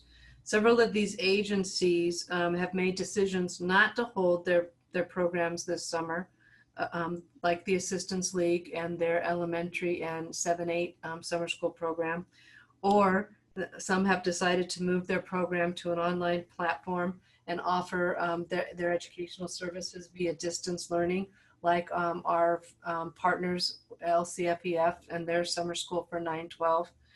But we still have some of these agencies that remain interested in leasing district school facilities.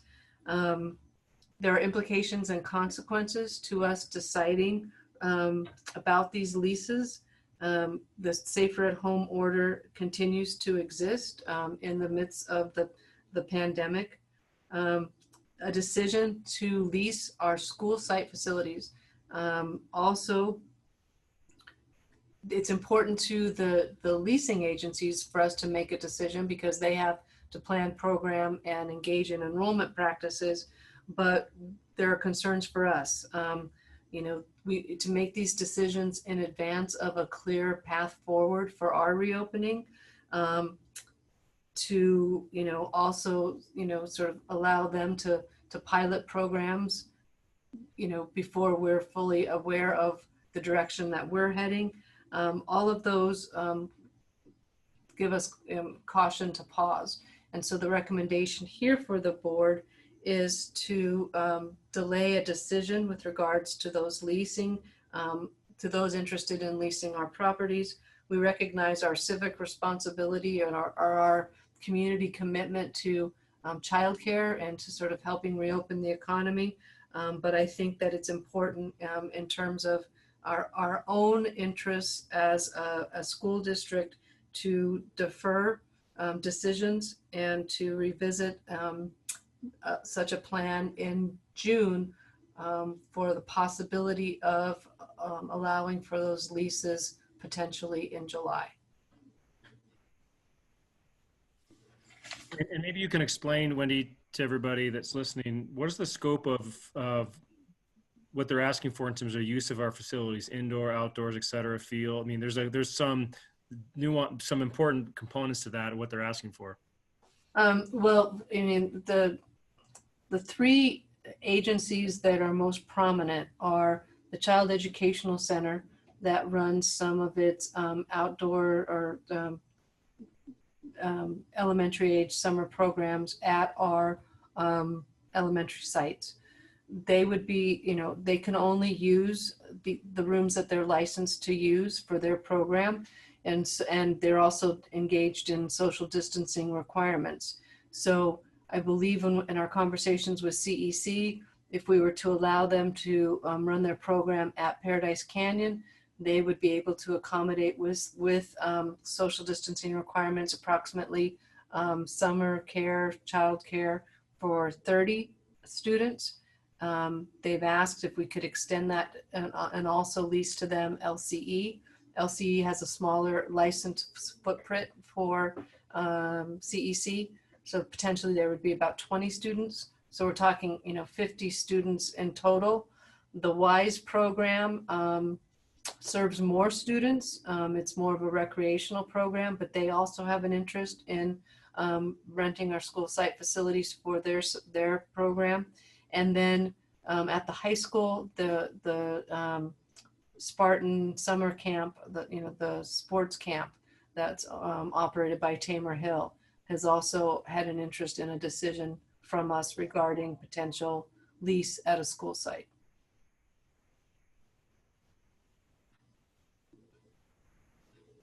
You know, Wendy, I think that your recommendation that we can't really do anything in June is so close and no one has any idea where we're going, whether the numbers are going up or down or where the exposures are. It seems like trying to do anything as early as June would just be impossible. But I do think that just like we've tried to do with everything else, trying to do it incrementally, driven by data, driven by the right decisions, that it makes sense to revisit it to see if there is a way we could get open by July, because that is a vital service that they're offering. Right. You know, the other things that we have to consider is, you know, once our plan is developed, what's the length of time we're going to need to do for disinfecting. You know, we are doing that work now, but everything will have to be refreshed, and to what extent. And so we also need to have a timeline for, you know, our own facilities. Now, they would have a concentrated footprint, so it's you know, potentially, or there's a likelihood we could make it work, but all of those things have to be factored in and considered.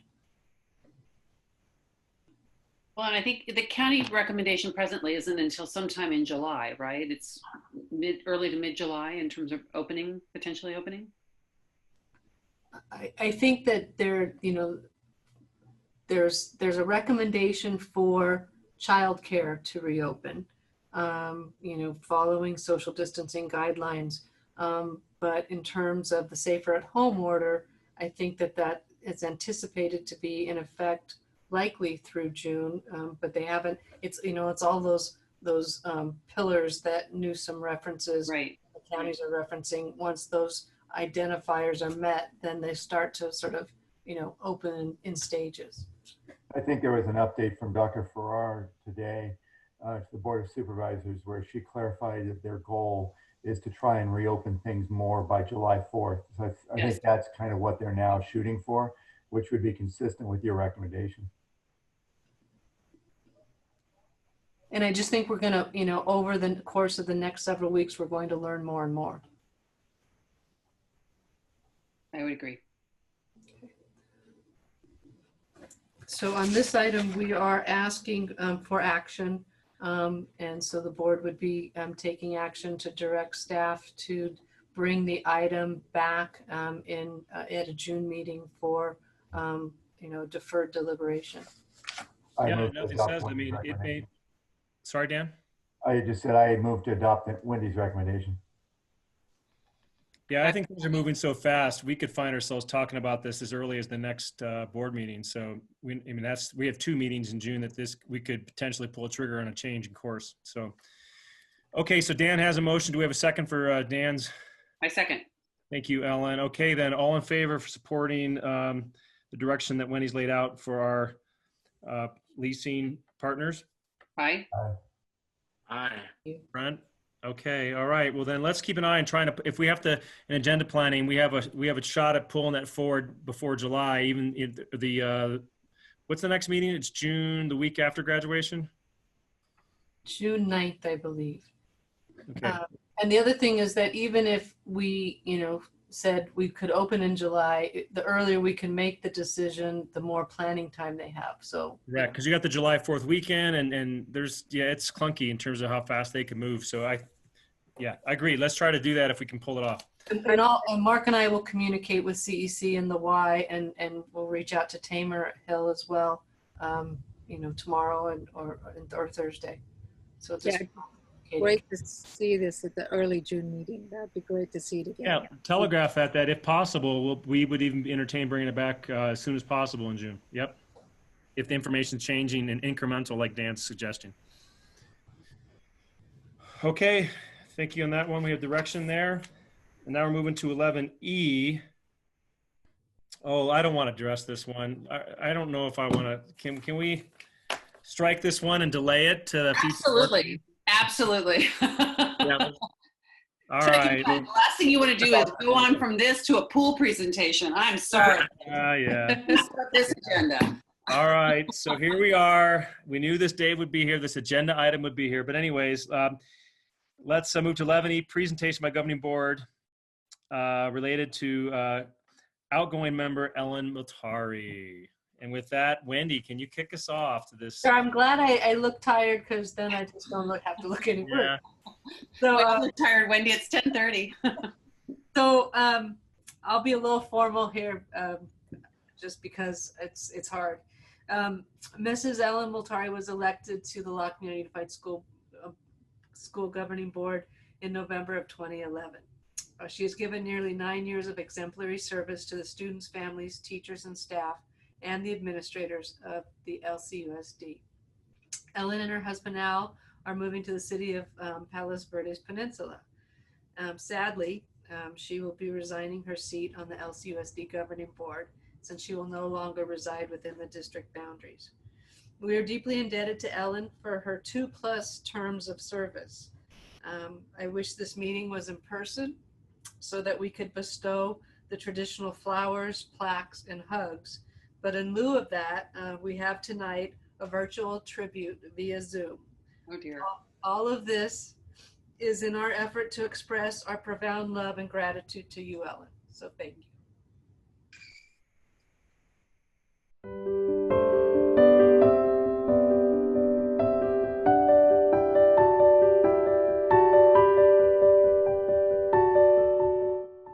So tonight we'd like to present a tribute to Ellen Multari.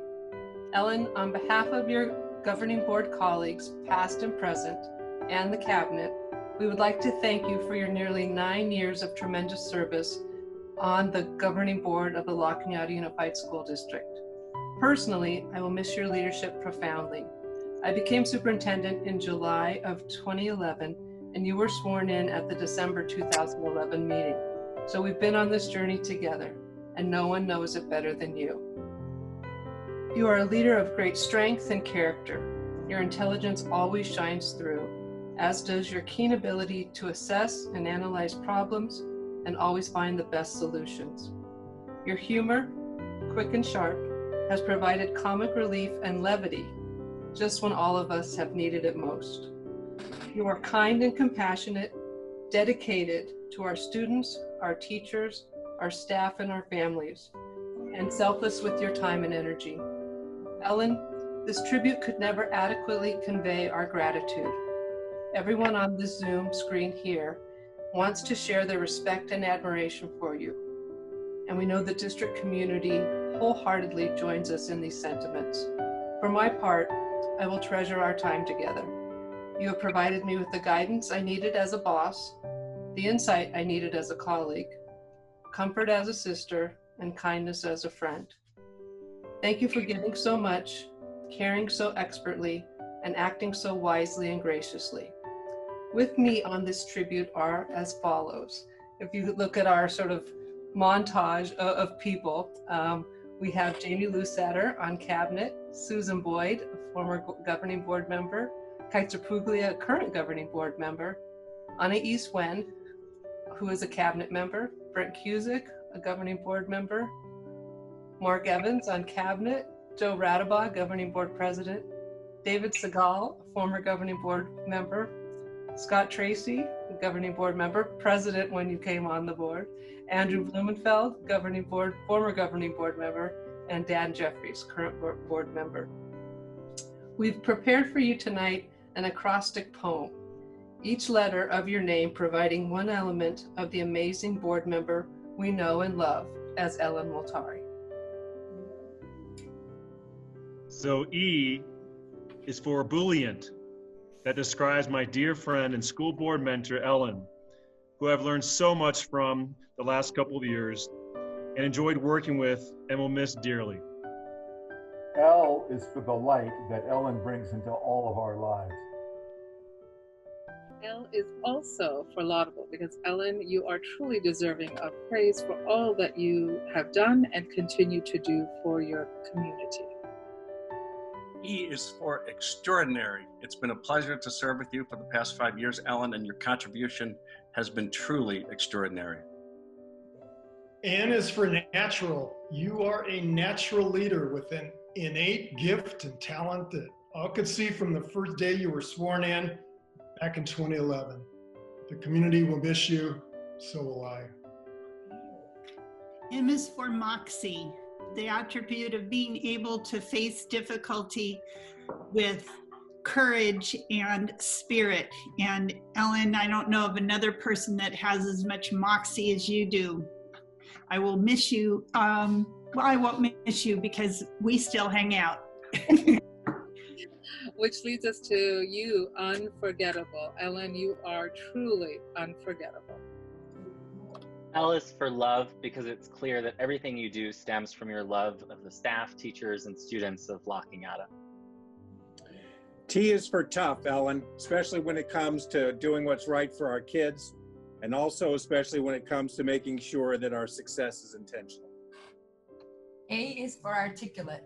Ellen has a way with words and knows just what to say at the right place at the right time. R is for remarkable. You are remarkably bright and insightful. Each issue is carefully considered and globally reviewed to find the best solution possible. I is for intelligence. You've been a trusted board member that carefully views all of the angles and delivers thoughtful guidance in all of the issues before you. You are one of the smartest people that I know.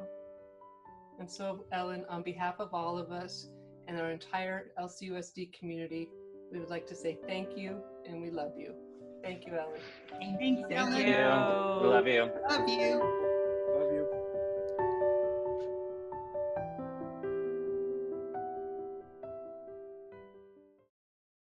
Can I talk again now?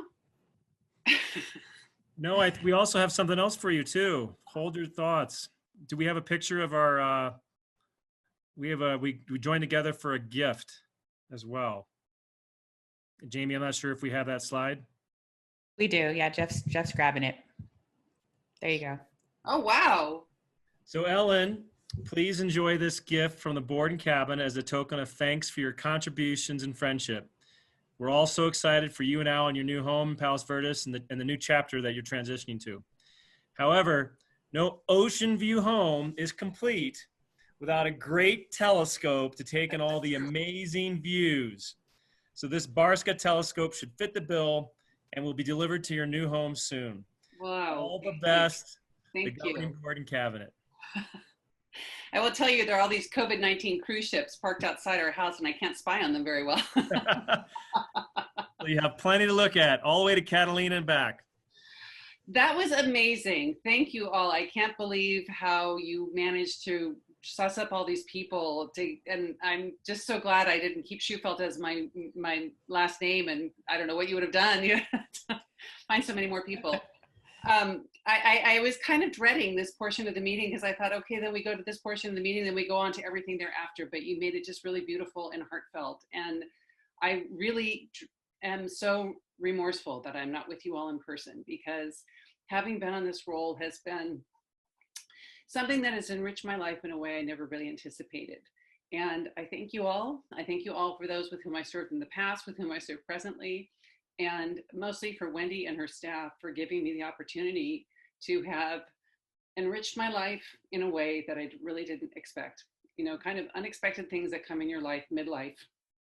And this was something that really gave me a lot of hope and confidence and a great sense of accomplishment. And quite frankly, I'm not done. So I may be moving away, but I'm not moving out of your hearts. I'm always here. Thank you all. You're amazing. I would love working with you. Thank you for the work you do. We have some committees that if you still want to sign up for, that are coming up. You must need committee members. Well, thank you, Ellen. Gosh. Thank you guys. That was very beautiful and heartfelt. I'm just so touched. We'll have time to celebrate more, but very impressive. Thank you for everything you've done for our community. Absolutely. Thank you all. Amazing. I believe there's a public comment on this. Oh, no. That'll be good because Winnie needs to get some Kleenex. Kleenex gallery. Yeah, I'm happy to read this. This is from Karina and Dina, LCUSD staff members. Throughout Ellen's time on the board, we have come to respect her fairness, intellect, insight, and sense of humor. She brought an approachability and accessibility to the board that has only grown over her tenure. We will miss her unwavering support of our students, staff, and district as a whole, and I will personally miss seeing her at our favorite watering hole. Best wishes on your new adventures. Cheers. Thank you, Dina. Thank you, Karina. Oh, I don't want to transition now. We got to keep going. Anybody else want to say anything? Sorry, one more came in. This is from Kelly Davis, LCUSD parent. I'm so grateful to Ellen Multari for her tireless work and thousands of hours spent as a member of the La Cañada School Board. Our children and community are better for her service. Thank you so much. Thank you, Kelly. Appreciate it. Ellen, we love you. We love you. I love you all back. All right.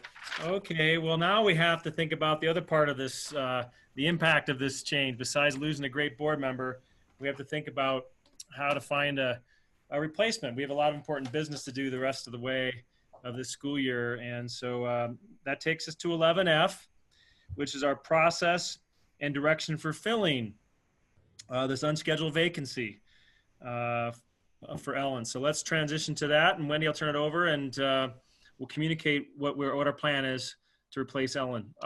She's not replaceable, but to find someone else to help us the rest of the way. Okay. So our tribute leads us to the practical realities of succession planning. And as I just shared with Ellen moving out of the district residency boundaries and resigning her board member seat, we will have an unscheduled vacancy. The process to fill the vacancy must be determined. So that's what the board would take action on tonight. The governing board has 60 days from the date of the vacancy to either make a provisional appointment or to order an election. Two available options for filling the seat include that the superintendent may appoint, or secondly, that the governing board may conduct an application and interview process to fill the vacancy. My recommendation is that the governing board accept applications, conduct interviews, and then take action to appoint a candidate. Pending governing board action to identify the process to fill the vacancy, I would then request direction to proceed according to the process identified in the attached, in the items attached to this agenda item, but they're summarized here. So essentially, we would publish in our local papers on May 28th and on June 4th, a public notification. Applications would be available on the district website beginning Friday, May 29th. The applications would be due by close of business on June 12th. And then the week of June 15th, we would conduct special meetings that would be held in order to interview the candidates. And then there would be a hope to appoint and fill the vacancy, swearing in the candidate on June 30th. I did want to identify that there was an error on the attachment. So one error was that that we would publish on the 28th of May and June 4th in the local papers. And then I think there was one other piece of information. I'm not seeing it, but Joe would be the key contact for questions. Applications would be due to my office, and everything could be available online for candidates. So I don't know if there's any discussion After discussion, then the board would vote to move to go through the application and interview process, and then just any feedback if this was a doable timeline or if there were any recommendations for changes. Hey, Wendy, do we still have a local paper that publishes every week? We do not. Okay. The Outlook is publishing bi-weekly right now. Okay, they are. Yes. So we could publish the notification on whatever week they were publishing. These are 2 consecutive weeks. And then we could blast out announcements via email and also have it published on the district website. Yeah, it is an aggressive timeline, but with all of the need for support with the board, given assignments, and it's going to be a hefty summer. So we were really trying to get a decision or a swearing in by that second meeting in June, which is on the 30th. And I guess we did Wendy did. If we're going to have 2 publications, we need to have the applications due after the date of the second publication with at least a little time to respond to it.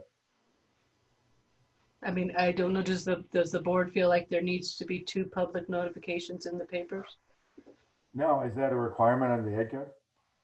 I don't believe so. We were modeling after the city's process but I could verify that and adjust the if it is to adjust the timelines. If it's 1, then go with the 1 and have other alternative means to notify the community. Yes, City actually did 3 weeks. We looked at it closely when we put this together, and we shaved off a week down to 2 weeks. So we just got to be careful that we don't have somebody that feels like they didn't get proper notice about the process. That'd be one concern. But if we use our own email system, right, Wendy, and let people know that way, then you're going to cast the net wide to our relevant parents, relevant citizens, for sure. Right. Yeah. We also have a very active social media community, so we might be able to leverage that as well. But there's really 2 questions. I mean, I think this kind of wraps together. You're approving 2 things. You're approving, 1, the path we're going, which is to do one of the 3 options, and that's the one that we do. The governing board interviews, takes applications and interviews, and then we collectively decide. That's the first part. Second part then is, do you agree with the process and the timelines that associated us to get there?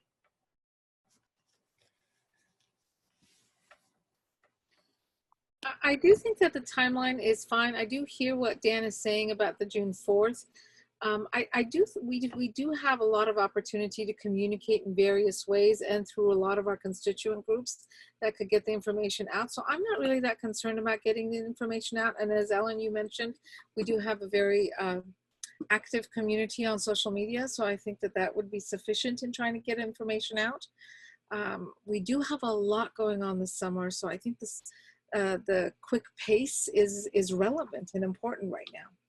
The Outlook did tell me that, and I wasn't aware of the bi-monthly, but I know they did say that without the normal Fiesta Day big publication splash they normally do, that the June 4th one would take over. It's gonna be more of their big publication around graduation and everything going on. So that June 4th one will get a lot of eyeballs. They're gonna make a big splash about it, so. Yeah, and Wendy, I just looked up the relevant codes. The Ed Code and Government Code are controlling, and it just requires that the notice shall be published in the local newspaper pursuant to Government Code 6061 and posted in at least 3 public places within the district under Education Code 5092. So it doesn't require multiple publications in the local newspaper. It just requires 1 publication in the local newspaper and posting in 3 prominent locations within the district. I would think we could also leverage our partnerships, like ask the chamber to get it out, ask the city council to get it out. I'm sure we could reach out to some other civic groups to spread the word. Yeah, and we have a chamber meeting tomorrow. I can certainly carry that message across. I'm sure they'd be happy to help. So I think our timeline will be driven by when you can get it into the local paper, whichever publication date. But I like your timeline, an aggressive timeline. I think that the word's already out there that, that it is a small community and people know there'll be a vacancy. And then the special meetings, the way the city did it is they just had the special meetings were declared for the interviews, and they do in batches of like across days. They did an AM meeting, a PM meeting, handled 3 or 4 candidates, and then carried over to a following day, depending on how many candidates. And then they had a final special meeting to actually discuss the candidates and make a decision. So we see those open meetings. What's that?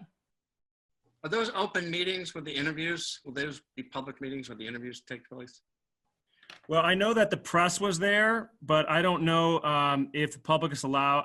We got to clarify that. I don't know if it's a closed special or it's a special, and it most likely would be virtual, right? So we'd have the I don't think there's any provision that allows us to do it by closed session. I'm not sure even if we could, we'd want to. Yeah, I believe that it is an open session meeting. Okay. So we just had to make that a little bit clear to the candidates too, that this is part of the process. You'd be going through a process, interviewing potentially in public, right? Mm-hmm. Okay. All right, so it sounds like we'll get the date figured out, but I think directionally we have the framework, Wendy. I mean, we have, they agree with the governing board taking applications. A cabinet would be involved in the process to some extent, help give us some input.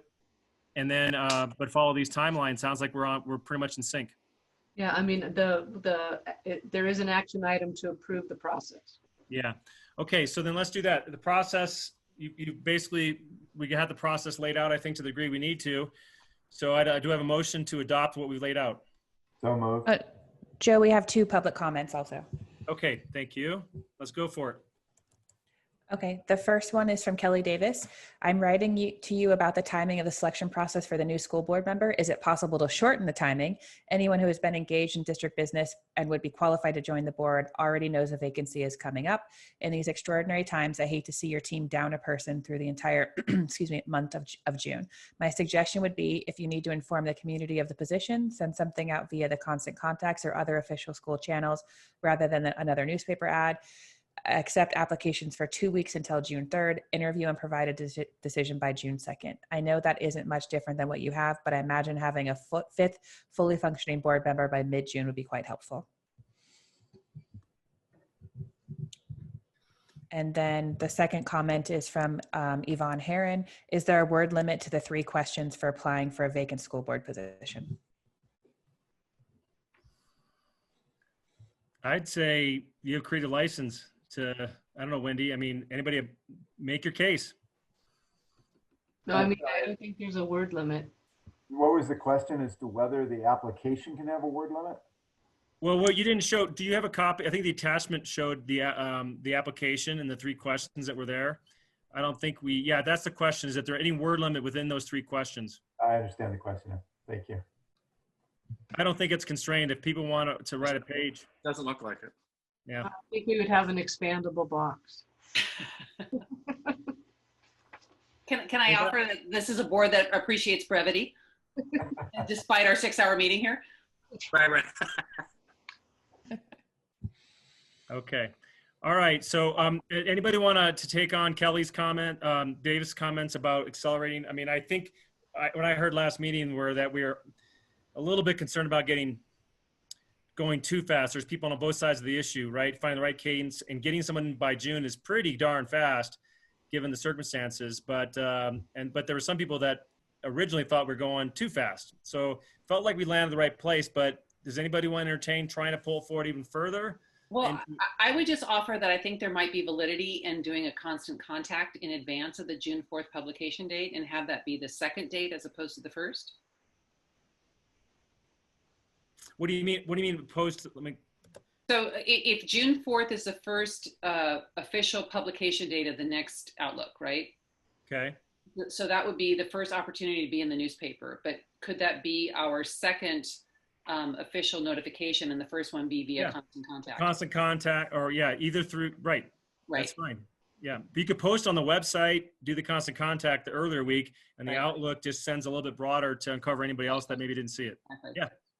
Well, I think we just have to abide by the government code and ed code, which requires us to post it at least once in the newspaper and requires us to post it publicly 3 times. I mean, anything beyond that is good about getting the message out, but I think we really just have to make sure we follow those 2 things, that is publicly posted in 3 places and it's published in the newspaper. And does social media constitute a public posting? No. No? I would say your public posting, well, one would be our website, right, Dan? You know, I think to be on the safe side, we need to put it somewhere like on where we post the same notice of agenda and notice of everything Right, else. that's where I'm going. So it's in the front of the board, in front of the school board office, even though no one's there. I think It's we the could post with City Hall. I think City Hall, definitely. And then I think we could find one other location to post. I mean, we want prominent locations within the district boundaries that people would see it. Trader Joe's, they're waiting. Ralph's. Yeah, Ralph's. I know. The grocery stores. But I mean, but Dan, doesn't the email blast count as a public posting? No, I think we Not have social to, media, but a flat out email post to all families. but we have to look back, and when that section was written, it talked about public posting in newspapers, and that was before the social media days. So it anticipated physically posting, just like we have to do for our meetings and everything else. And Yeah, but with social distancing, we've adopted even Zoom meetings right now. No one's going to these locations right now, so the foot traffic's low. To me, blasting it out. I think we do both. I think Yeah, let's just do both. We'll get it. We'll get it. We just do everything. Yeah, we're fine. It's not that complicated. Okay. We'll cover our bases. All right, then I think then we leave the original timing, but we fold in that the first wave of communications and postings could happen a little earlier. That's the tweak based off what Kelly recommended. And I mean, I think it's still going to be a little bit tricky getting these special meetings on all of our calendars, but we'll pull it off. And I think by June 30th is probably as fast as we can go. Is my gut. I think also the priority right now also is to make sure we honor our graduating seniors and our promoting 8th graders and our promoting 6th graders and Not dividing our attention. Yeah. So yeah, really, it's one step at a time. Okay. All right. So then do I have a motion to adopt the process we laid out with those subtle tweaks? So moved. Do we have a second? Can Ellen, might be her last official no. You go, Ellen. Ellen, I second. vote how I get replaced. Yes. You got it. To the end of this meeting, you can. Hey, good luck, guys. Good luck. Okay, then all in favor. I don't think I want to vote in favor, but I'll vote. All in favor of replacing Ellen. No. 1, 2, 3, 4, 5. Okay, we got it. Thank you all. It's a difficult topic, but we know we got to move forward on it. So, okay. I know we've had some folks waiting in the wings on our next couple agenda items. Thank you for those groups being patient with us, both public and some of our partners. And that'll be moving into 11G, which is the agenda item on PCR new construction presentation. And I think we're going to turn it over to Mark and his team. Yes. Yeah. Again, I do want to say thanks to our team from LPA and Harold for hanging around. They're going to give you an update on our PCR modernization and new construction. Our last presentation was to the board in January 14th. And after that presentation, some community members emailed expressing concerns about the impact of the project on the neighborhood. And since then, staff has been working with the residents as well as the architects to address some of those concerns. And so some efforts have been made to reduce the visual impacts on the neighboring residents. The new building was reevaluated, it was modified a little bit, and there are several revisions. Some of them are shortening the west wing of the building and moving one classroom, lower and upper story, to the east side of the building, rotating the building a little bit so that it doesn't go up quite as close to the access road, and allowing some more space for landscaping. We kept the building height at a total of 26 feet and had the HVAC units go inside the building rather than on the roof.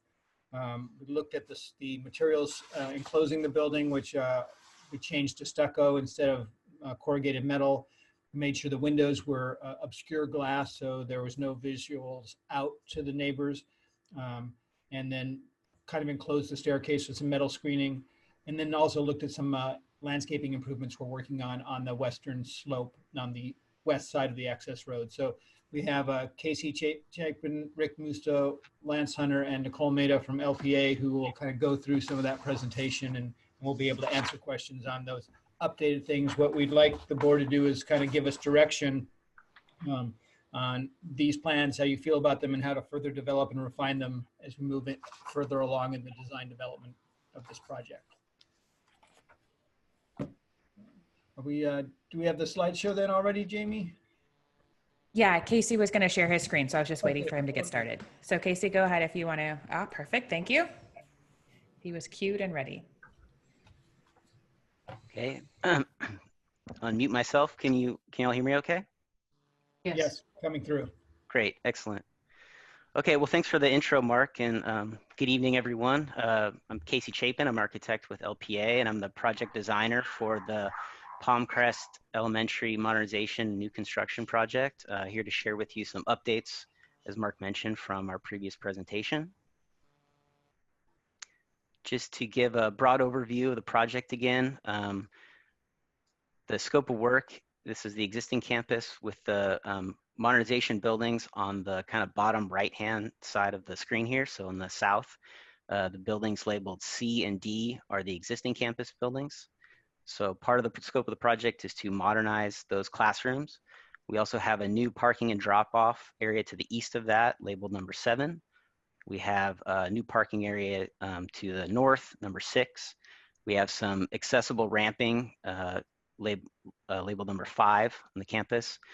And then the new building and new courtyard space and parking is in the north side of the campus, building labeled B and courtyard 1, which is what we're going to kind of zoom into in the next slide here. As Mark mentioned, we've kind of gone through a months-long process to refine the design and to get some input from the community in terms of ways that we can kind of mitigate what were deemed some maybe negative impacts on the neighboring community, especially on the Solidin neighbors. So we've gone through this pretty exhaustive process with input from the site, from the principal, the teachers, as well as the neighbors and the community. And so grateful to have that input and excited to share with you guys the result of that process.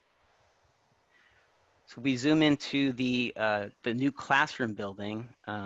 As Mark mentioned, there were a couple specific measures that we made to help kind of mitigate some of the impacts to the surrounding neighborhood. One of them is add a band of planting, this kind of greenscape area to the north of the fire lane that kind of sits between the Solidin neighbors and their backyards and the new classroom building. Another of the mitigations that we made was to take one of the classrooms that was off of the south end of the building previously and move that over to the Jessen Drive wing of the building so that the impact at the Solidin neighbors is lessened, where the grade kind of starts to slope down for their backyards and the building starts to read as a taller architectural mass. With that, we kind of rotated some stairs around, and then we also rotated the building wing around so that it's a little bit more parallel with this fire lane, and we're able then to get 18 feet of clear width between the fire lane and the building and allow for some additional planting to help screen the building. So to go into kind of a little bit greater detail with the planting and the landscape material, I'm going to bring on my colleague and landscape architect, Lance Hunter, who's going to walk us through the landscape design. Good afternoon, everyone, or good evening, I should say. Can everyone hear me? Yep. Yep. Great. Awesome. Thank you, Casey, for kind of setting the tone here for our discussion this evening. So in the interest of time, I'll kind of go over the landscape adjustments that we've made to kind of help, be good stewards and good neighbors to our community adjacent to campus here. I think, we've had a great discussion and we've found some pretty good moves here that allow for us to kind of have a site that still offers a great opportunity for exterior spaces, and then also addresses some of the concerns by the neighbors as well too. So if you can hit the next slide, please. So this next slide, we can start to kind of peel back and kind of go into the aerial view and kind of start to look at how the context of this space is starting to be developed in this rendering. With the heart being this outdoor learning courtyard that we've expressed to be, this great space that complements the, exciting, learning opportunity for the students in this space. Some of the things that we've done here that really have allowed for us to still, have this great space and still screen for the neighbors is, being really strategic in terms of how we place some of the plant material around the perimeter edges of the building and along the access road that we mentioned earlier. And so the goal is to, select plant material and plant options that really do more than just look great, right? It really provides a sense of screening, a sense of color, texture, and those sorts of things too. So as we go into the next slides, we'll look at some of the options that we were proposing. So this slide here starts to diagram, how are we breaking up the plant material that we've selected, and what we want those plant material pieces to do. The peach color there represented by the number 1, we know that we want to have this element of some type of vertical, privacy be developed on that edge to really kind of help screen that privacy barrier between the neighbors and the campus there.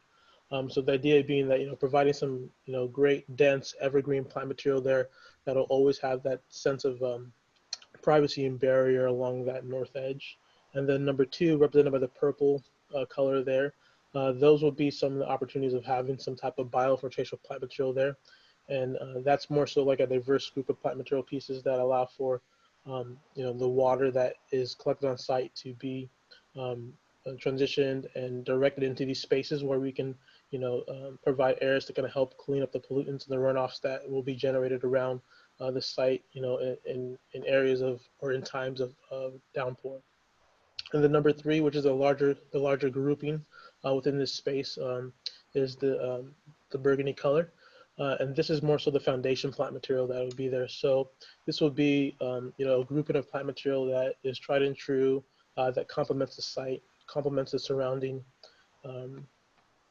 diversity of plant material within the campus, and it really becomes a framework of really expressing how this space is really celebrated by the landscape in this area too. And again, to bring in some color, some interest and scale and texture within this space. So we have a few slides that will kind of start to show our thinking of what plant material we might use.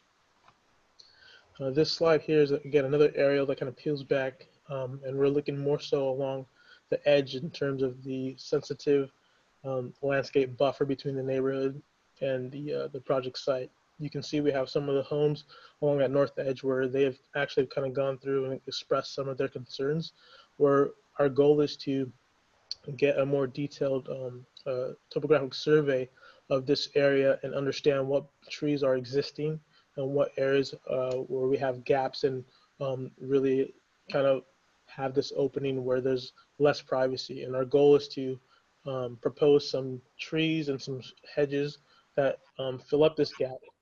Not only does it work with the screening and privacy that we want to have, but it still works with the maintenance and the landscape responsibilities on the school side. We want to make sure that we place plant material there that does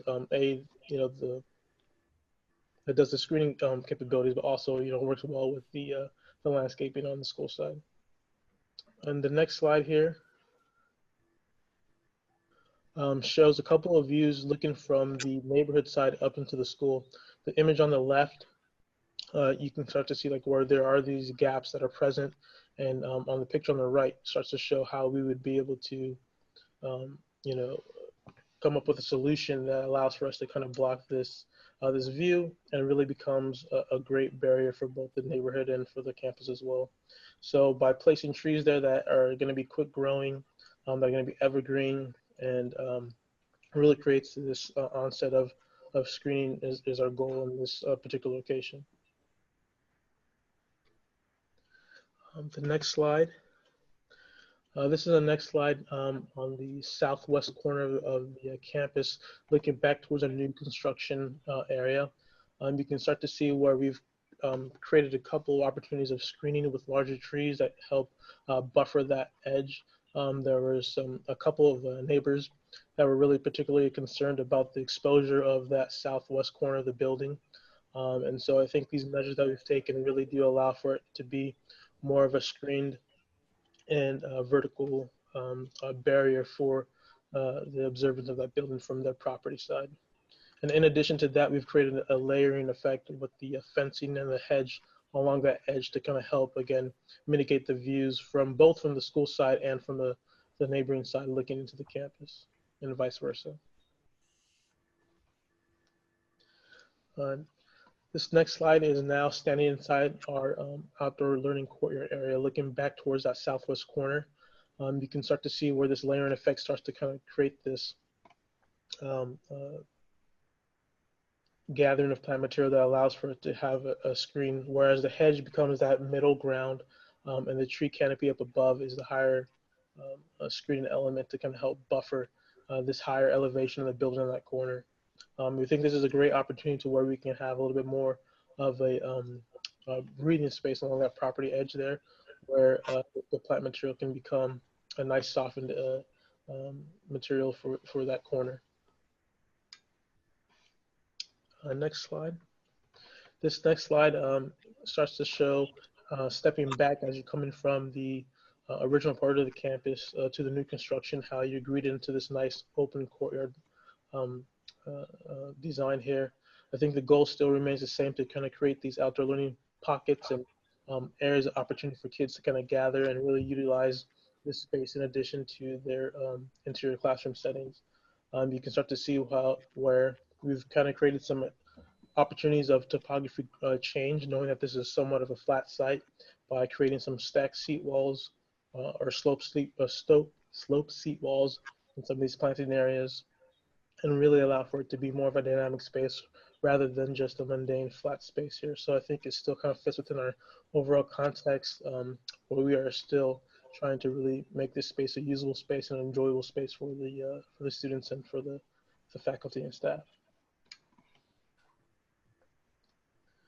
These next few slides are some of the different plant materials pieces that we're looking at. We haven't necessarily, decided on each one, but again, we're starting to, in our design process, we're starting to look at the different species and the plant material pieces that we might consider within this space. I think, we're still within this phase where we might still have a few more discussions with the neighborhood to make sure that the final selection is agreed upon on both ends and where it still meets the needs on both parties.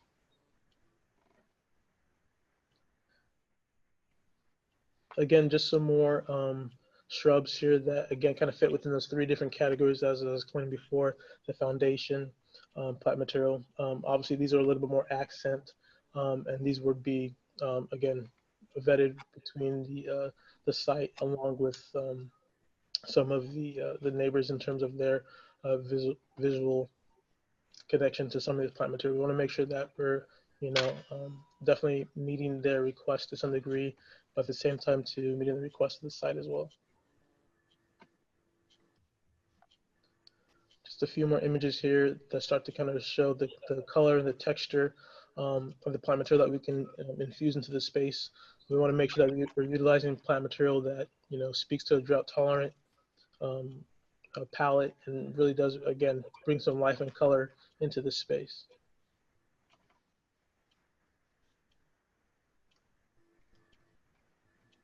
Next slide. We know that we are dealing with a lot of topography change there, and we want to make sure that we select some ground cover options there that really do work well with the slope and grade along that site. So here are just a few more options here that we can potentially use within the space. And even some of these ground cover options have great they have great opportunities to even be slope stabilizers too. So just another option to consider as we look further into our design process. And this last slide here sort of speaks to some of the ornamental grass options that we can maybe include into our bioinfiltration planter zones.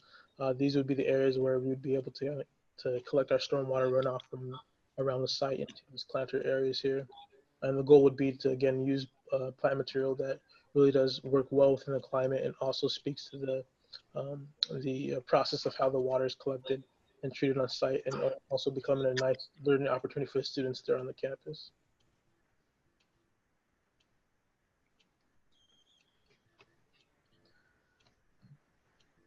So that was the last slide that spoke specifically more to the landscape within the new construction. So if there's any questions or comments, please ask away.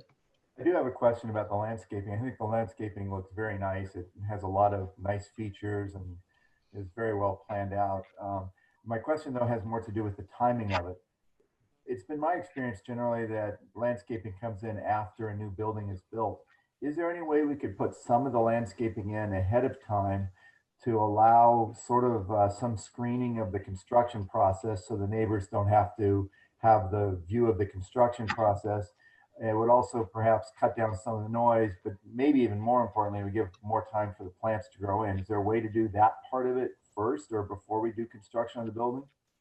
That's a great question, and I believe this was also another question that was also addressed by one of the neighbors. I think we do have opportunities where we can provide some of the plant material ahead of time. I think we need to be strategic in the sense of understanding the construction's laydown areas and schedule, whereas it doesn't become a hindrance in terms of getting the building built, right? Where that you put something down and you know, sometimes the crews aren't necessarily as as aware or frankly concerned where they can trample it, and it becomes, you know, an issue down the road later. I think an area where we might be able to include some of that plant material on the early onset of construction is that more sensitive strip along the access road. I think once we, you know, further our design development and we truly understand where the plant material needs to go, I think we can then revisit when we can plant those and how we can plant it and where it can be successful during the time of construction, where it doesn't become, you know, something that we have to replace at the end because it was damaged or, you know, not taken care of properly during construction. But ultimately, yes, I believe there are some opportunities where we can potentially add some plant material ahead of schedule where it makes sense. That's a very good point, Dan. Thanks. Team, thanks for all you're doing. I know you've done a lot of work to listen and to go through some iterations to do this. I mean, I just want everybody to know, especially the neighborhood, that I know we're personally committed to going as far as we can to make this to work to the best degree possible for the neighborhood. I mean, I know there's some open issues that I haven't seen yet. A lot of great images right now, but I think the neighborhood wants a couple things: to pull it down a level, to be really concrete about what we're going to do, because there's lots of choices still. Really concrete that what we're going to do, and then how are we going to guarantee that our follow through is going to be there? Because I think there's a lot of, I think we can, we probably can, we do this. I want to make sure that we get to a point where they're feeling pretty confident on what exactly is going to happen and our ability to follow through. A couple areas real quick, if you bear with me, that I remember hearing, because I made some visits, and I know Wendy made some visits to the neighborhood, a couple other board members did. You know, certainly the landscaping choice and the fill-in and layering opportunities. Dan talked about some of that with the, you know, being able to pull some of that forward. I think there's a lot of concern on trees, just making sure not only with new ones, but which ones are we potentially removing? Are you guys going to talk about that at all this meeting? I don't think so, right? There's certain trees that might come out because of some arborists and things like that, their opinions. Correct. Yeah, we're not going to speak about it today at this meeting, but we have recently gotten a report that identifies some of the tree species and some of the other trees that are so that can be selected to be removed. I think we can have another design meeting where we actually go over the specific ones that are indicated on this arborist report, and then again we can have a layer on top of that where we can show what would be replaced in kind, or what would also be another tree added to kind of help that screening element. Yeah, I think getting to those concrete answers would, I think, take down some anxiety levels from the neighbors, right? Because I think we're still flying at a level too high for them to feel comfortable yet. So as soon as we can drill that down, because the building, I think, is on track. The changes we're making, things are looking good. There's a couple questions in the building still. It's the landscaping plan that I think really is the last piece for the neighbors to be on board and full steam ahead with us, right? So I'm sure we'll get to some of that in public comment. But two other things, and I'll stop, that I remember that I heard from the neighbors. The building color shades on that side, that they had some feedback on the actual building color, if that could be massaged at all. And then logos, there was some concern about where lettering or logos might be placed. And I see that in the building rendering, you still have Panthers on that one side. Maybe that can be moved to the other side away from the neighbors. So those are some of the things I know that I remember hearing. And I want to make sure we're giving them some confidence. We're going to follow through. We're listening and we're going to follow through. That's all I have. Joe, I have a couple comments. Please, Frank. Yeah, I echo, I went and visited the backyard too. And I just wanted to echo Joe's our commitment to keeping our commitment to whatever we say we're going to do, we want to follow through. And I know that's down the road a little bit. I like the early foliage idea. I think that's getting the trees early that Dan had. That's a great idea. And I had a question, Lance. This was my question. Like, how large, when we plant the trees, how large will they be? Will they be 3 foot, or will they come in fully grown? Depending on whatever species we select, we can get them as big as we need for the most part. I think we need to find a happy medium in terms of budget wise as well too, because as you get larger species, it dramatically increases in price. But on a safe, I'd say on an average, if we were to go with like a 36-inch box tree, depending on whatever species, the average is probably at least 10 to 12 feet for that size. And again, once we understand what trees are going to be removed, we can then make a selection in terms of, are we going to use a larger species in terms of how or where we replace, or will it make sense to still stick with a relatively smaller, faster growing tree? So I completely understand the sentiments in terms of having this a little bit more developed, where we can have more concrete decisions. And I think, as we get the survey for this area, we can definitely have a more streamlined and in-depth review of this space to kind of have these decisions made, where we can select trees and understand the sizes that they're going in, and really kind of paint that picture a little bit better for the neighborhood and for the site. Okay, I know we want to move. Go ahead. Sorry. I was going to ask, is there an opportunity to use any kind of like a green screen or other artificial pieces that could be like at least an interim camouflage while the construction is going on and while the trees are growing in?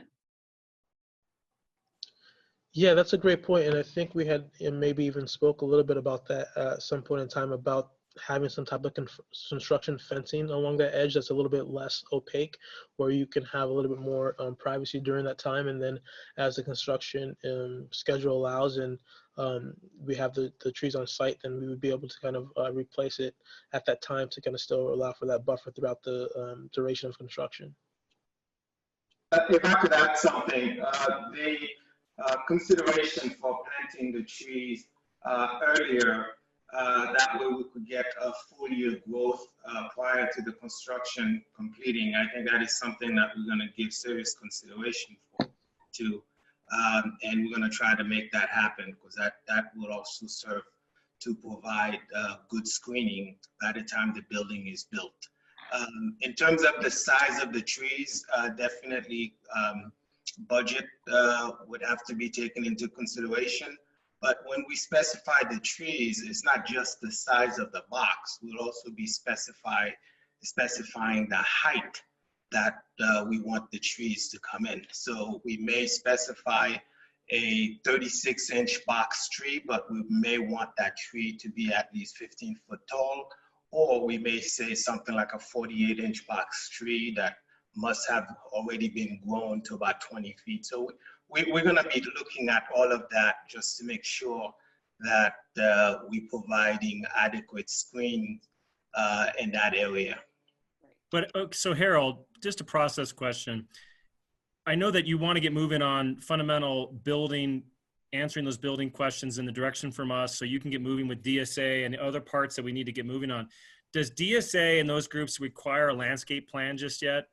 The landscaping plan is not looked by DSA. That part of it is, the DSA doesn't even review the landscaping plan.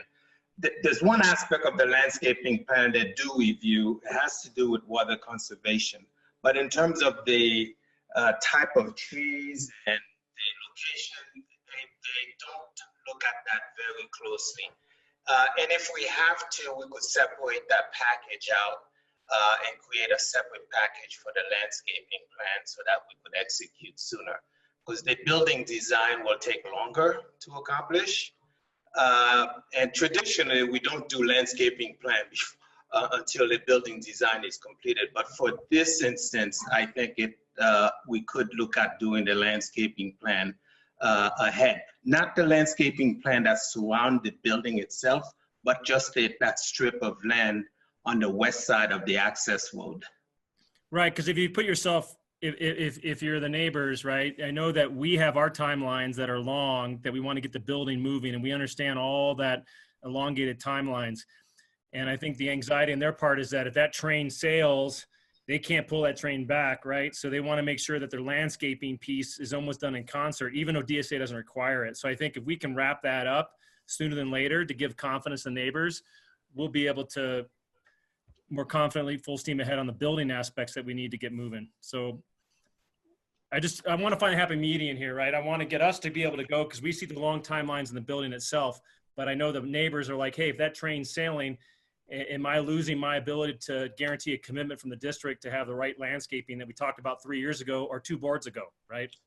You know, through several meetings that we have had with the neighbors, I believe we've expressed our commitment very clear to them that we intend to execute a landscaping plan that would satisfy the screening of the building.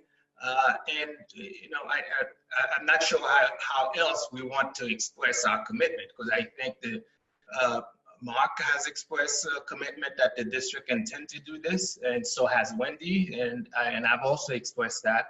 And bringing it to the board today is another point to show that we are serious about doing this. Okay. Did we want to go on with the kind of building siding and stuff? Because I know there's a few more slides on the presentation that relate to the building itself and the surfaces and all. Yes.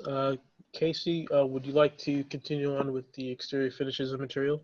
Yeah, definitely. Thanks, Lance. So I'm going to kind of peel back all the layers of the landscape material that Lance just shared with everyone, just to focus on some refinement to the building itself, specifically the materials and the colors presented. So in our previous schematic design, we had a building that was clad in a corrugated metal, and it had some color palette that was inspired from the wildflowers and the Angeles National Forest, so some bright oranges, yellows, and purples. What we've kind of scaled back based on the feedback that we've heard from the community, excuse me, in the site, is developed a palette that's much more kind of subdued and timeless. And then we're picking our kind of moments of color to celebrate school spirit by using the blue color that is emblematic of Palm Crest Elementary. So what you're looking at here is a flat elevation. This is the northwest elevation of the classroom building. So this is the view that faces back towards the Solid Avenue neighbors, although it's also representative of the Jessen Drive elevation. So this is kind of the public face of the building. And later on, I'll get to kind of the courtyard face of it, where it opens up to the campus and it has a little bit of a different character. But on the public face, the primary material, rather than the corrugated metal now, is a plaster material. So a material that's very durable, also something that's contextual. It's something that occurs all over the neighborhood and in the community. We had originally, in one of our earlier meetings with the neighborhood, had this as a stark kind of white plaster. We've since kind of toned that down a bit based on feedback that we heard, and made this a lighter gray. And I have an image further along in the presentation that gives maybe a better idea of what that exact color is.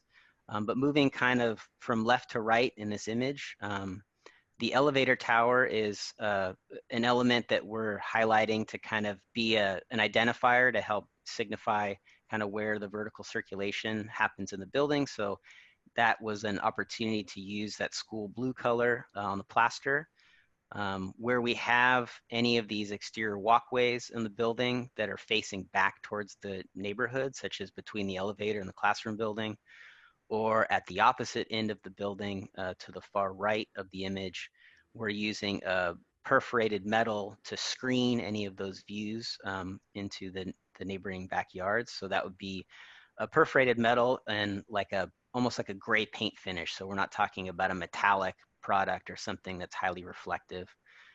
The narrow kind of slot windows that you see that make up this rhythm on the elevation of the building, those windows are, rather than vision windows that would allow views out, they're more about bringing light into the classroom. And so we're using a blue translucent glass so that it's bringing in some color and, again, a little bit of a school pride and spirit moment there. And then I believe it was Mark that mentioned that in order to get these buildings as low as really humanly possible, I mean, these are 2-story classroom buildings that are 26 feet tall. So they're very short buildings in the conventional sense of of classroom design. One of the things that we did was take all the mechanical equipment off of the roof of the building, which usually creates a much higher roof parapet, and we brought that into the classroom. And then in order to bring fresh air into those units for them to function, we have these louvers on the outside of the building. So those are the more kind of squarish gray elements that you see on the building elevation. And then we're creating kind of this top and bottom band with, again, that gray metal panel. So in a 3-dimensional view, this is a view that Lance shared, showing just the different layers of screening that we're getting out of trees and shrubs and planting. If I peel that back, here's a view of the building from that western edge. This is the fire lane edge. There was a comment about, this Panthers logo. We have this exterior stair on the southwest of the building. We're screening it off so that there aren't any views out to the neighborhood, but it seemed like it could be a perfect opportunity to potentially have some signage or a graphic or something that's more about school pride that's facing back towards the athletic fields. This is really just a placeholder, this Panthers logo, not a final design. I think if there's an interest from the school or from the district to kind of pursue this further, we want to engage in a design process to see kind of what the right solution is, whether it's a logo or whether it's just something about Palm Crest or the Panthers. We zoom way out. This is a bird's eye view of the project from kind of hovering over the existing baseball field. And this really kind of shows how on the neighborhood side, it's a little bit more subdued. There are fewer windows and fewer openings. On the courtyard side, it's all about celebrating this outdoor learning environment. And so the building itself has ribbons of glass that open out to it so that students and teachers inside the classrooms have a connection directly from the interior learning environment out to these courtyard spaces. And we also have all of the stairs and walkways and circulation as something that's kind of outdoor. It's protected from the elements, but it's something that can kind of connect students back to nature and give views of what's happening elsewhere on campus. If we kind of zoom back down to a view sitting in that courtyard space, I can walk through the material choices on the courtyard side. So again, the predominant material is the plaster in that lightish gray. So the walls on the classrooms, the ceiling and soffit overhangs, those would all be in that light gray plaster. The stairs, the railings, and some of these little trim pieces would be that gray, almost like a paint finish metal. The handrail and guardrails would be a picket rail, which is a very simple and economical railing solution, but it also offers maximum visibility so that it really helps activate the courtyard space and also helps with kind of visual control of what's happening for teachers. And then the glass on this side can really just be a very clear vision glass. We don't need to use that same blue translucent glass that's going to obstruct views because it's all about opening views out. The moment of kind of celebrating that school color blue is in the paint selection of the doors. So the doors would all be in the Palm Crest blue color. This shows just kind of that material palette in a little bit more of an abstract setting. It's kind of like your materials menu. So again, in the upper left is the light gray of the plaster, which is kind of the majority material. We also have the blue at the elevator.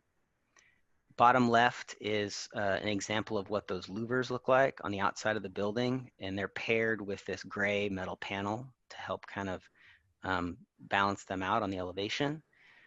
The blue translucent glass, again, is just used on the neighborhood side, facing Solidon and Jessen. On the far right is the clear glass in the aluminum storefront, which would be just on the courtyard facing side. And then we have the simple picket rail.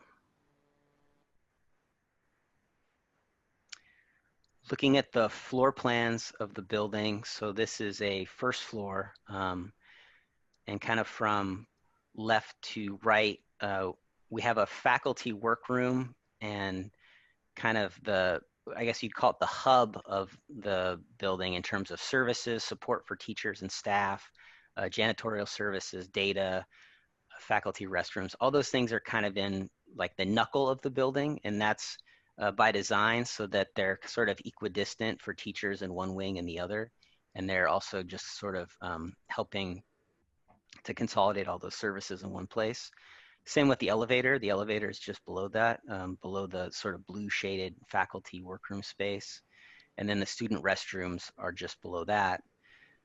The pink rooms are a shared RSP with a movable divider, so they can either be used as a single 960 square foot RSP room or subdivided into two 480 rooms. And then we have 5 standard 960 classrooms on the upper bar, the Jessen bar, and then 4 at the Solidin bar. So we kind of took one that had been down here on the end of the Solidin side and moved it up to the Jessen side.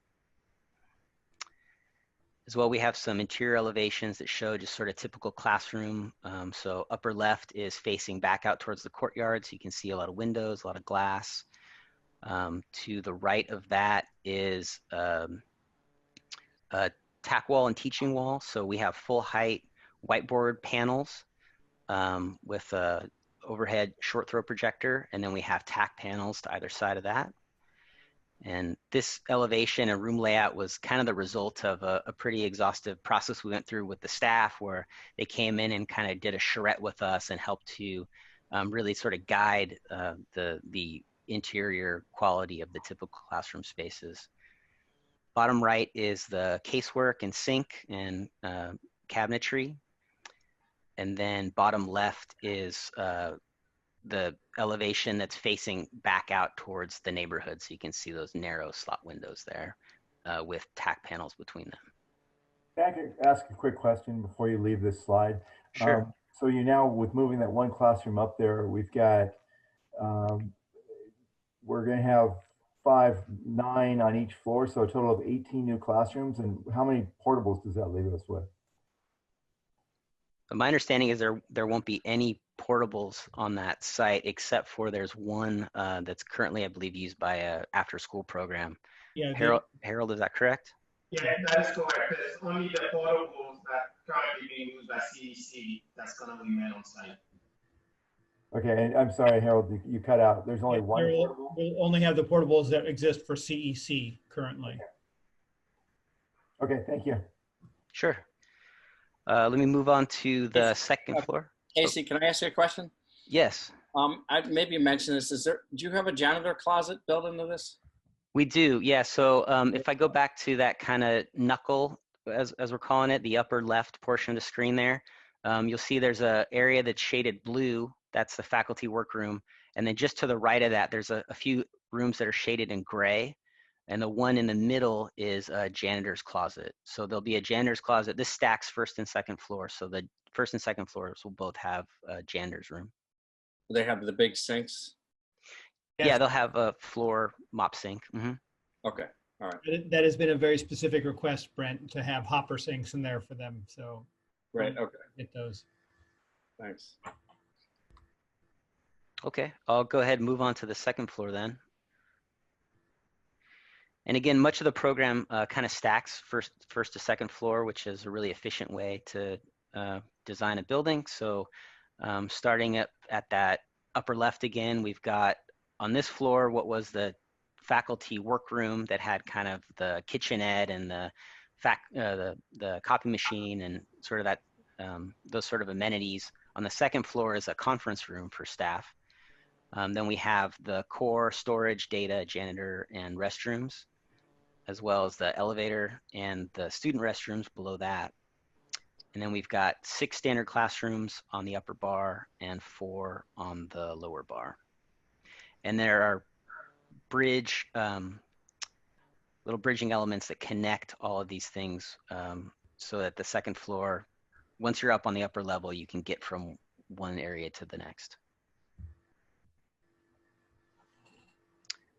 The elevations, really first and second floor, no difference except they kind of mirror. And so again, it's that standard classroom layout that we developed with the school site. And that concludes the presentation that we had, and we'd like to open it up for any questions that were from either the board members or the audience. Well, I think procedurally, I've been notified that we might have to have a motion anytime we go up to 11 to continue the meeting in half-hour increments. So just to make sure, even if it's not for 100% sure we're correct, do I have a motion to continue the meeting another 30 minutes if we need to? So moved. Do you have a second? Second. All in favor? Aye. Aye. I know my hand's shaking a little bit, but yes, okay. All right, let's be mindful to try to accelerate because I don't know if we can, and there's also some questions being raised if we're up against 12 o'clock as well. Yeah, I don't think we can go past midnight. That's my recollection. So I only know that because my very first meeting went till midnight. Yeah, no, we're limited by midnight. Can't go into the next day. No. So then my point with our recommendation is to get input from you and guidance to move forward. We do have some public comments that we should read through and go over. I know we want to kind of continue to work on that landscape plan, particularly on the west side or that Solidon strip, but the landscape in general will be around the whole campus. But that area particularly, we'll see if we can get started early and get that done individually. And then we wanted to present this new shift in the building with moving the classrooms over to the Jessen side. Okay. So if you want to go to the comments or. Yeah, let's do that, Mark, because I think generally we've been giving you our feedback along the way. So why don't we, shift to public comments and make sure they're captured and see if we can still squeeze in some of the pool. Okay.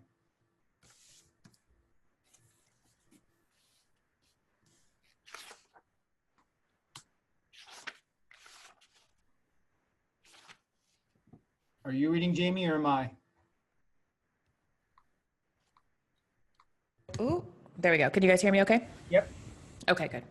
Our first comment comes from Laura Olhasso, and she writes, I write with concern for my neighbors with regard to your proposed project at PCR. While the project before you for review this evening does not impact our home, it does significantly impact the homes of my neighbors across the street.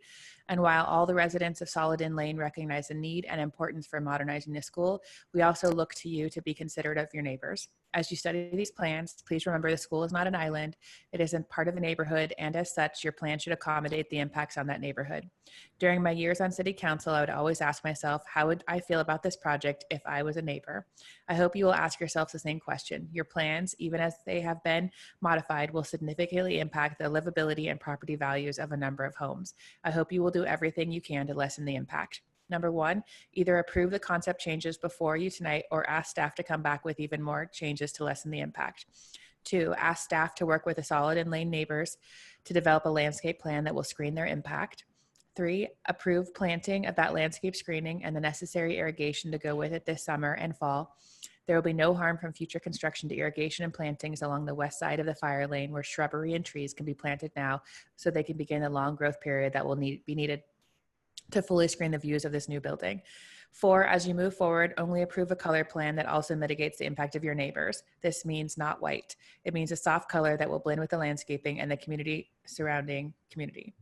And five, do not approve the signage on the building wall that can be seen by the impacted neighbors. Again, think of those homes as your home. Thank you.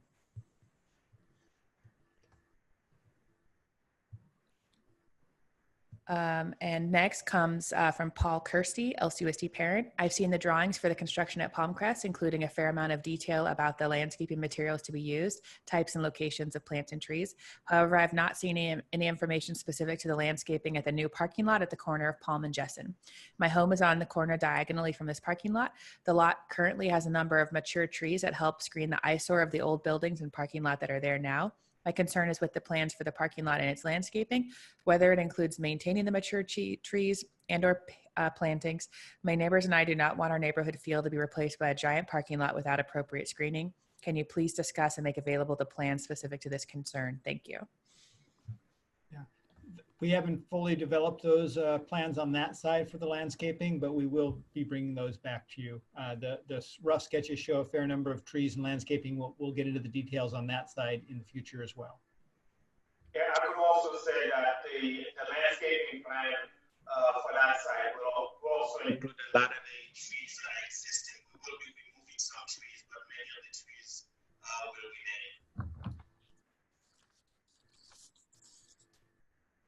remain. Next, from Keith Park, community member. I firmly believe in improving La Cañada school buildings for our next generation. However, the planning of the redevelopment of Palm Crest Elementary School must be done in such a way that the new buildings will not compromise the quality of life and property values of the residents in the area. For instance, the new 2-story buildings will stick out and be seen from Solidin Lane. One of the 2 buildings should be 1-story. Also, a sufficient number of mature trees should be planted along the access road adjacent to Solidin Lane, and Jessen Drive to the 2-story building will not stick out and dominate the neighborhood. Lastly, for the proposed parking lot at the corner of Palm Drive and Fairmount Jessen, please make sure to plant a sufficient number of mature trees so the residents do not see the parked cars.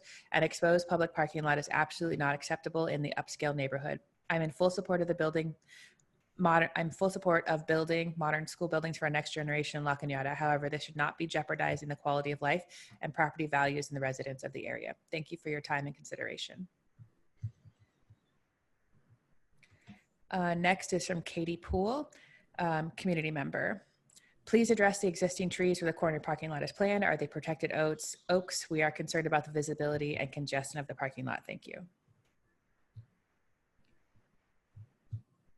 We are looking at those trees and the oak trees, and that's all part of our CEQA plan and our landscape plan as well. So we'll bring those back as we get the CEQA report finished. Great. We have 3 more. This next one comes from Erin Olmsted, community member, and then she also submitted a few slides. So I was going to read her comment, then I can show you the images she sent in. I write to you on behalf of the Committee of Homeowners on Solidin Lane, who are concerned about the impact of the PCR project will have on our properties. Our main concern about the project relates to a large structure being built adjacent to our properties. We met with the superintendent to ask that the proposed building be situated so it will not overlook our street. Pursuant to option A plan submitted by LPA and approved by the Palm Crest faculty, our request was denied, and we were told that moving the building away from our properties was non-negotiable. Your neighbors are not happy with the location of the building because of the effect it will have on our properties. It will take away views, cast our home in shadow, lower our property values, and place a large square box in our backyards. Having no other choice, the neighbors requested some changes to the building, hoping to lessen the impact it will have on our properties. We hope you approve those changes tonight. Each one is crucial to your neighbors, and we urge you to support a plan which helps mitigate the harm to our properties. We appreciate everything the superintendent has done to accommodate our requests. We understand you're not legally obligated to implement these mitigation measures. However, it is the right path to take under these circumstances. Remember what you ask the faculty to teach the children every day. Children are asked to be considerate, be inclusive, to compromise, and above all, they are taught to be kind, without qualifications or exceptions. We understand the remaining school properties in our city will be modernized next. Let's make sure that the community witnesses a superintendent and school board working together with their neighbors to ensure that upgrading school properties is done without harm. The cooperation of this group should set an example of kindness, compromise, inclusivity for the rest of the La Cañada community. And I'll show you her graphics. All right, can you guys see that okay? Yeah. Yes. Okay.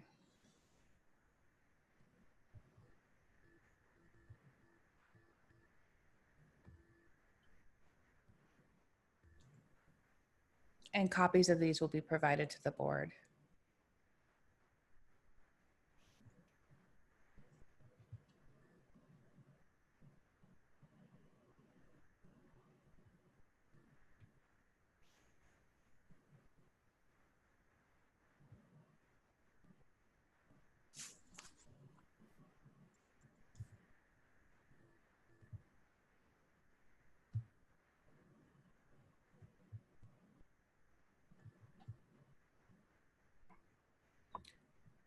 All right, and last 2 comments. Hold on, I think those are relevant. I know what she's trying to accomplish there, which is the impact of color and the importance of a proper landscaping plan, right? With the right trees, the right cover. And Aaron, I'm sure you're listening. It's not lost to me that you asked about layering effect too, that there could be a layer of things that help distract the eye and try to make this as possible, livable for you that we can. So we'll be carrying that forward with Mark and his team, and know that you have some advocates here to try to pull all those things off that we can. All right, last two. This one comes from David Haxton, community member. The board's plan to put two-story buildings on the elementary school campus is a fiasco. 3 years ago, when you were creating the facilities master plan, I told you that two-story buildings don't fit on these one-story campuses. Two-story buildings will invade the privacy of neighbors. The per classroom cost is ridiculously high. The elevators will give you future problems in cost, and it'll be much less costly and disruptive just to replace the existing portables with new portables, as the quality of an education has no relationship to the permanence of the classroom walls. The local newspapers later published my letters to the editor sharing this, and also my warning to the school board was that warning was operating in stealth mode with no community outreach. Recently, neighbors near PCR caught wind of your plans, and this evening you're being forced to make changes. How much money was wasted on the architect's previously work that is now trashed? If a two-story building with an access road separating the building from the neighbors is such a privacy problem, how are you ever going to build two-story buildings at PCY and LCE right on the property lines? And given how much this first two-story building is costing, do you realistically think there will be any money left to construct a two-story building on that last campus to get one LCE? A general contractor, John Carey, who knows PCR campus, and his wife, Therese, a PCR teacher, came to the school board meeting and told you it was a mistake to put a two-story building in the northwest corner of the PCR campus, and that the two-story building should be in the center of campus. Mr. Carey also told you exactly which building should be demolished to accomplish this two-story building, but you similarly dismissed the idea without investigation. And then I believe his wife, Lori Moody, submitted the rest of his comments, so I'll keep going and then you can respond. When the architects came to the school board a year ago asking if you wanted two-story classrooms at PCR to be in one building or two, I told you during public comment that it should be one with staff only, corridor in the middle, as this would be safer in the event of a mass shooter and also better for lockdown since there would be a staff bathroom in the corridor. But you chose two-story buildings, which not only reduces the escape opportunities and eliminates restroom access, but also puts a two-story building closer to the neighbors. I don't see the value of having two buildings to create the courtyard, as every classroom is then exposed to any noise in the courtyard. With a single building, half the classrooms would face away from the play yard. There would be a wider play yard allowing outdoor instruction to be conducted farther from the classrooms. Given the poor choices you've made in the past, the plans presented at this evening's meetings are about as good as they can be. I commend the architects for protecting the privacy of the neighbors, although necessarily it is at the expense of classroom windows and a smaller courtyard. Thank you.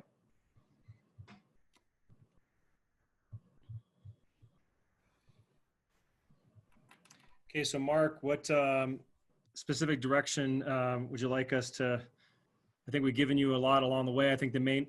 Are you on mute? No. No, but I think what I've heard is that an emphasis on that landscaping, particularly along the strip of land, and continue developing that and trying to bring that timeline forward, especially if it's not harmed in the process. It's the other side of the road.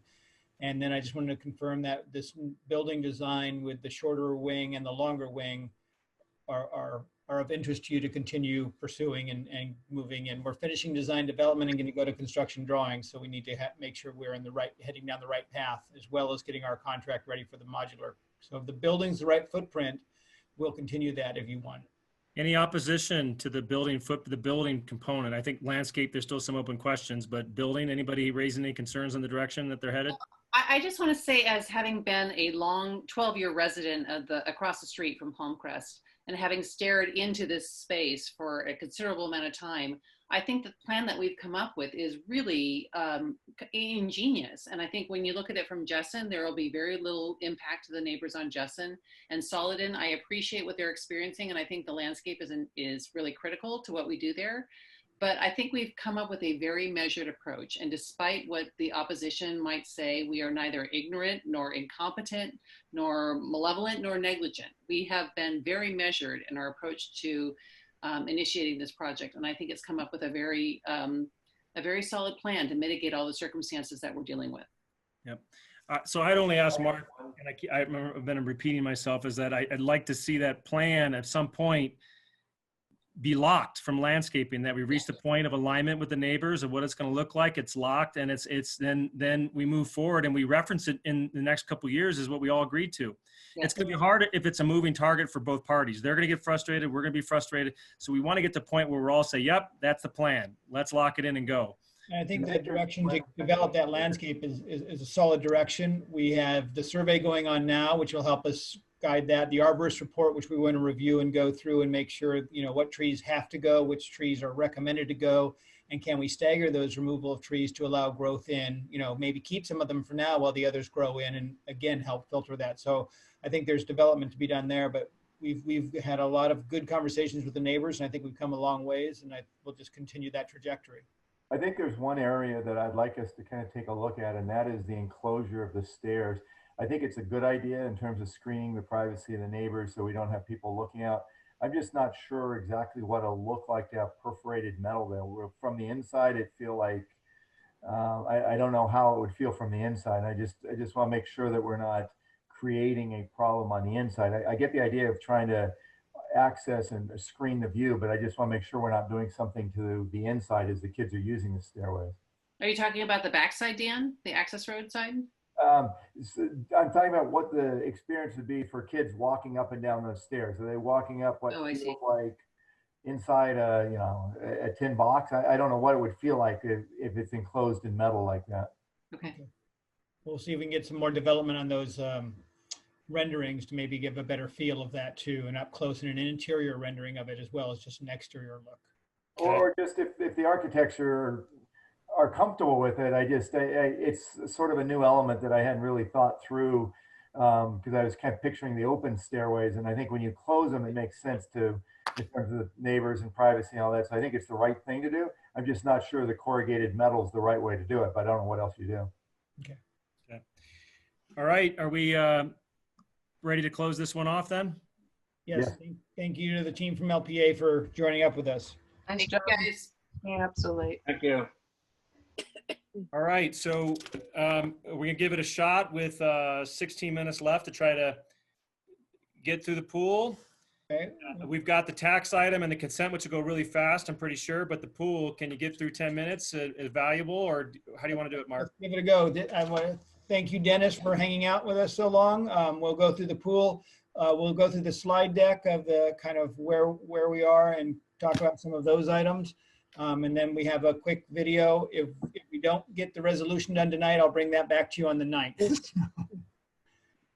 But Dennis, go ahead and take it away. Just if you can quickly go through the slide deck. We posted that for the public, and I think that shows some of the changes that you made with the ramp and the north gym and everything. Okay, sure. Can you guys all hear me? Yeah. Yep.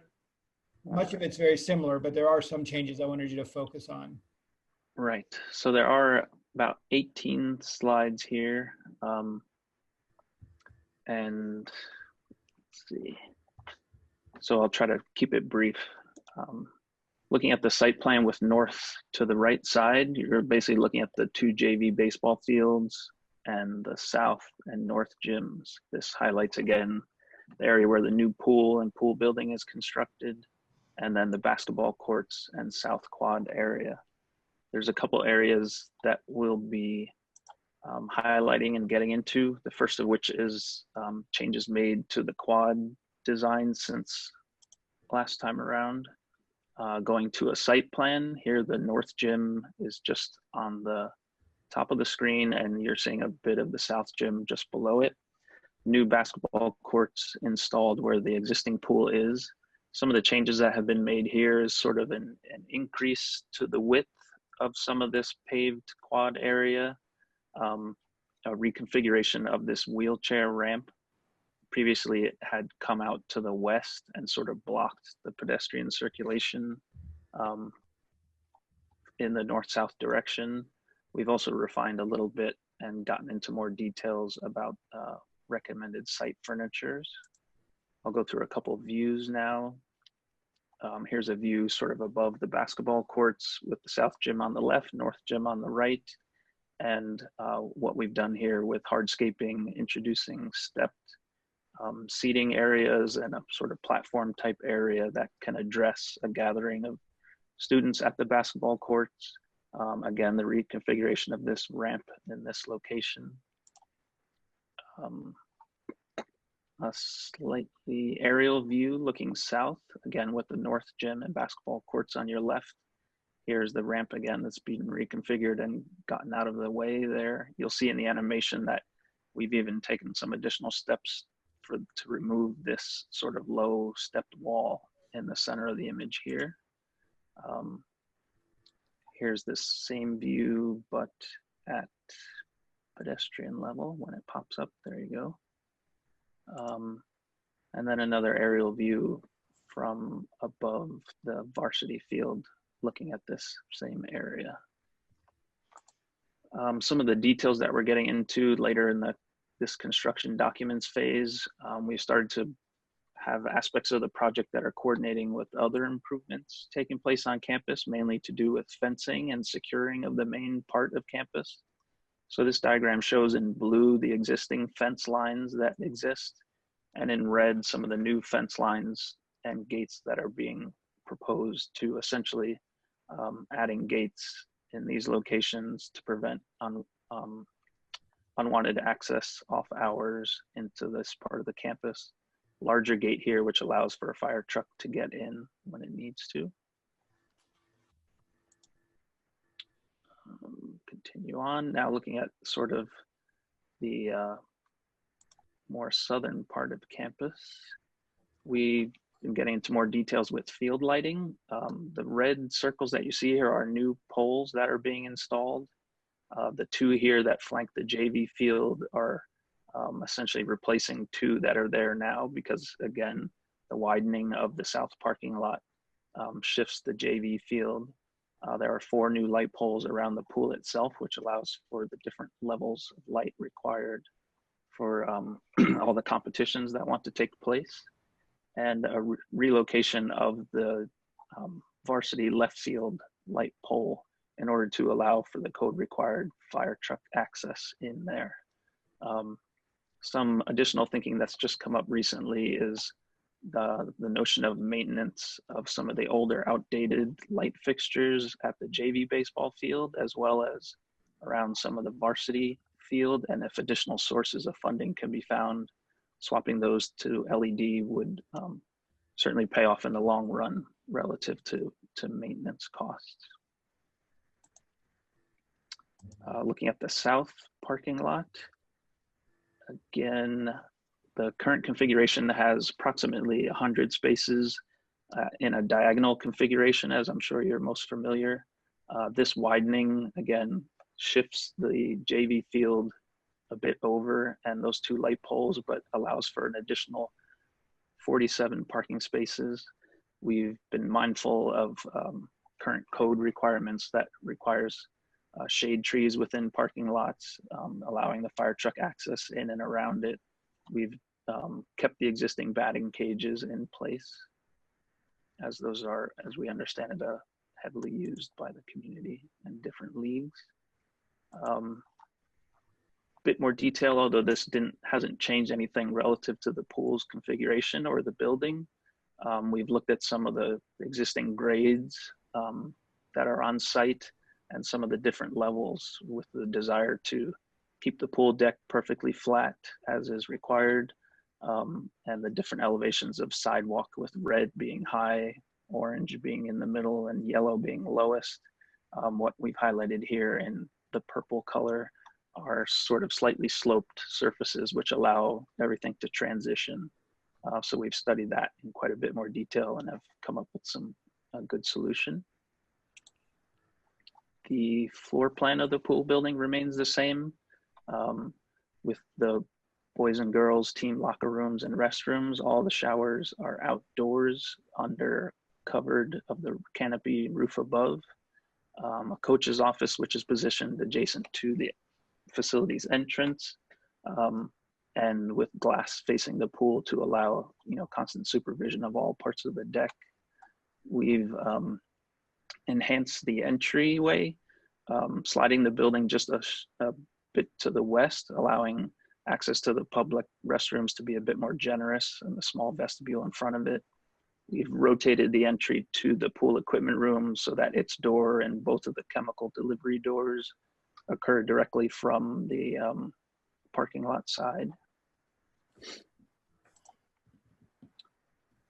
And then finally, some additional scope that's been added after meeting with the Division of State Architect has to do with providing, because we're constructing new basketball courts that are to be used by the PE program, we're required to do some minimal accessibility upgrades to the PE locker rooms. So that will include a number of items, upgrades as shown in yellow to the restrooms to make sure they're wheelchair accessible.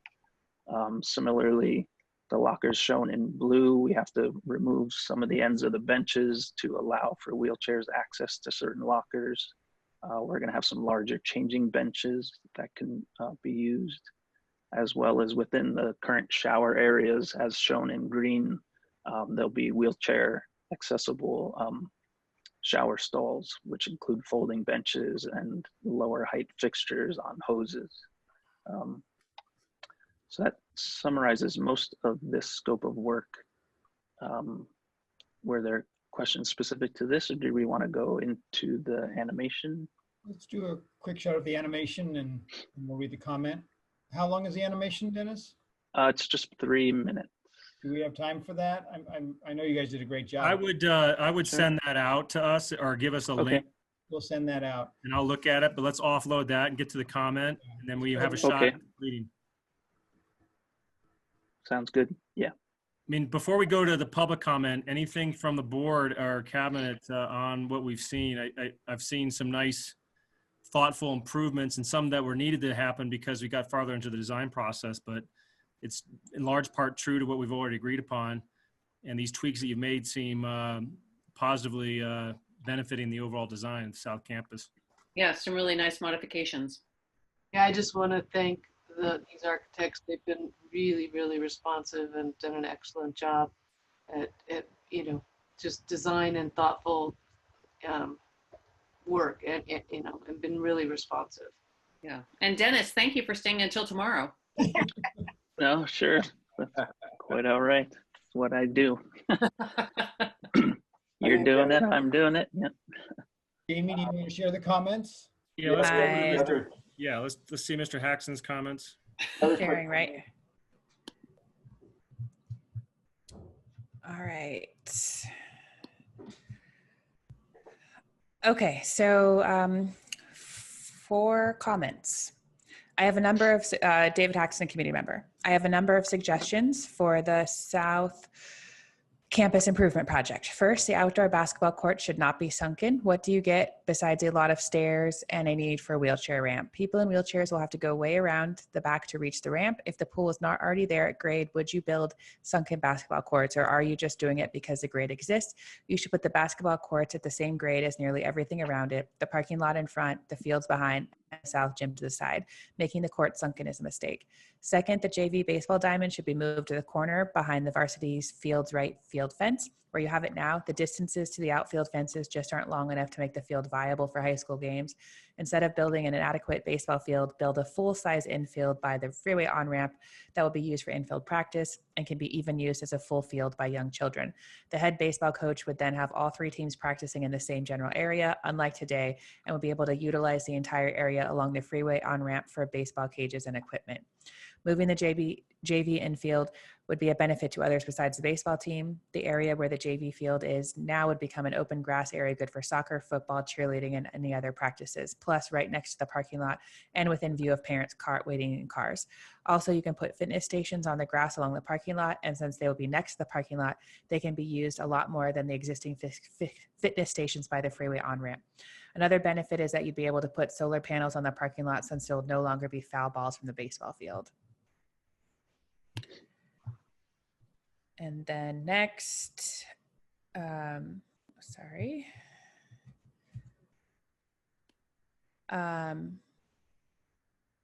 what is lost if you replace the JV baseball field with a practice infield? Nothing, since the field for years has only been used for practices by the freshman baseball field. baseball team. The only loss is by the La Cañada Baseball and Softball Association, which uses a field for its games. My third suggestion is to require the La Cañada Baseball and Softball Association to move its batting cages.